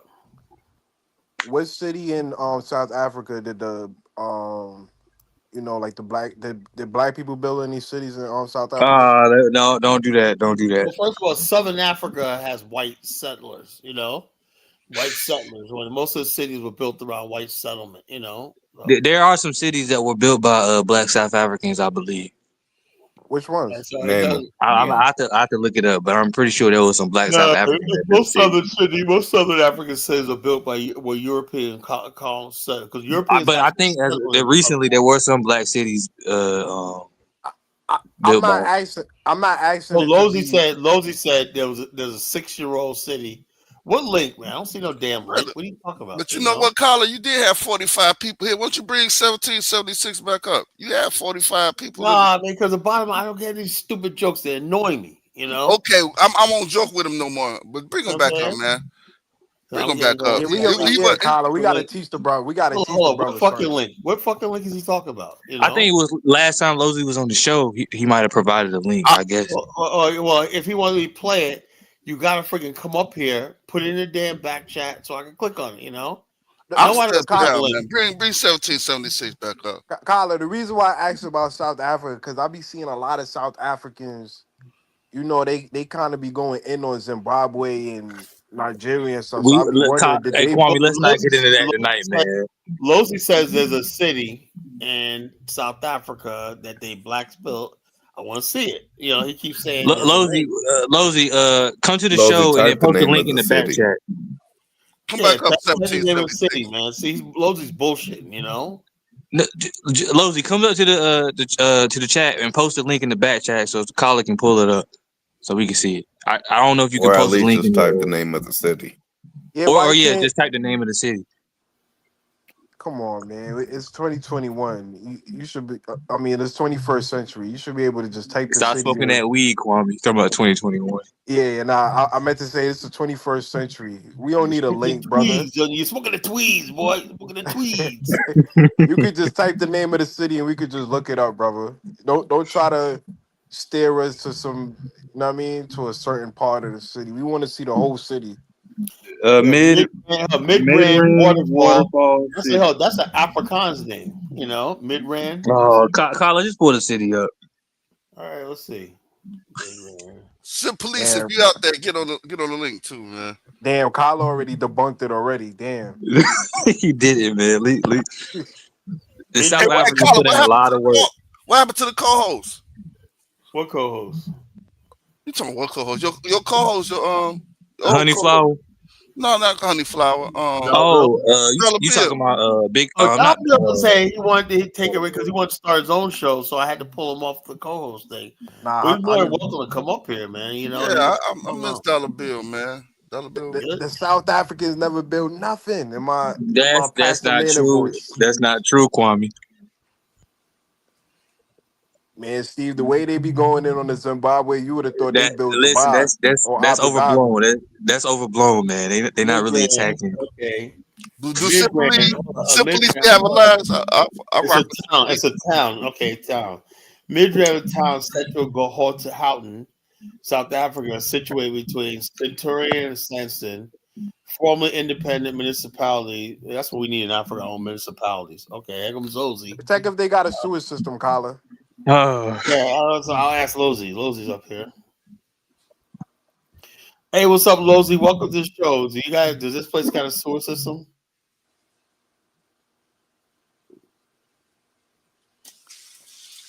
Lozy, you're on, man. You got to get his mic together. Yeah. But maybe he's just trying to post something in the back chat. I don't know. Yeah, just damn, Lozy. Yeah, so South Africa does have a Midrand, you know. Lozy and Midrand, they probably don't got no Wi-Fi.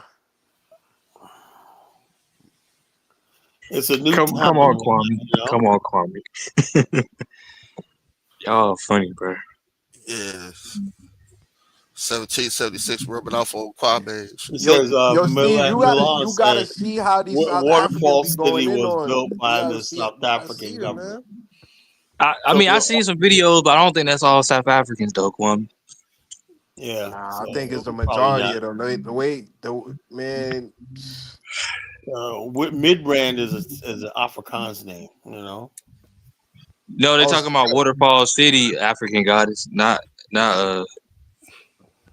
Joburg. Waterfall City. Where is that at? South Africa. South Africa. Is there any videos on it? Yeah, Carla, pull up some videos. You guys make me work. I'm gonna start charging people, man. Somebody gotta do that. I mean, we want to see you watching all the other videos. And he did say that like he was your boss, Carla. He was like, pull up some videos. I'm gonna start charging. Would you please pull up the videos, Carla? Please. So you get monetized. I'm like, yo, you want to play something? You fucking put a super chat. You know? Could you please do it, Colin? I'm asking, please. I don't care about no please. Lozy, to unmute your mic, it's a button at the bottom left corner, brother. I don't know if Come you on, can read, Kwame, chill.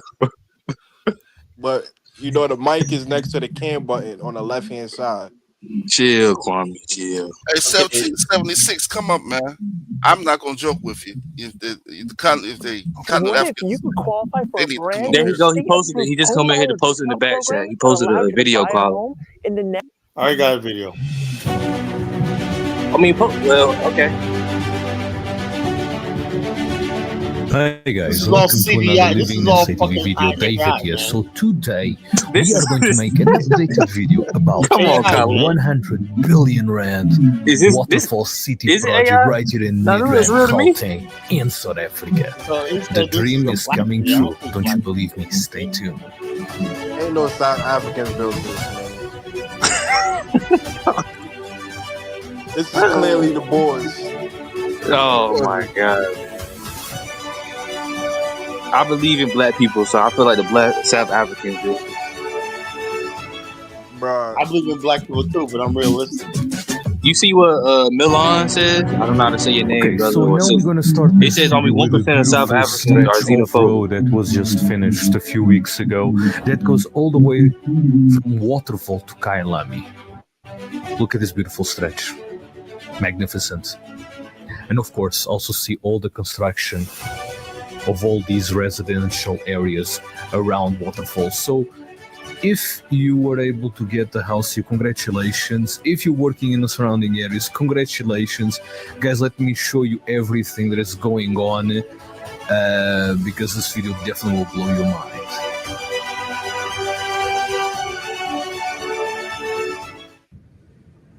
It's a beautiful stretch of road from Waterfall City to Kailami. South Africa is. Now we're just going to see I'm some mad of the y'all developments actually around think here. some South Africans really built this. Come on, let's be honest. You guys can see things are moving. If they got the knowledge, I mean, if they got taught the knowledge, the black engineers could build it. Yeah. I don't believe the same. I don't believe the same people that's chasing out Zimbabweans out of little shack stores and Somalians out of little shack stores is building no infrastructure like this, man. I ain't gonna lie. In terms of rents on these apartments, they say around here 6,400 per month. That's the precinct there. We already done a video about it. Why don't you think your people can do this? It's probably a success because they carry on building. Hey, Black, have you seen how the South Africans treat the Zimbabweans? That's not all South Africans, Kwame. Right. Like you see, this is literally here. You guys can see where we are. Bless up. Imagine a bustling city emerging amidst there's a lot of Zimbabweans that, you know, in South Africa, right, that don't get treated like heights in recent years. And will be valued at an astonishing 100 billion What's the by difference? 2027. But what's the between your link and this one right here? What is showing? No, not much, but mine is like very recent. But anyway, play that one if it's fun. Yeah, let's play some recent stuff, Colin. Is it more AI? Okay, hold on. I don't think that was AI, Colin. Kala, can I just ask on this panel, why do you guys seem to have a beef with black South Africans? Or what's with the hate? That was I think that guy, he wants an African American. That guy had to be Cuban or something. No, he talking about You talking about me? Kwame. Yeah, he talking about Kwame. Just how y'all treat the Zimbabweans and the Nigerians and the Somalis that come So, there. so this whole thing is one-sided. It's just black South Africans are just horrible people, according to you. It's just one side, man. Y'all are chasing out people that's doing business in South Africa. So Thank I you, don't video, David y'all here, and have guess the what? Today, capability to guys, build we anything. are going to see Waterfall City again and see what's going on and what are the developments, guys. Again, stay tuned because once again, this video will blow your mind. I ain't never seen a video where they was chasing out Zimbabweans. You know, guys, that is where the biggest artificial beach in Big Black, Africa you're not in is tune located. then. I think I never mentioned to you guys, but it looks there's a quarry here in Midrand. South Africans are probably the What is most this? If you xenophobic guys don't let people me know. on the planet Earth. Nah, Where I we going, wouldn't say guys? that. Nah. They're Nah, also for real. building there something, probably another head Well, office or a warehouse. they don't Because have too much, when the African Americans go over there, they always, have good things to say about South Africans. Yeah, those are To give African you guys an Americans. idea of the companies Huh, around Colin? here. I said Man, those they think African Americans are different things. They're first world people. You Oh know, my! so of All course they're right. gonna be a little better. they blame the Zimbabweans for the HIV rate, the crime rate, everything. But look at this. Look at this beautiful city, though, guys. That's beautiful. Steve, you believe South Africans built that? Yeah, For real. if they say they did, I believe. But I would say this though, in something like South Africa, right? Where it's kind of like capitalistic, like United States. If the people coming over poor, yeah, they're probably going. The crime rate is going to So, rise. so I can My explain the favorite development of word this. now is Kala, after this video, I'll explain the development maintain. of this piece, how it's been done, and who's building it. So this is the new development here in Waterfall called Waterfall Walkouts. Let me see it in a bit. Head office. Hey Logie, can This is like they are Zimbabweans also live in this here's town? something next to it. Kwame, why are you not As far discussing as I can Zimbabweans see it, about gives Zimbabwe, you bro? guys Why are you an worried idea. about our country, I'm South just Africans? asking, can Zimbabweans live in this town? I mean, you Now need to let's speak see on the about other Harare. side. That's their city in Hey, Zimbabwe. Maybe hey, South what's Africa going has on? Coming up. Hey, Lozy, I got a question to ask you. Go ahead, man. A little bit closer. Lozy, So this You go ahead, man. hey, let me ask you a real question, man. Let's keep it all the way funky, keep it all the way real. If every white man had to evacuate South Africa in the next 24 hours, how long do you think you can sustain that society without it going to total chaos? 1 hour. I don't know about total chaos, but definitely it won't be the same. There will be a huge shift. I mean, they are a factor into our society as well, as they are here and they're part of a lot of investment that are coming to our country as well. So I don't think we will fall into total chaos, but yeah, there will be a huge shift, a huge difference. So why you can't just bring in Zimbabweans and Nigerians to invest in the country? Yeah, but Kwame, when are you gonna be worried about Zimbabweans developing I'm Zimbabwe and Nigerians developing Nigeria? I'm not I even mean, trying to be funny because you giving the props to the white man. look, So I'm just saying, why? we don't have a Kwame, can I speak? Can I speak? We don't have a problem with anyone. We just want our country to grow, develop, and be better. So if you come into our country, be a good migrant, just like everyone who's good. If you're gonna be a horrible migrant, you're gonna get what horrible migrants get. So That's it. what are the Zimbabweans doing and what are the Nigerians doing besides going to universities and opening up small businesses? Kwame, there's a reason why I'm not worried about Jamaica and I'm not speaking on behalf of Jamaica. I don't know what's going on there. But I'm not in position. I'm just asking. No, I'm not come trying to be from malicious. You come from an ignorant background. Firstly, you've never even been here. You don't know what's going on. So your opinion is just not worth it. I'm going on. Hey, Lozy, forget what Kwame's saying. I got another question. 2 questions to ask you. The Europeans came to South Africa in 1642. If the Europeans never came to the Cape, to the coast, what type of society do you think you would have in 2025 without the interaction with the European? I don't know, man. The whole Africa was behind in many ways, and it's not a South African story. That's a story for the whole continent. But let me break it down to South Africa. I don't know, man, but I don't think we will be where we are. Perhaps we will be trying to catch up to the rest of the world, but I think we will still be way behind than where we are right now. I'm not glamorizing colonialism, but it is what it is, Yeah, my final question is, when I did some research on South Africa, y'all have a murder rate of like 7,000. Like, what do you think the crux of the problem is, and how do you think you can fix that? Yeah, so the largest part of it as well has to do with the issue we have of our domestic crime and the porous border. So if you look at most of these crime statistics in terms of grapes, South Africa has got a good collecting database system here. But the problem is that now we have imported problems as well, adding to the problems we have. And it's the reason why we've got a huge tension with illegal migrants that are not registered. So people do commit those grapes and they even go unverified. The government struggles to find them, and you add those that are locally verified. It's just the migrants doing all the crime, basically. I don't think he that's what I said said. that. He didn't say that. I don't think that's what I said. Oh, my fault. Pardon me. I apologize. I thought that's what you said. Kwame, let me just say this. Wait, let me say this. This is the reason why Jamaica is not going anywhere. It's not developed. You too invested. You too invested in. Jamaica's one step in front of Haiti.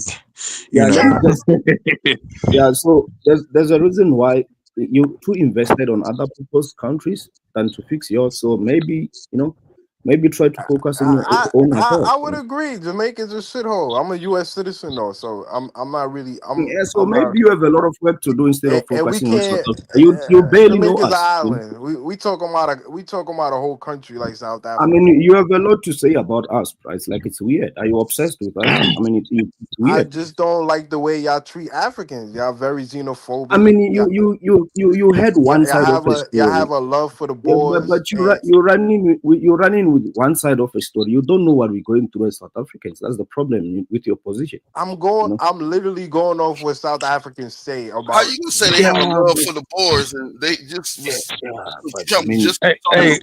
Boers were getting mistreated? Big Black, they love the Boers. Don't let them lie to you. They love the Boers. They hate Zimbabwe. Hey, Kwame, why are you so infatuated with South Africa, man? You got so many shanty towns in Jamaica, man. People go to school without shoes. I mean, can't pay their school tuition. All they do is sing reggae and eat jerk chicken, man. I mean, like, you have a lot of problems in Jamaica, man. I'm not doubting Jamaica got problems, brother.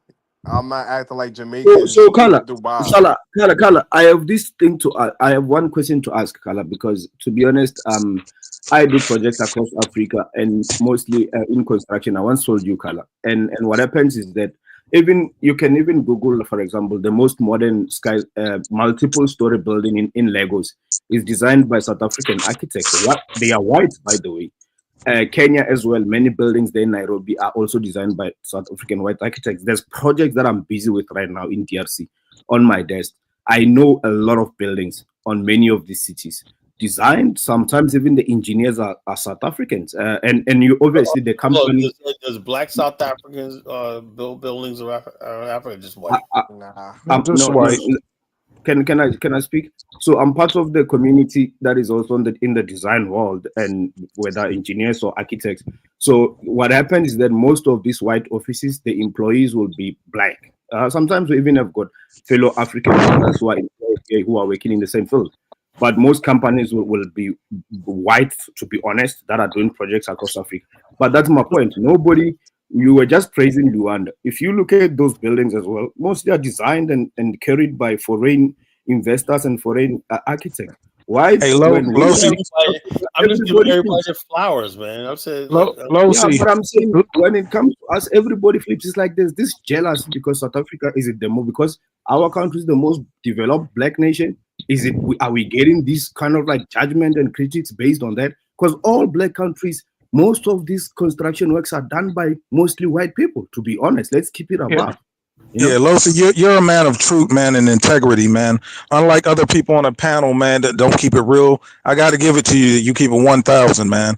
And I always say, like, Nigeria, you go to school in America, we have a bunch of Nigerian engineers, but I hope that one day a black man can run his own engineering firm. But so far, black engineers only work good under white leadership. Like, I call it the white referee. Like, if a white man owns an engineering firm, you'll have 20, 30, 40 preeminent black engineers working under their tutelage. But a black man actually owning it. Let me tell you the problem. It's not. Can I say one thing regarding that industry? What do you think about David Stewart? No, Kala. Can I say something about that industry alone, construction industry in Africa? 177.6. Nigeria, black Nigerian engineers are there, probably in the West. They never get opportunities on the continent. Let me tell you what's going on. There are many black engineers in South Africa, including architects. But if I go for tender or go find clients in DRC, for example, or Kenya, they likely to choose a white firm or a white South African architect or engineer over a black person. And I think that could be happening even with Nigerian engineers or architects and most, because this is what I see. I'm talking from being on the ground, seeing these things happening. White engineers and architects in South Africa get more projects across Africa than even blacks. Maybe black South Africans are not doing enough in pitching. Maybe that's part of it. But these politicians in Africa, they are likely to give big projects to either Westerners, Asians, or even white South Africans ahead of black people on the continent. We have a big problem, and we need to be honest. Wow. Do you think any South African engineers can go to Jamaica and kind of like renovate that piece of shit island? I don't want to talk about Jamaica like that, but Kwame is a piece of shit. But I don't know, man. There's just this disconnection between the Caribbean nations that are black and Africa. I don't see that happening. Wait. I don't see that happening. Lowe's, let me ask you a question. How am I a piece of shit? And I'm just going off with the news saying what South Africans say about Zimbabweans and Nigerians, brother. Look, you are very ignorant to the situation that's going on here. I cannot have opinions about Haitian people in Jamaica if I don't really know what's going on there. I've never even came that side. I'm not too invested or done proper research to even have an opinion about Jamaica. Why are you having so much opinions about South African Zimbabwe? I feel like you know little to even hold those opinions. What you know right now, it's one side of the story, and which is what the media is pushing. You've got this one side of the story. Okay, I'm not here to convince you. I've got my country. We have a country to build as South Africans. As a teacher moment. In your opinion, look, let me just land. Use it as a teacher moment. Let me land. We have a country to build as South Africans, and that's our priority. Your opinion as a Jamaican, it's worth nothing. You're not an impact in our lives. You're not a factor. You're not even a global key player in economy. So you can have that opinion. We just don't care about it. How can a little island like Jamaica be a key player on a global market, brother? Of course, and you should say less, man. You are just not, you're just not there globally. So you should say less, man. Your opinion is worth nothing. Yeah, you're a bum, brother. Come on, you know that, Kwame. Is Elvis done washing dishes? Did he get on the panel yet? Migo, you wear great tank tops, bro. Why you always focused on what I'm wearing though? Like you don't think that's a little gay? My question. Stop checking me out, Bati man. With great tank tops. Checking me out, Bati man. Kala, my question still stands on you. Why you take the photo? But I'm just saying, why you worried about what I'm wearing though? Hey, come on, y'all, come on. That is a little fruity. I'm just saying. That's all. Kala, my question still stands on you, Kala. Only bums wear great tank tops. I'm just saying, like you be on here 24/7. You know what I mean? Lowe's speaking to me. Yes, Kala. My question still stands on you. You know how many times I'll come on this internet ever since the birth of social medias? I'll see a bunch of black people bashing black Americans. You guys, for the longest time, have been a target. Everybody bashes you. Everybody's in your business. You open a panel, you do to black South Africans the same thing. No, Kala. Tonight I was giving South Africa's flowers. No, Kala. No, you what you do, you do these things.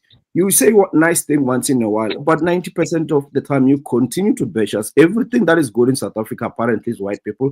Everything bad is us. This is exactly what other black people do to your people there in America, and the rest of the white supremacy, whatever nonsense they do. Sakala. Sometimes that's all fine and dandy, right? But let me ask you a question. No, man, the fact that we have white Afrikaners that this is something I need to find out. White Afrikaners said they were being persecuted by you in South Africa, genocide and all stuff like that, right? They went to Montana. It didn't turn out the way it was. See, they don't understand something. I guess they thought they were going to have free black labor like they do in South Africa, or cheap black labor. It's going to be like South Africa. It's not like that here. You got to work. You have to do all the hard work yourself when you farm here. Now they want to go back to South Africa after basically denouncing the country, saying they're being persecuted.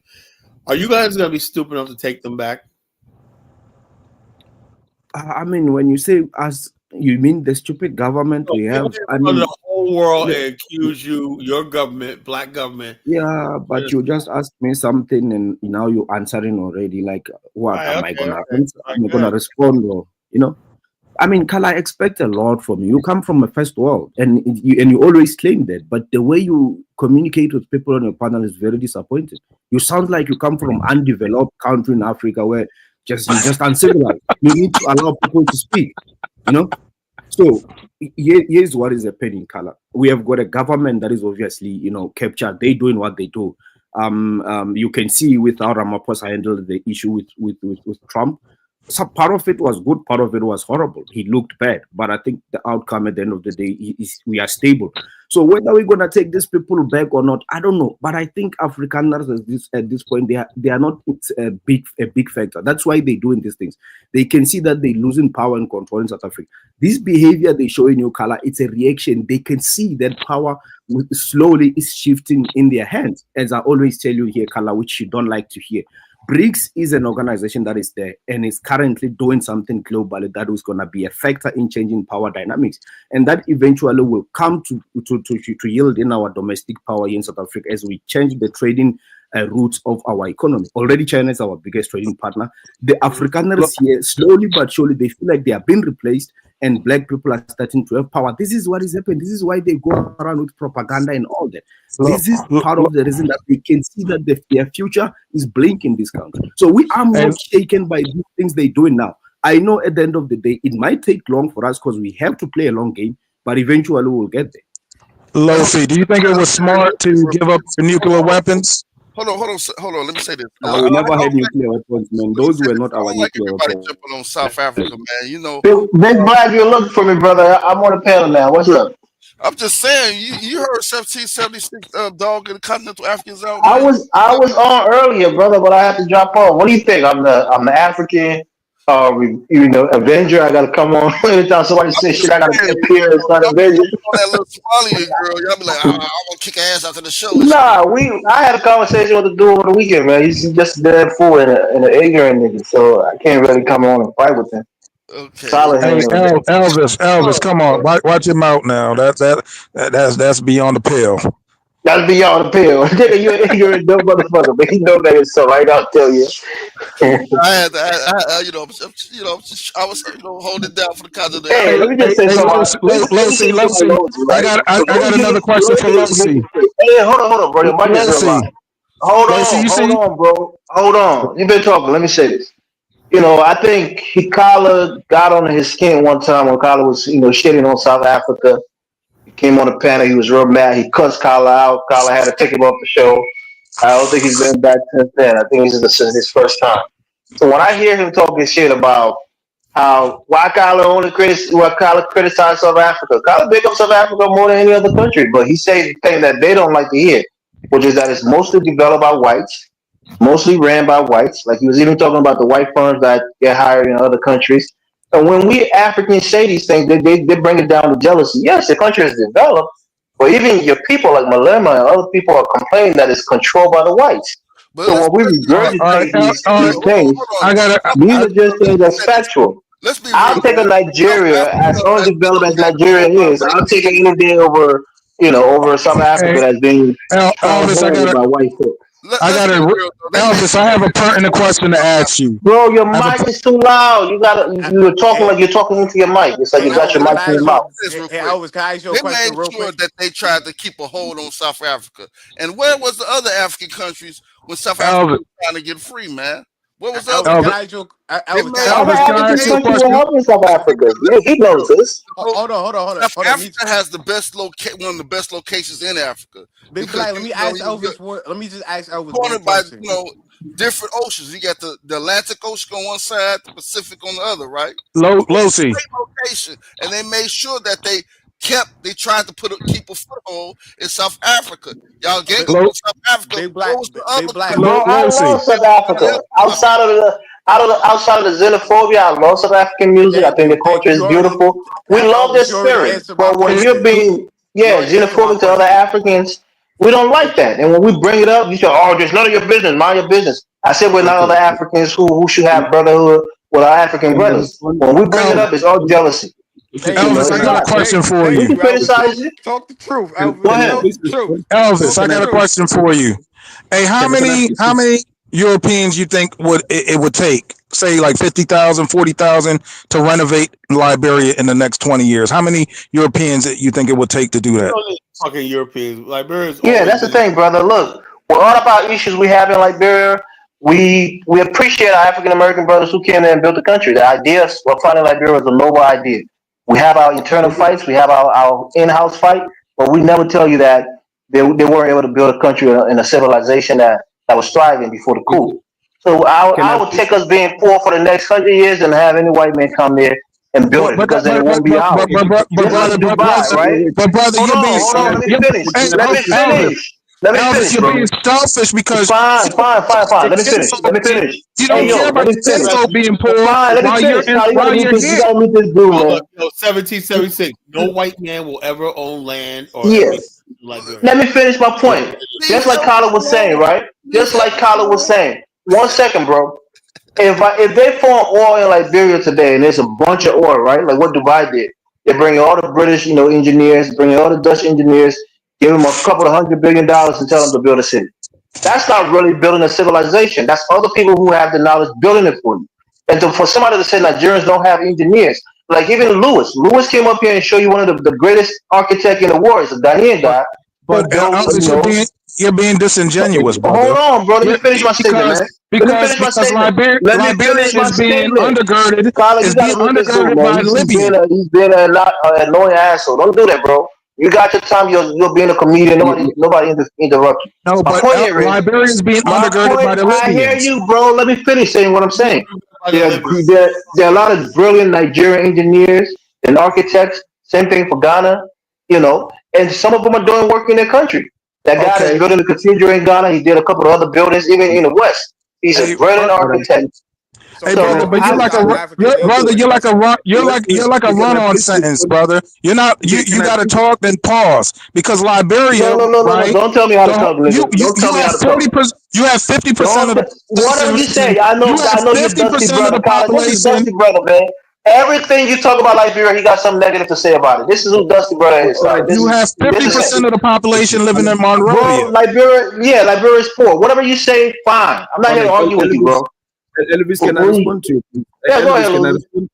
Yeah, you made some statements about South Africa. Before I even respond to what you said exactly, as South Africans will always be judged on the issue of xenophobia, and that comes with the fact that South Africa does attract the most continental migrants by high numbers, including illegal migrants. You're likely to hear many Africans confessing that they either in South Africa or living in South Africa more than any country on the continent. And that will come with a lot of factors because South Africa is not a developed country. We're just working on our own issues. Now, the influx of people that came in a short space of time, that was a factor in our domestic issues, especially considering the fact that most of these African migrants, they are poor migrants. It's not like we're getting investors or highly educated people. 90% is poor people competing for poor resources. Now, we will never have the same story for other African countries because they're not in position to attract everyone like that, like South Africa. So we will never know whether other African countries can be xenophobic or not. That will always be the brand we will always be judged with it. But we know that other African countries in their own domestic issues, they're struggling with tribalism, even when they're not dealing with anyone outside their country. They themselves, same people within the nation, they've got one of the highest tribalism on earth. They've got political instability that most of the times is driven by either tribal differences or religion as well. So this notion that South Africans are just terrible people, we're not given credit for what we have achieved. In less than 30 years, we have accommodated more African migrants than any African nation in the history. And many of these people are not just facing xenophobic. They are given opportunities. Sometimes they even sent to school, varsities, by our own government. They get free healthcare using our tax, by the way, which in other African countries, a foreigner, they have to pay. In South Africa, even illegal migrants have access to free healthcare at our tax pay. But you're never going to mention this. Nobody's going to talk about that. Just black South Africans are these horrible people. Actually, we have done a lot for this continent to a point where even the first African revolutionary political party that went out to be a blueprint for all other African countries in Sub-Sahara, they were inspired by ANC. They were following ANC blueprint. If you with the exception of Liberia. Let me land. I'm going to land. Allow me to land. Can I just? Hey, Kyle, can I ask you a question? Yeah. Can I just finish, guys? I'm going to land now. So the first president of Tanzania, for example, Nyerere, was educated by black South Africans in black South African university called Fort Hare. The former president of ZANU-PF Liberation Movement of Zimbabwe was educated by black South Africans, including Mugabe himself. The premier of Kenya, who went out to write the laws in Kenya for the modern Kenya that we see today, was educated by black South Africans. The former president of Uganda, if I'm correct, the first black president, he was educated by black South Africans. The land is yours, but the infrastructure and the development belongs to the white man. Carlos said it. I think the other brother even said it, and you acknowledge it.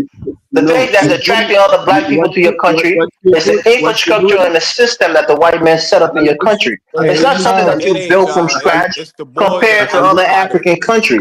That's what you have to understand. The one thing that you have that other African countries don't have is an influx of white people who have built up your country and your economic system. That's what's attracting them to your country. You know that. Don't make it sound like you guys are just extraordinary. You're not. The white man has brought everything to your country that's attracting other Africans to come in. I have a question before you leave. I did not. Can I just say something? One person at a time. One person. Kyle, can I ask you a question? Hold on, Alvis, I did not interrupt you, Alvis. I want Lozy, then Big Black. Go ahead, Lozy. Yeah, I did not interrupt you, Alvis. If you look at where I stand now, I haven't said a word about Liberia. You know why? Because I'm not interested in your country. But you have a lot to say about us. The same with Kwame from Jamaica. I'm starting to think that as black South Africans, we are actually held at higher standards because there's this expectation due to the position we have. We are actually very powerful. The way you guys are so no, because you were being enslaved and apartheid by white people, and you became the pariah of the Black War, and everybody wanted to see you free, and you finally got free, and then you're doing the same thing to other Africans. That's why we're baffled by it. It's not because of hate. Elvis, come with that fire. Yeah, Elvis, come with that fire. No. What I understand what Lozy is saying, man. When you have a civilized country with infrastructure, massive immigration creates like a repulse. Just like a bunch of Mexicans coming here or immigrants, you have that. Who civilized the country who built the infrastructure? Who civilized the country who built the infrastructure? I said xenophobia is a natural response because there's a scarcity of that you didn't even build. They try to protect what the white man built for you, bro. Everybody's competing for resources, right? That's why you have the FBA movement. That's why you have different movements as a response to mass immigration. Mass immigration is bad across the board, whether it's South Africa, whether it's America, whether it's, Without other black Africans fighting for South Africans, they would be packed into Soweto while the white man is enjoying Johannesburg. That's categorically false. Like South Africa's like that's America. What it was. That's why they were crying. It's called evolution. It's called evolution. South Africa has a constitution that allows for evolution. For 27 years, and everybody was out there trying to get them free because we knew the black folks on their own land were being subjugated like that. This is the problem we have. Don't do that to people who fuck you. I'm not even talking. Elvis is talking. I'm not even talking. Yeah, but you talking over me. I'm trying to make a point. Yeah, you keep cutting me off. Hold on, let's do it like this. Next person, Big Black. Go ahead. Yes, like you're not understanding. You on the outside looking in, Elvis. He's basically saying whether what you're saying is true or not. The bottom line is they have an influx of immigration, way higher than the average African country. So you're gonna see things like that happen. Regardless, that's just human nature. That's all. That's all.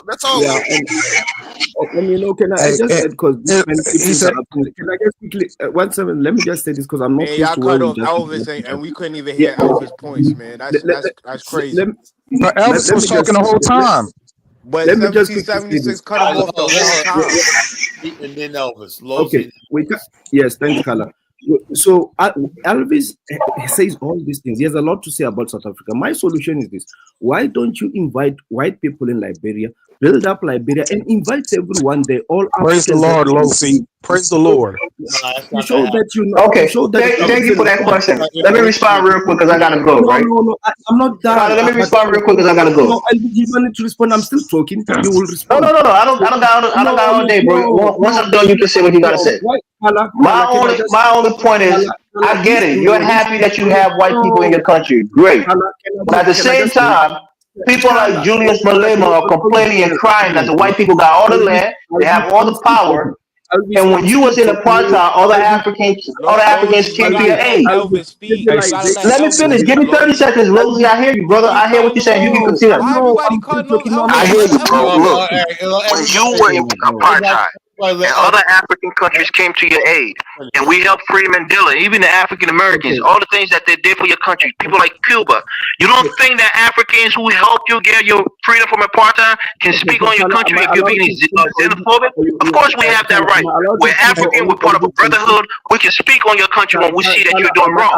You're not some kind of sacred cow and say, oh, Elvis, you are a two-faced. Elvis, you are a two-faced monster, man. Elvis, you are a two-faced monster, man. Who once upon a time was in a terrible situation being ran up by white people. That's why we're speaking on it. It's not hatred. It's actually out of love. So I'll give you the mic, the microphone back. I'll be out. Carla, can I speak? Because it seems like you got this bias. Okay, so okay, Carla, didn't I just say when I was telling these people what Black South Africans did? Didn't I just give people free education of how we educated other African leaders that went home to liberate their people? We have paid the blueprint to how Africa is going to liberate itself. Nobody talks about that. They quickly jump and talk about actually Black Americans. It was actually Black Can I Americans. speak? Oh my God. Okay. Carla, why don't I interrupt them? Globally. So I give credit where it's due. Like Black Americans did help us. Tanzania did help us. Zambia did help us. Angola, Mozambique. Very few countries in Africa did. You know who helped us the most? It was Russia leading Soviet Union, countries like Cuba and China and Iran as well. Iran from the sanctions. We overrode President Reagan saying 1985. That's what Mandela. South Africa. Can I just finish a point, Carla? Black South African. We're not gonna let him take credit for Kwame Nkrumah coming to America and going and locking in with the Pan Africans and being educated. Can I just let him finish? I'm about to roll. Yeah. So Black, the formation of ANC, which is the oldest Black political party in Africa, was formed. Actually, Whig Party in Liberia. Oh my God. It was formed through Black South Africans and coordinating with Black Americans as early as from 1890 to 1912.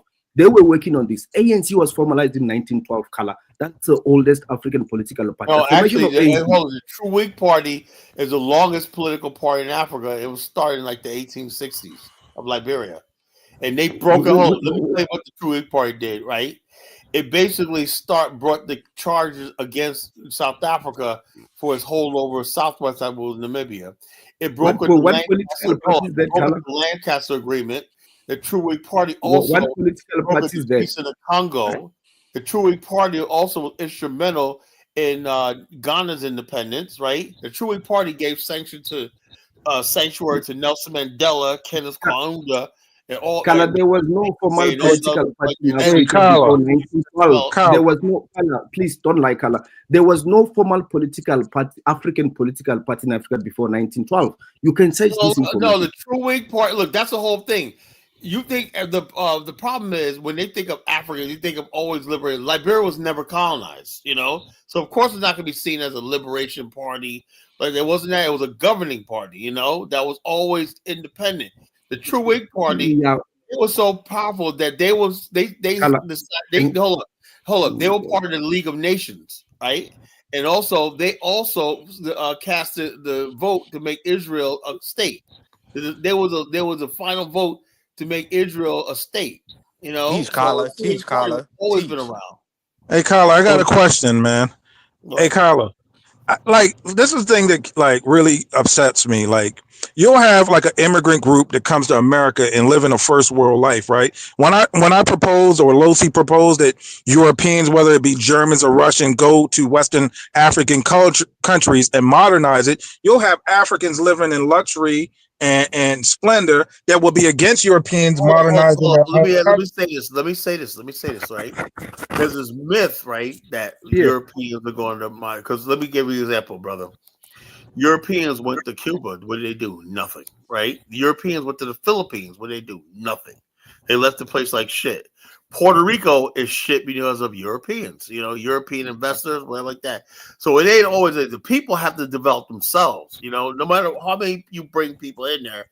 If the people don't have a nationalist spirit, they're not organized, it's not going to work, no matter who you are. So the people think that Europeans are capable of building. No, they're not. It's the people that's capable of it. Europeans can provide expertise and assistance, right, where needed, but don't say like, oh, I just dropped some Europeans in, they're gonna build your country. But like just like here where I live at, right? It might take them 2-3 months to build a new road or new infrastructure. Like that's what I want for West Africa, like quick modernization where by like 2035. Liberia is basically just completed its highway. We just linking the airport and freaking Monrovia. I was there earlier this year, you know. So yeah, there's progress coming along. And Liberia has a grid. Its power line extends all the way down the coast, you know. So the whole time grid, you know. That's so good. a power line and whatnot. And also Liberia, Monrovia has a well complex sewer system, everything, water system, everything, you know. So its country was really Plus, you need what a I've good seen, tax what base. I've seen with you, Color. What I've seen with you, Color, is this divisive things you do, divisive things you do. Actually, you have a lot of nice things to say about Liberia. You know, we know Liberia is not developed as you wanna sell it here, but the other African countries, you should have, especially my country, you have a lot of Colin, can I negative speak things after to say Losi, about other please? African countries. But no, Liberia is everything is nice with Liberia. You need to stop that. Yeah, but Liberia has a low crime rate, though. You know, it's safe. I never hear I anybody mean, get robbed, killed, or whatever like that. Let me ask a question about that, Carla. Is it easier? Well, I mean, doesn't South Africa have a gun culture though? 100 people was massacred in Nigeria, in Borno State. 100 people. But is that because isn't it because it's easier to get guns in South Africa? Well, I would say like this: Liberians are very peaceful. You know, Once again, is it because vendors can leave their money on the street and walk away from it. Nobody touch it. I think Liberia is a peaceful country because they had 300,000 people die in the Civil War. So I guess the people that came afterwards just. This is a peaceful country, you know. I just what it is, but it's a peaceful country. You know, look, Liberia can be peaceful. What I don't get is when people constantly bash other African countries and it seems like they bring in one up. You know, we don't need to do that. I'm sure Liberia's got its own Johannesburg, you know, and Cape Town. You want to okay. take credit. You want to take credit for Johannesburg and Cape Town. Okay, so okay, Black American brothers on this panel. You see the constant hate you get from these people is the same thing we're subjected to. Perhaps it's because we are the most powerful Black nation. Kala, let me just say this. Kala, let me just say this. You notice how I haven't said anything about Jamaica or Liberia, unless I'm forced to say something. We as Black South Africans don't go around picking on any country where we have to bet more. Oh, I know that. Let me finish. Let me say just focus on building our country. I have no problem with that. I understand that a lot of problems that Black South Africans are going through as what we're going through, but we're always on object of scorn. We can do nothing right. People hate us. Whatever. We're the most hated group of Black people on the planet. But I can agree with correlation, but the funny thing, Kala, is that the people who come on your panel and show you hate are never Black South Africans, but you constantly pick on us as well. You've got like the whole guy from Gambia who constantly You've got Jamaicans, Nigerians, many Ghanaians. They always on your back. saying horrible things about you, but then you will turn your back on all that and still sneak in black South Africans and say something horrible about us. It's very weird. It's weird. When I look got at a point, Carla. I look where they come from, Gambia. Nah, Big Black, I look you don't at got a point. Nigeria, and I'm just like, it's they say stuff, but it don't really sting.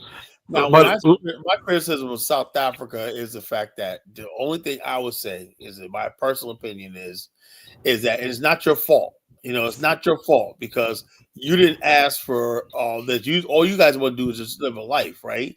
But the whole thing is this: South Africa and Black South Africa divested from the continent, right?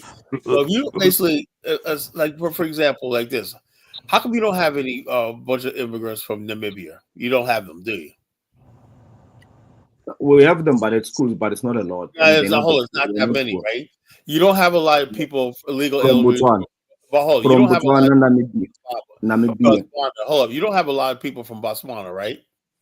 No, because those economies are stable, pretty much developed. Developed, right? Stable. My whole thing is this. Hold on, Lucy, let me say this. You can have the floor, right? Japan in the 1960s realized, right, it was surrounded by all these impoverished countries, undeveloped during the Bandung Conference, right? And they supported the Bandung Conference, said, because if we don't help develop Asia, all these people are going to swim to our shores and force their way into Japan society and change our culture forever, our demographic forever. So they basically preempted all that by basically investing in South Asia. Now they made these countries, right, so great, Taiwan, South Korea, Singapore, that these countries have a high standard of living now equal to Japan. Now, instead of having them being the only country that got anything, they built it for. There's an old Japanese saying: instead of fighting over the rice bowl, increase the size of the bowl. Yeah, Losi. Losi. Let me say this. Probably happened then. We'll have probably the same dynamic that was going on in the United States, right? A lot of, not all, but some black diasporas coming to, like they come to America, wagging their finger, trying to link up with the whites and saying, why don't you do this? Why don't you do that? That's and that. Lift yourself up by your bootstraps. Probably has some of that same stuff going on. No, Big Black. I think you mistaken what's going on in South Africa. The problem that's going on in South Africa is but they being called. Look, there's a Nigerian, right? But I'm gonna show you a video where Nigerians saying Black South Africans. You don't come to somebody's country and say that. They will say Black South Africans are lazy, they're jealous, whatnot. Because you're coming there. Look, the Black South Africans like Lozi are responsible for holding down communities, Soweto and everything like that. It's easy for a foreigner to come in there and move into a white area or build as an individual, right? But black people like Lozi, like he's doing pretty well, but he's still going to be judged by his community. If you don't have a community, it's easy for you to come someplace and say, "Well, I made it," but let large numbers of Nigerians. A large majority of Nigerians are coming there for school. Hold up. But they're coming there, but they don't. Hold up. They don't have communities there. The Black South Africans need to be taken care of first, before these other people. Now, Black South Africans are taken care of. Why judge them and call them lazy? That's the problem I have with people when they attack South Africa. Maybe you're viewing it from a response. Can we allow 177 to speak? We go through the same thing over here. In that type of dynamic, dynamic, you comparing apples and oranges. That same energy in your own country, you get mad. But what I was trying to say is I empathize with Losi, man. Like just growing up here, and when you got to understand countries have finite resources, not infinite. It's not like everything is finite, right? So it was a competition for finite resources. And when you just have poverty stricken, like immigrants that just bum rush your borders and then come with that nasty attitude, man, that's a bad feeling. And even where I live at, man, it was just whites and blacks growing up. Now you have so many foreigners, El Salvadorians, Mexicans, just the dregs of South America just bum rushing your border. Man, that's an uncomfortable feeling. And if it's xenophobic, that's what it is, man. Yeah, let me That's the just say same. this. That's I it's think almost like the same apples to problem. Let's look at can the I white just and Mexican dynamic, right? What was going on with white people and Mexicans in the United States right now? The white people feel like they're taking up the resources, and they're the main ones trying to deport and pushing for deportation. Big black, can I just big black. can It's I just not. can Is I the just white? no Is can this white Kwame, South you just Africans linking no up can I with the just black can I South respond? Africans against the No man, immigrants? It's not the same No, white dynamic. people No, is no. What I'm saying can, is, what you have white is can I you people talk love respond about. to black Carla, I'll Carla. give you they an got example of enslaved. non-black groups fighting over resources. All right, Not Y'all let let me not Logi just white finish speaking. the white people and okay. the Mexicans. Let The let white let, people let like Losi the talk. Mexicans are coming over Let and they're let taking Losi their resources. big back. Let Losi talk real quick. Let him talk. Yeah. So I think sometimes what I don't hear from other Africans is that they dishonest. South Africa has done more for other Africans than any country in Africa. That's why they continue to flock to South Africa ahead of every country. Now, with the what Kala has said and Alvis, it's true. South Africa has got a infrastructure that was built by colonial period, apartheid, and modern South Africa today. That's not the fault of Black South Africans that we happen to be on this geography that is the most important geography to the global economy when you include the Indian Ocean and Atlantic Ocean. They had to invest on this and stabilize this country. That's the benefit we inherited from our forefathers who fought for this land for many years and the blood was shed. We don't owe that to any black person, in particular Africans or any foreigner, regardless of Africa. Nobody's entitled to that. However, we have opened up our country for the past 8 years to share what we have with the rest of the continent, and we have done so. It just got to a point where now it's too much. As I said, Kala, South Africa has got a free healthcare system, even for illegal migrants. Illegal migrants. Just a week ago, they were fighting to cross to our hospitals there in Hillbrow to use those facilities. And these are illegal migrants. We have been doing this for years, and there's millions of illegal migrants. I pay tax in this country. In Zimbabwe last week ago, they deported 7 South Africans. They said apparently they were illegal in that country. A South African last month who's doing projects in Zimbabwe was deported back to South Africa to get health care because that side it's not accessible. But especially when you're a foreigner, these things are never going to be said. Nobody will come here and actually congratulate South Africa for the help that we have done for the continent by housing large quantities of illegal migrants. We are always told that people helped us during apartheid. Their own leaders who were liberating them to have independence were educated by Black South Africans. Credit is never given to where we have done good. We are always constantly bashed. We are the most horrible people. Our country continues to house the largest illegal migrants on the continent. Now, Kala, you spoke. I'm gonna land, bro. Kala, you spoke about Japan. You gave Japan as an example to say Japan played a key role in developing its neighboring Far East Asian countries. That's true when you consider history. South Africa has done that as well. Why do you think Namibia and Botswana have got a good economy? If you look at who's the biggest trading partner to Namibia and Botswana, What about Mozambique and Zimbabwe, though? Let me just finish, Kala. I'll give you all the information. Let me just learn quickly. Botswana, Namibia, Zimbabwe, Mozambique, Lesotho, Eswatini, and I think even Zambia. Their biggest trading partner is South Africa, not China. When you go to West Africa, the biggest trading partner of all those countries is China. When you go to Central Africa, same thing. When you go to East Africa, it's the same thing. Even North Africa. We're the ones who are stabilizing the region. Now, if you look at Africa Intertrade, which is a project in the Afrikaners.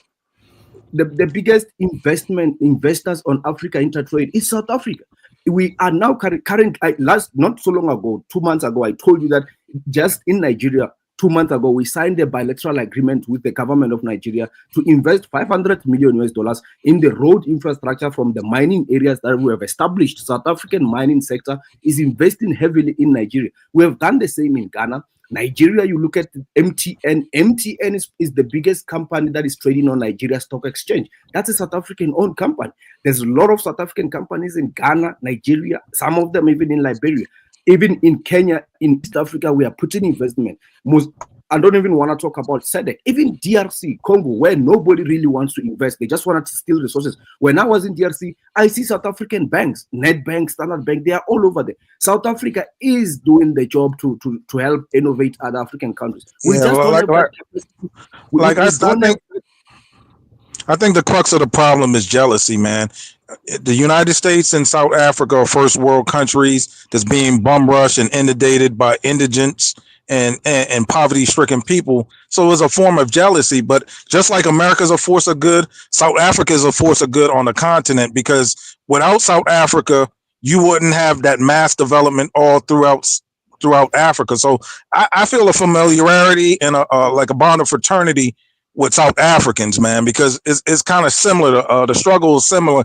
We have a bunch of ethnic groups. Y'all have Indians, y'all have Boers, y'all got Dutch, y'all got the English, y'all got blacks and tribes, and y'all are all together in a rainbow nation. And that's similar to America. So it's like a bond of fellowship that I feel out of every country in Africa with South Africa. Well, it's not that. It's that they Lozi point to it like South Africans complain about African Americans the least because they understand our story. You can say a lot of Caribbeans too, but they understand our story.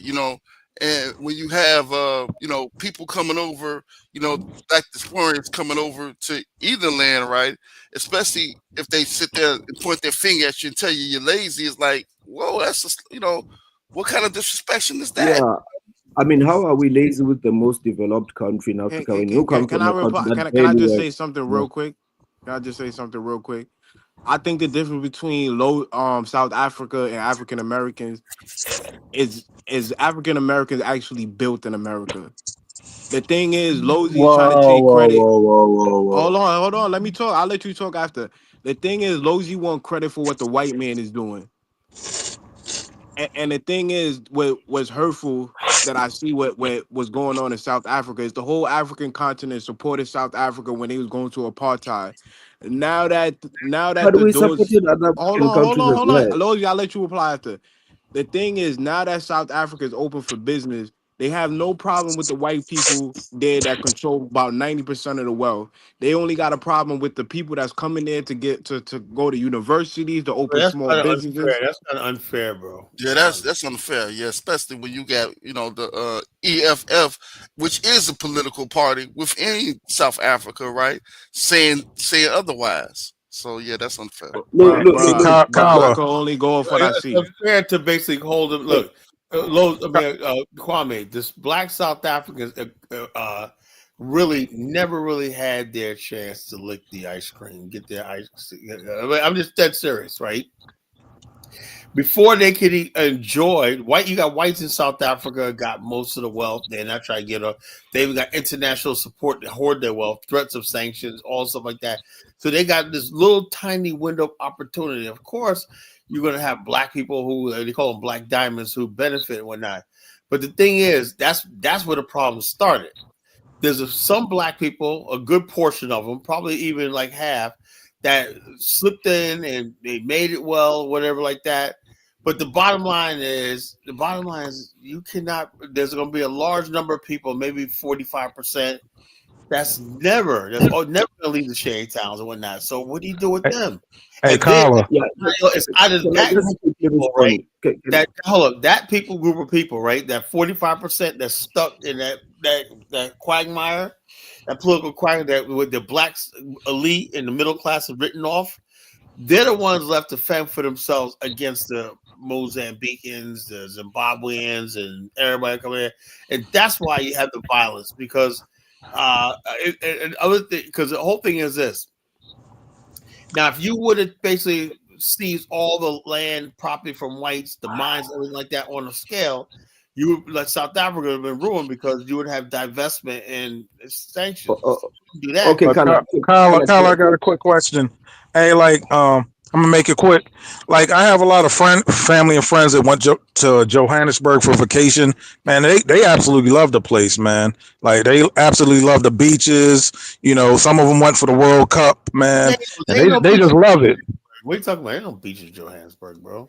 I'm talking on yeah, they showed me pictures and stuff like that. They absolutely love it, man. So, hey, man. Yeah, let me but Kala, can I speak? Kwame, just talk about my country. Am I supposed not to respond to that? Yeah, because I cannot discredit xenophobia. Can I respond to someone who's got an opinion about my country, has never been here, who's a Jamaican, that I don't even care about Jamaica? Can I just respond to that? Go ahead, Lou. So Kala, First of all, in South Africa, the issue is not actually that we're dealing with South Africans are just poor, and that's the reason why we don't want migrants. In fact, you always say this, Carla, which I have to give you credit to that. We've got the highest standards of living of black people, and with the wealthiest black group in Africa, got the largest black middle class, and we accumulated the most wealth. In fact, in South Africa in itself, in our country, if you look at Johannesburg Stock Exchange, which I always use as a reference because it's a legit stock exchange on the continent and the wealthiest, we own the largest chunk of wealth there through our individual investment as black people, and also through the government, which is largely black people who pay tax. Now we own 30% of Johannesburg Stock Exchange, and that's the wealth that's the largest wealth among black people in Africa. Now, that wealth is bigger than everybody on the continent, including white South Africans. Now, what gives white South Africans the most edge is because they are wealthy per capita. Now, you take their 7 million population and they own 23% of Johannesburg Stock Exchange, the local white people. And we must make this reference. Local white people in South Africa owns 23% of Johannesburg Stock Exchange, and that's basically our economy. They are the wealthiest because of wealth per capita. So you take that 23% of Johannesburg Stock Exchange assets and you divide by their 7 million people. It's the wealthiest group on the continent. Let me ask you a question, Lozy. Let me ask you a question. Now, Johannesburg Stock Exchange, all these companies only in South Africa, or do they have companies that are all throughout the continent that you can invest in? Yeah. You once made that good point, which you made sense when you said, okay, you said I always come here and say we have an issue of migrants, and you said part of it we have to take responsibility because corporate South Africa does invest across the continent and make profit. Well, there's some truth to that. I'm not going to debate that entirely, but where does it stop? Because I'll give you a fair example. We have got 600 companies of USA, more than 600 actually, USA companies in South Africa. You don't see the influx of South Africans feeling entitled to USA because USA has invested with more than 600. What about all the companies? Let me just because I'm not even done with the point I'm making. Now, no country in Africa has got more than 200 South African companies. The highest is Nigeria, which has got roughly 120 companies. Yet Nigerians feel like because of that they are entitled to South Africa. If the Africa trade means I get to invest in your country, put in the industries and create jobs for your people, and you get to send poor people to my side because you don't have capital to invest and you can't build industries, then I have to absorb your poor people, and that's called Pan-African, and that's African trade. Then this continent is destined for failure. Business doesn't work like that. I ask you for my own reference. Now, you say there's 100 companies, South African companies. Now, are they all listed on Johannesburg, or is some of the wealth listed on the stock exchange? Okay, so I'll give you an example with MTN. MTN used to only be listed in Johannesburg Stock Exchange. I'm talking about the parent company. Then in Nigeria was an extension branch. It still is. But then the government of Nigeria argued with South African government that the assets for MTN have grown and a lot in Nigeria, because MTN makes more profits than even in South Africa at this point because of the sheer numbers of the population. The collective profit is a lot. So they listed MTN on Nigeria Stock Exchange. And it was one of the big reasons why Nigeria Stock Exchange grew up. I think right now it's trading at around $80 billion in total market cap. The capital of Nigeria Stock Exchange. People at Johannesburg, do you guys also speculate on that and make money off the speculation on Nigerian stock? Do you guys do that too? No, I don't think that the individuals, I don't think they invest in Nigeria Stock Exchange, but the corporate South Africa does. I just only know MTN that is listed on that stock. Basically, you got a link tethered to the Johannesburg Stock Exchange, which you can monetize and yeah. I say you guys got it good then, man. You know that means so you must also check.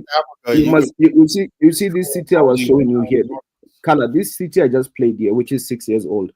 The land of this waterfall city, and you will understand why I'm giving you this information. The piece of land of this waterfall city was bought by the Muslim family when we just like I think it was 1995, just right after apartheid, or they bought it 1990. I don't remember, but the land was going very cheap. The Mzungus were selling land and leaving the country. You know that during 1990 to 1994, there was that group of white people who left South Africa thinking South Africa will fall in total chaos. So lots of Arabs were also buying land. So this land was just held there and no development.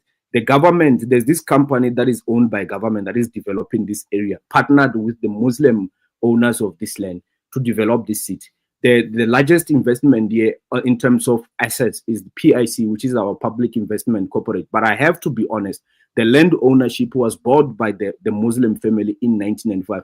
I don't know how it's going now in terms of government negotiating that and that. I won't lie, but I have to be honest on that. Why I'm giving you this information is because this piece of city, that town, as you said, that is growing. The stock, there's a new stock exchange on it, which is called A2X, and it's the fastest growing stock exchange in Africa. It was created to compete with Johannesburg.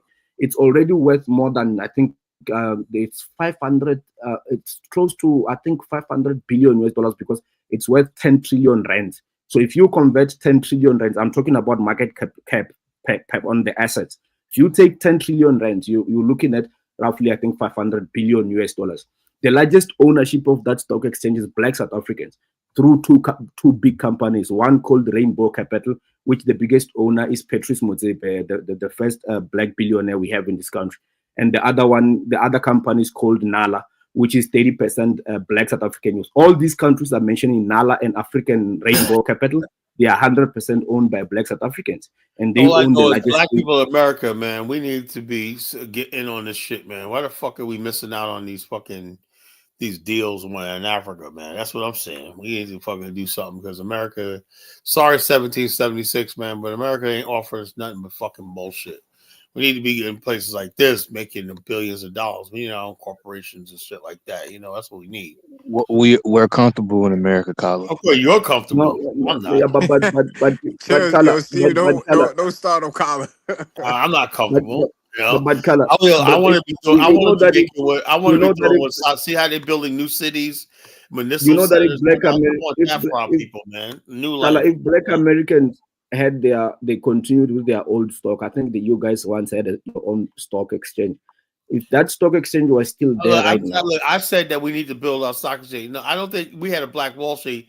We had some minor trading, but we never really put together our own stock exchange. We need a municipality. Yeah, but listen to what I will say. If you guys were to have a stock exchange, which I think that's why I agree with your states, right? You're gonna have to have a state first, your country.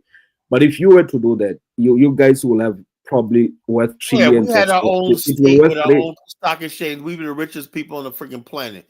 We surpassed. Yeah, you will have a lot of assets. You will have a lot of assets. Yeah, that's what I was trying to do. We have access to the whole entire continent, the whole entire world. America's holding us back, man. Really, So that's why I said we're gonna build this Afghanistan. We're gonna have our own stock exchange. Trust me, I'm gonna start with Liberia, and one day we're gonna have our own state on the continent. So we're in the Congo, and we're gonna be the richest civilization the world's ever seen. So. And I must emphasize on this, color. The blacks in Namibia, I think in Africa, they probably have got the highest wealth per capita. So that means if you take their wealth, they are beautiful women and they're wealthy, man. I love it, man. So the stock exchange of Namibia for their population is too big. They actually, I think they are the second or third biggest stock exchange in Africa, which is insane. Their population is just 3 million. And then you've got countries that have got 100 million people. And then Namibia, I know the German influence, that history that they developed, just like similar to us, South Africa. I'm not going to take that away. I'm not saying we happen to have these things because we're smarter than other Africans. No, it has a lot to do with the settlers' colonial era period and the way this country was. I would say like this. When I look at Angola, I'm saying like this. The fact that the Portuguese were the most backward country in Europe and they had all that territory, I say thank God for the Portuguese. They held us a country. Now we can just go ahead and just take it. Because imagine if Angola was fell to the bridge, we would have no chance. The French and the British had Angola, but because it was colonized by the weakest backward country in Europe, we actually have a chance in Angola. We really do. Yeah, but Luanda is very beautiful, man. I must say that city. Luanda. Like I said, when you look at Luanda, look, no city. I don't see any city in America looks like that grand. The skyscraper. I don't see nothing. Only New York City. I don't know about that color, but in Africa, Luanda is check this out. Only city I see on that level, Luanda, is probably New York City, maybe Los Angeles. That's about it. But other cities, Chicago too. Other cities, I don't see that. I see American cities not on that level. So again, Incredible. Yeah, That black Africa's powerful, man. So don't sleep on Africa. It's like powerful. Anyway, fellas, it's been late. Man, I don't know about Africa being powerful color, but thanks, guys. Hey, I'll draw. Yeah, so we're gonna what you call 1776 dropped off. Wait, Hey, yo, fellas. caller. Yeah, what? Has it been hot in Virginia? Yeah, man, it was boiling today, man. I was out there Yeah. suffering like crazy, man. Shit. Man, it's been in the high 90s in North I Carolina don't right know now. if I'm gonna work tomorrow, man. Yo, I it said, was 100. It was 100 degrees today in New York. yeah, Yeah. so it was really miserable. I was angry all day when I pissed off going to people's house. I had like 5 appointments and whatnot. I'm going to figure people's hot ass house with no AC. I was like, oh man, so it was Yeah, really, our heat index was like 109, it was just 110 really today. miserable. I don't know why I wore a nice shirt out when I was all sweated up. When I don't know. Kyler, can I just make this point before you close out? What's that? I understand you have sympathy for the South Africans, but we're not gonna just act like we didn't watch South Africans destroy these small businesses from the Oh, look, Zimbabwe. look, and no one's going to excuse that, right? But the whole thing is, that when you keep ignoring something, that look is a powder keg, See, people don't understand something, right? We talk about Pan Africans in the West, but when you look at it, right, and also what triggers a lot of people, see, Black America, right? If given an opportunity, Black people in America would do the same thing, but we know we can't get away with that here, South Africa, when you got people coming to your country, right? It's your country, your land. You're supposed to have the first thing. And you got Nigerian guys dating your women, whatnot.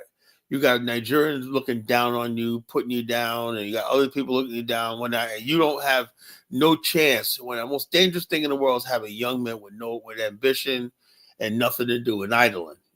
What's going to happen? It's going to explode. The only reason why it doesn't explode in America is because somehow. I don't mean to cut you off. I don't think Black Americans is lazy, and I don't think given an Well, I opportunity know they that. would Well, attack hold on. But the Africans and whole thing Caribbeans. is, I know we're not lazy. I'm sitting there in Wawa, right, and I'm sitting there watching all these brothers with their little fluorescent vests on because they do blue collar work, whatever like that. And I'm seeing who's coming in and out, working class Black people working their ass off in a shipyard, whatever like that. Black people work hard in America, right? But the whole thing is when immigrants say that, right? There's this whole thing that white people love pitting Black people, other Black people against Black Americans. It's to humiliate them. Oh, you're lazy. These people and immigrants, instead of saying, that's not true, they sort of buy into it. They sort of buy into it because they think they're going to have one up on Black people in America. And you always got to have somebody that you can look down upon. Kyler, I think you comparing apples to oranges to hold on. White South Africans are doing the same thing. They're basically their competition is Black South Africans. So how do you basically you bring other immigrants in, let them compete with them over jobs, and then the Black South Africans are too terrified to fight against white people, so they take it out. The anger that you see towards Zimbabwe and everything is really the anger towards white people, but they know white people are just powerful. They won't do that out of fear. I don't know about that, caller. Why don't they attack white people then? I'm pretty sure they do attack white people. No, they don't attack white people. Not like that. They only attack. Steve, the things I be seeing these South Africans write about Zimbabwe's and Nigerian, they accuse them for the entire crime rate. They accuse them for bringing HIV to South Africa. Hold on, I mean, the FBA do the same thing in America, but how many? You know that just as many, how many white Europeans that are there illegally working in tech jobs or whatnot? They're there illegally, no paper, nothing like that. But the Black South Africans say nothing about that because of what? Fear, But fear. that's not. I'm pretty sure that's not the average Black South African. The same way FBA is not the average Black American. So. No, I know, but the whole thing is, hell, they constantly talking about immigrants. I get that, but when you tell them the facts is, let me see. I'm gonna Google right now. Illegal white South Africa, white illegals in South Africa. Let me see. White illegal immigrants.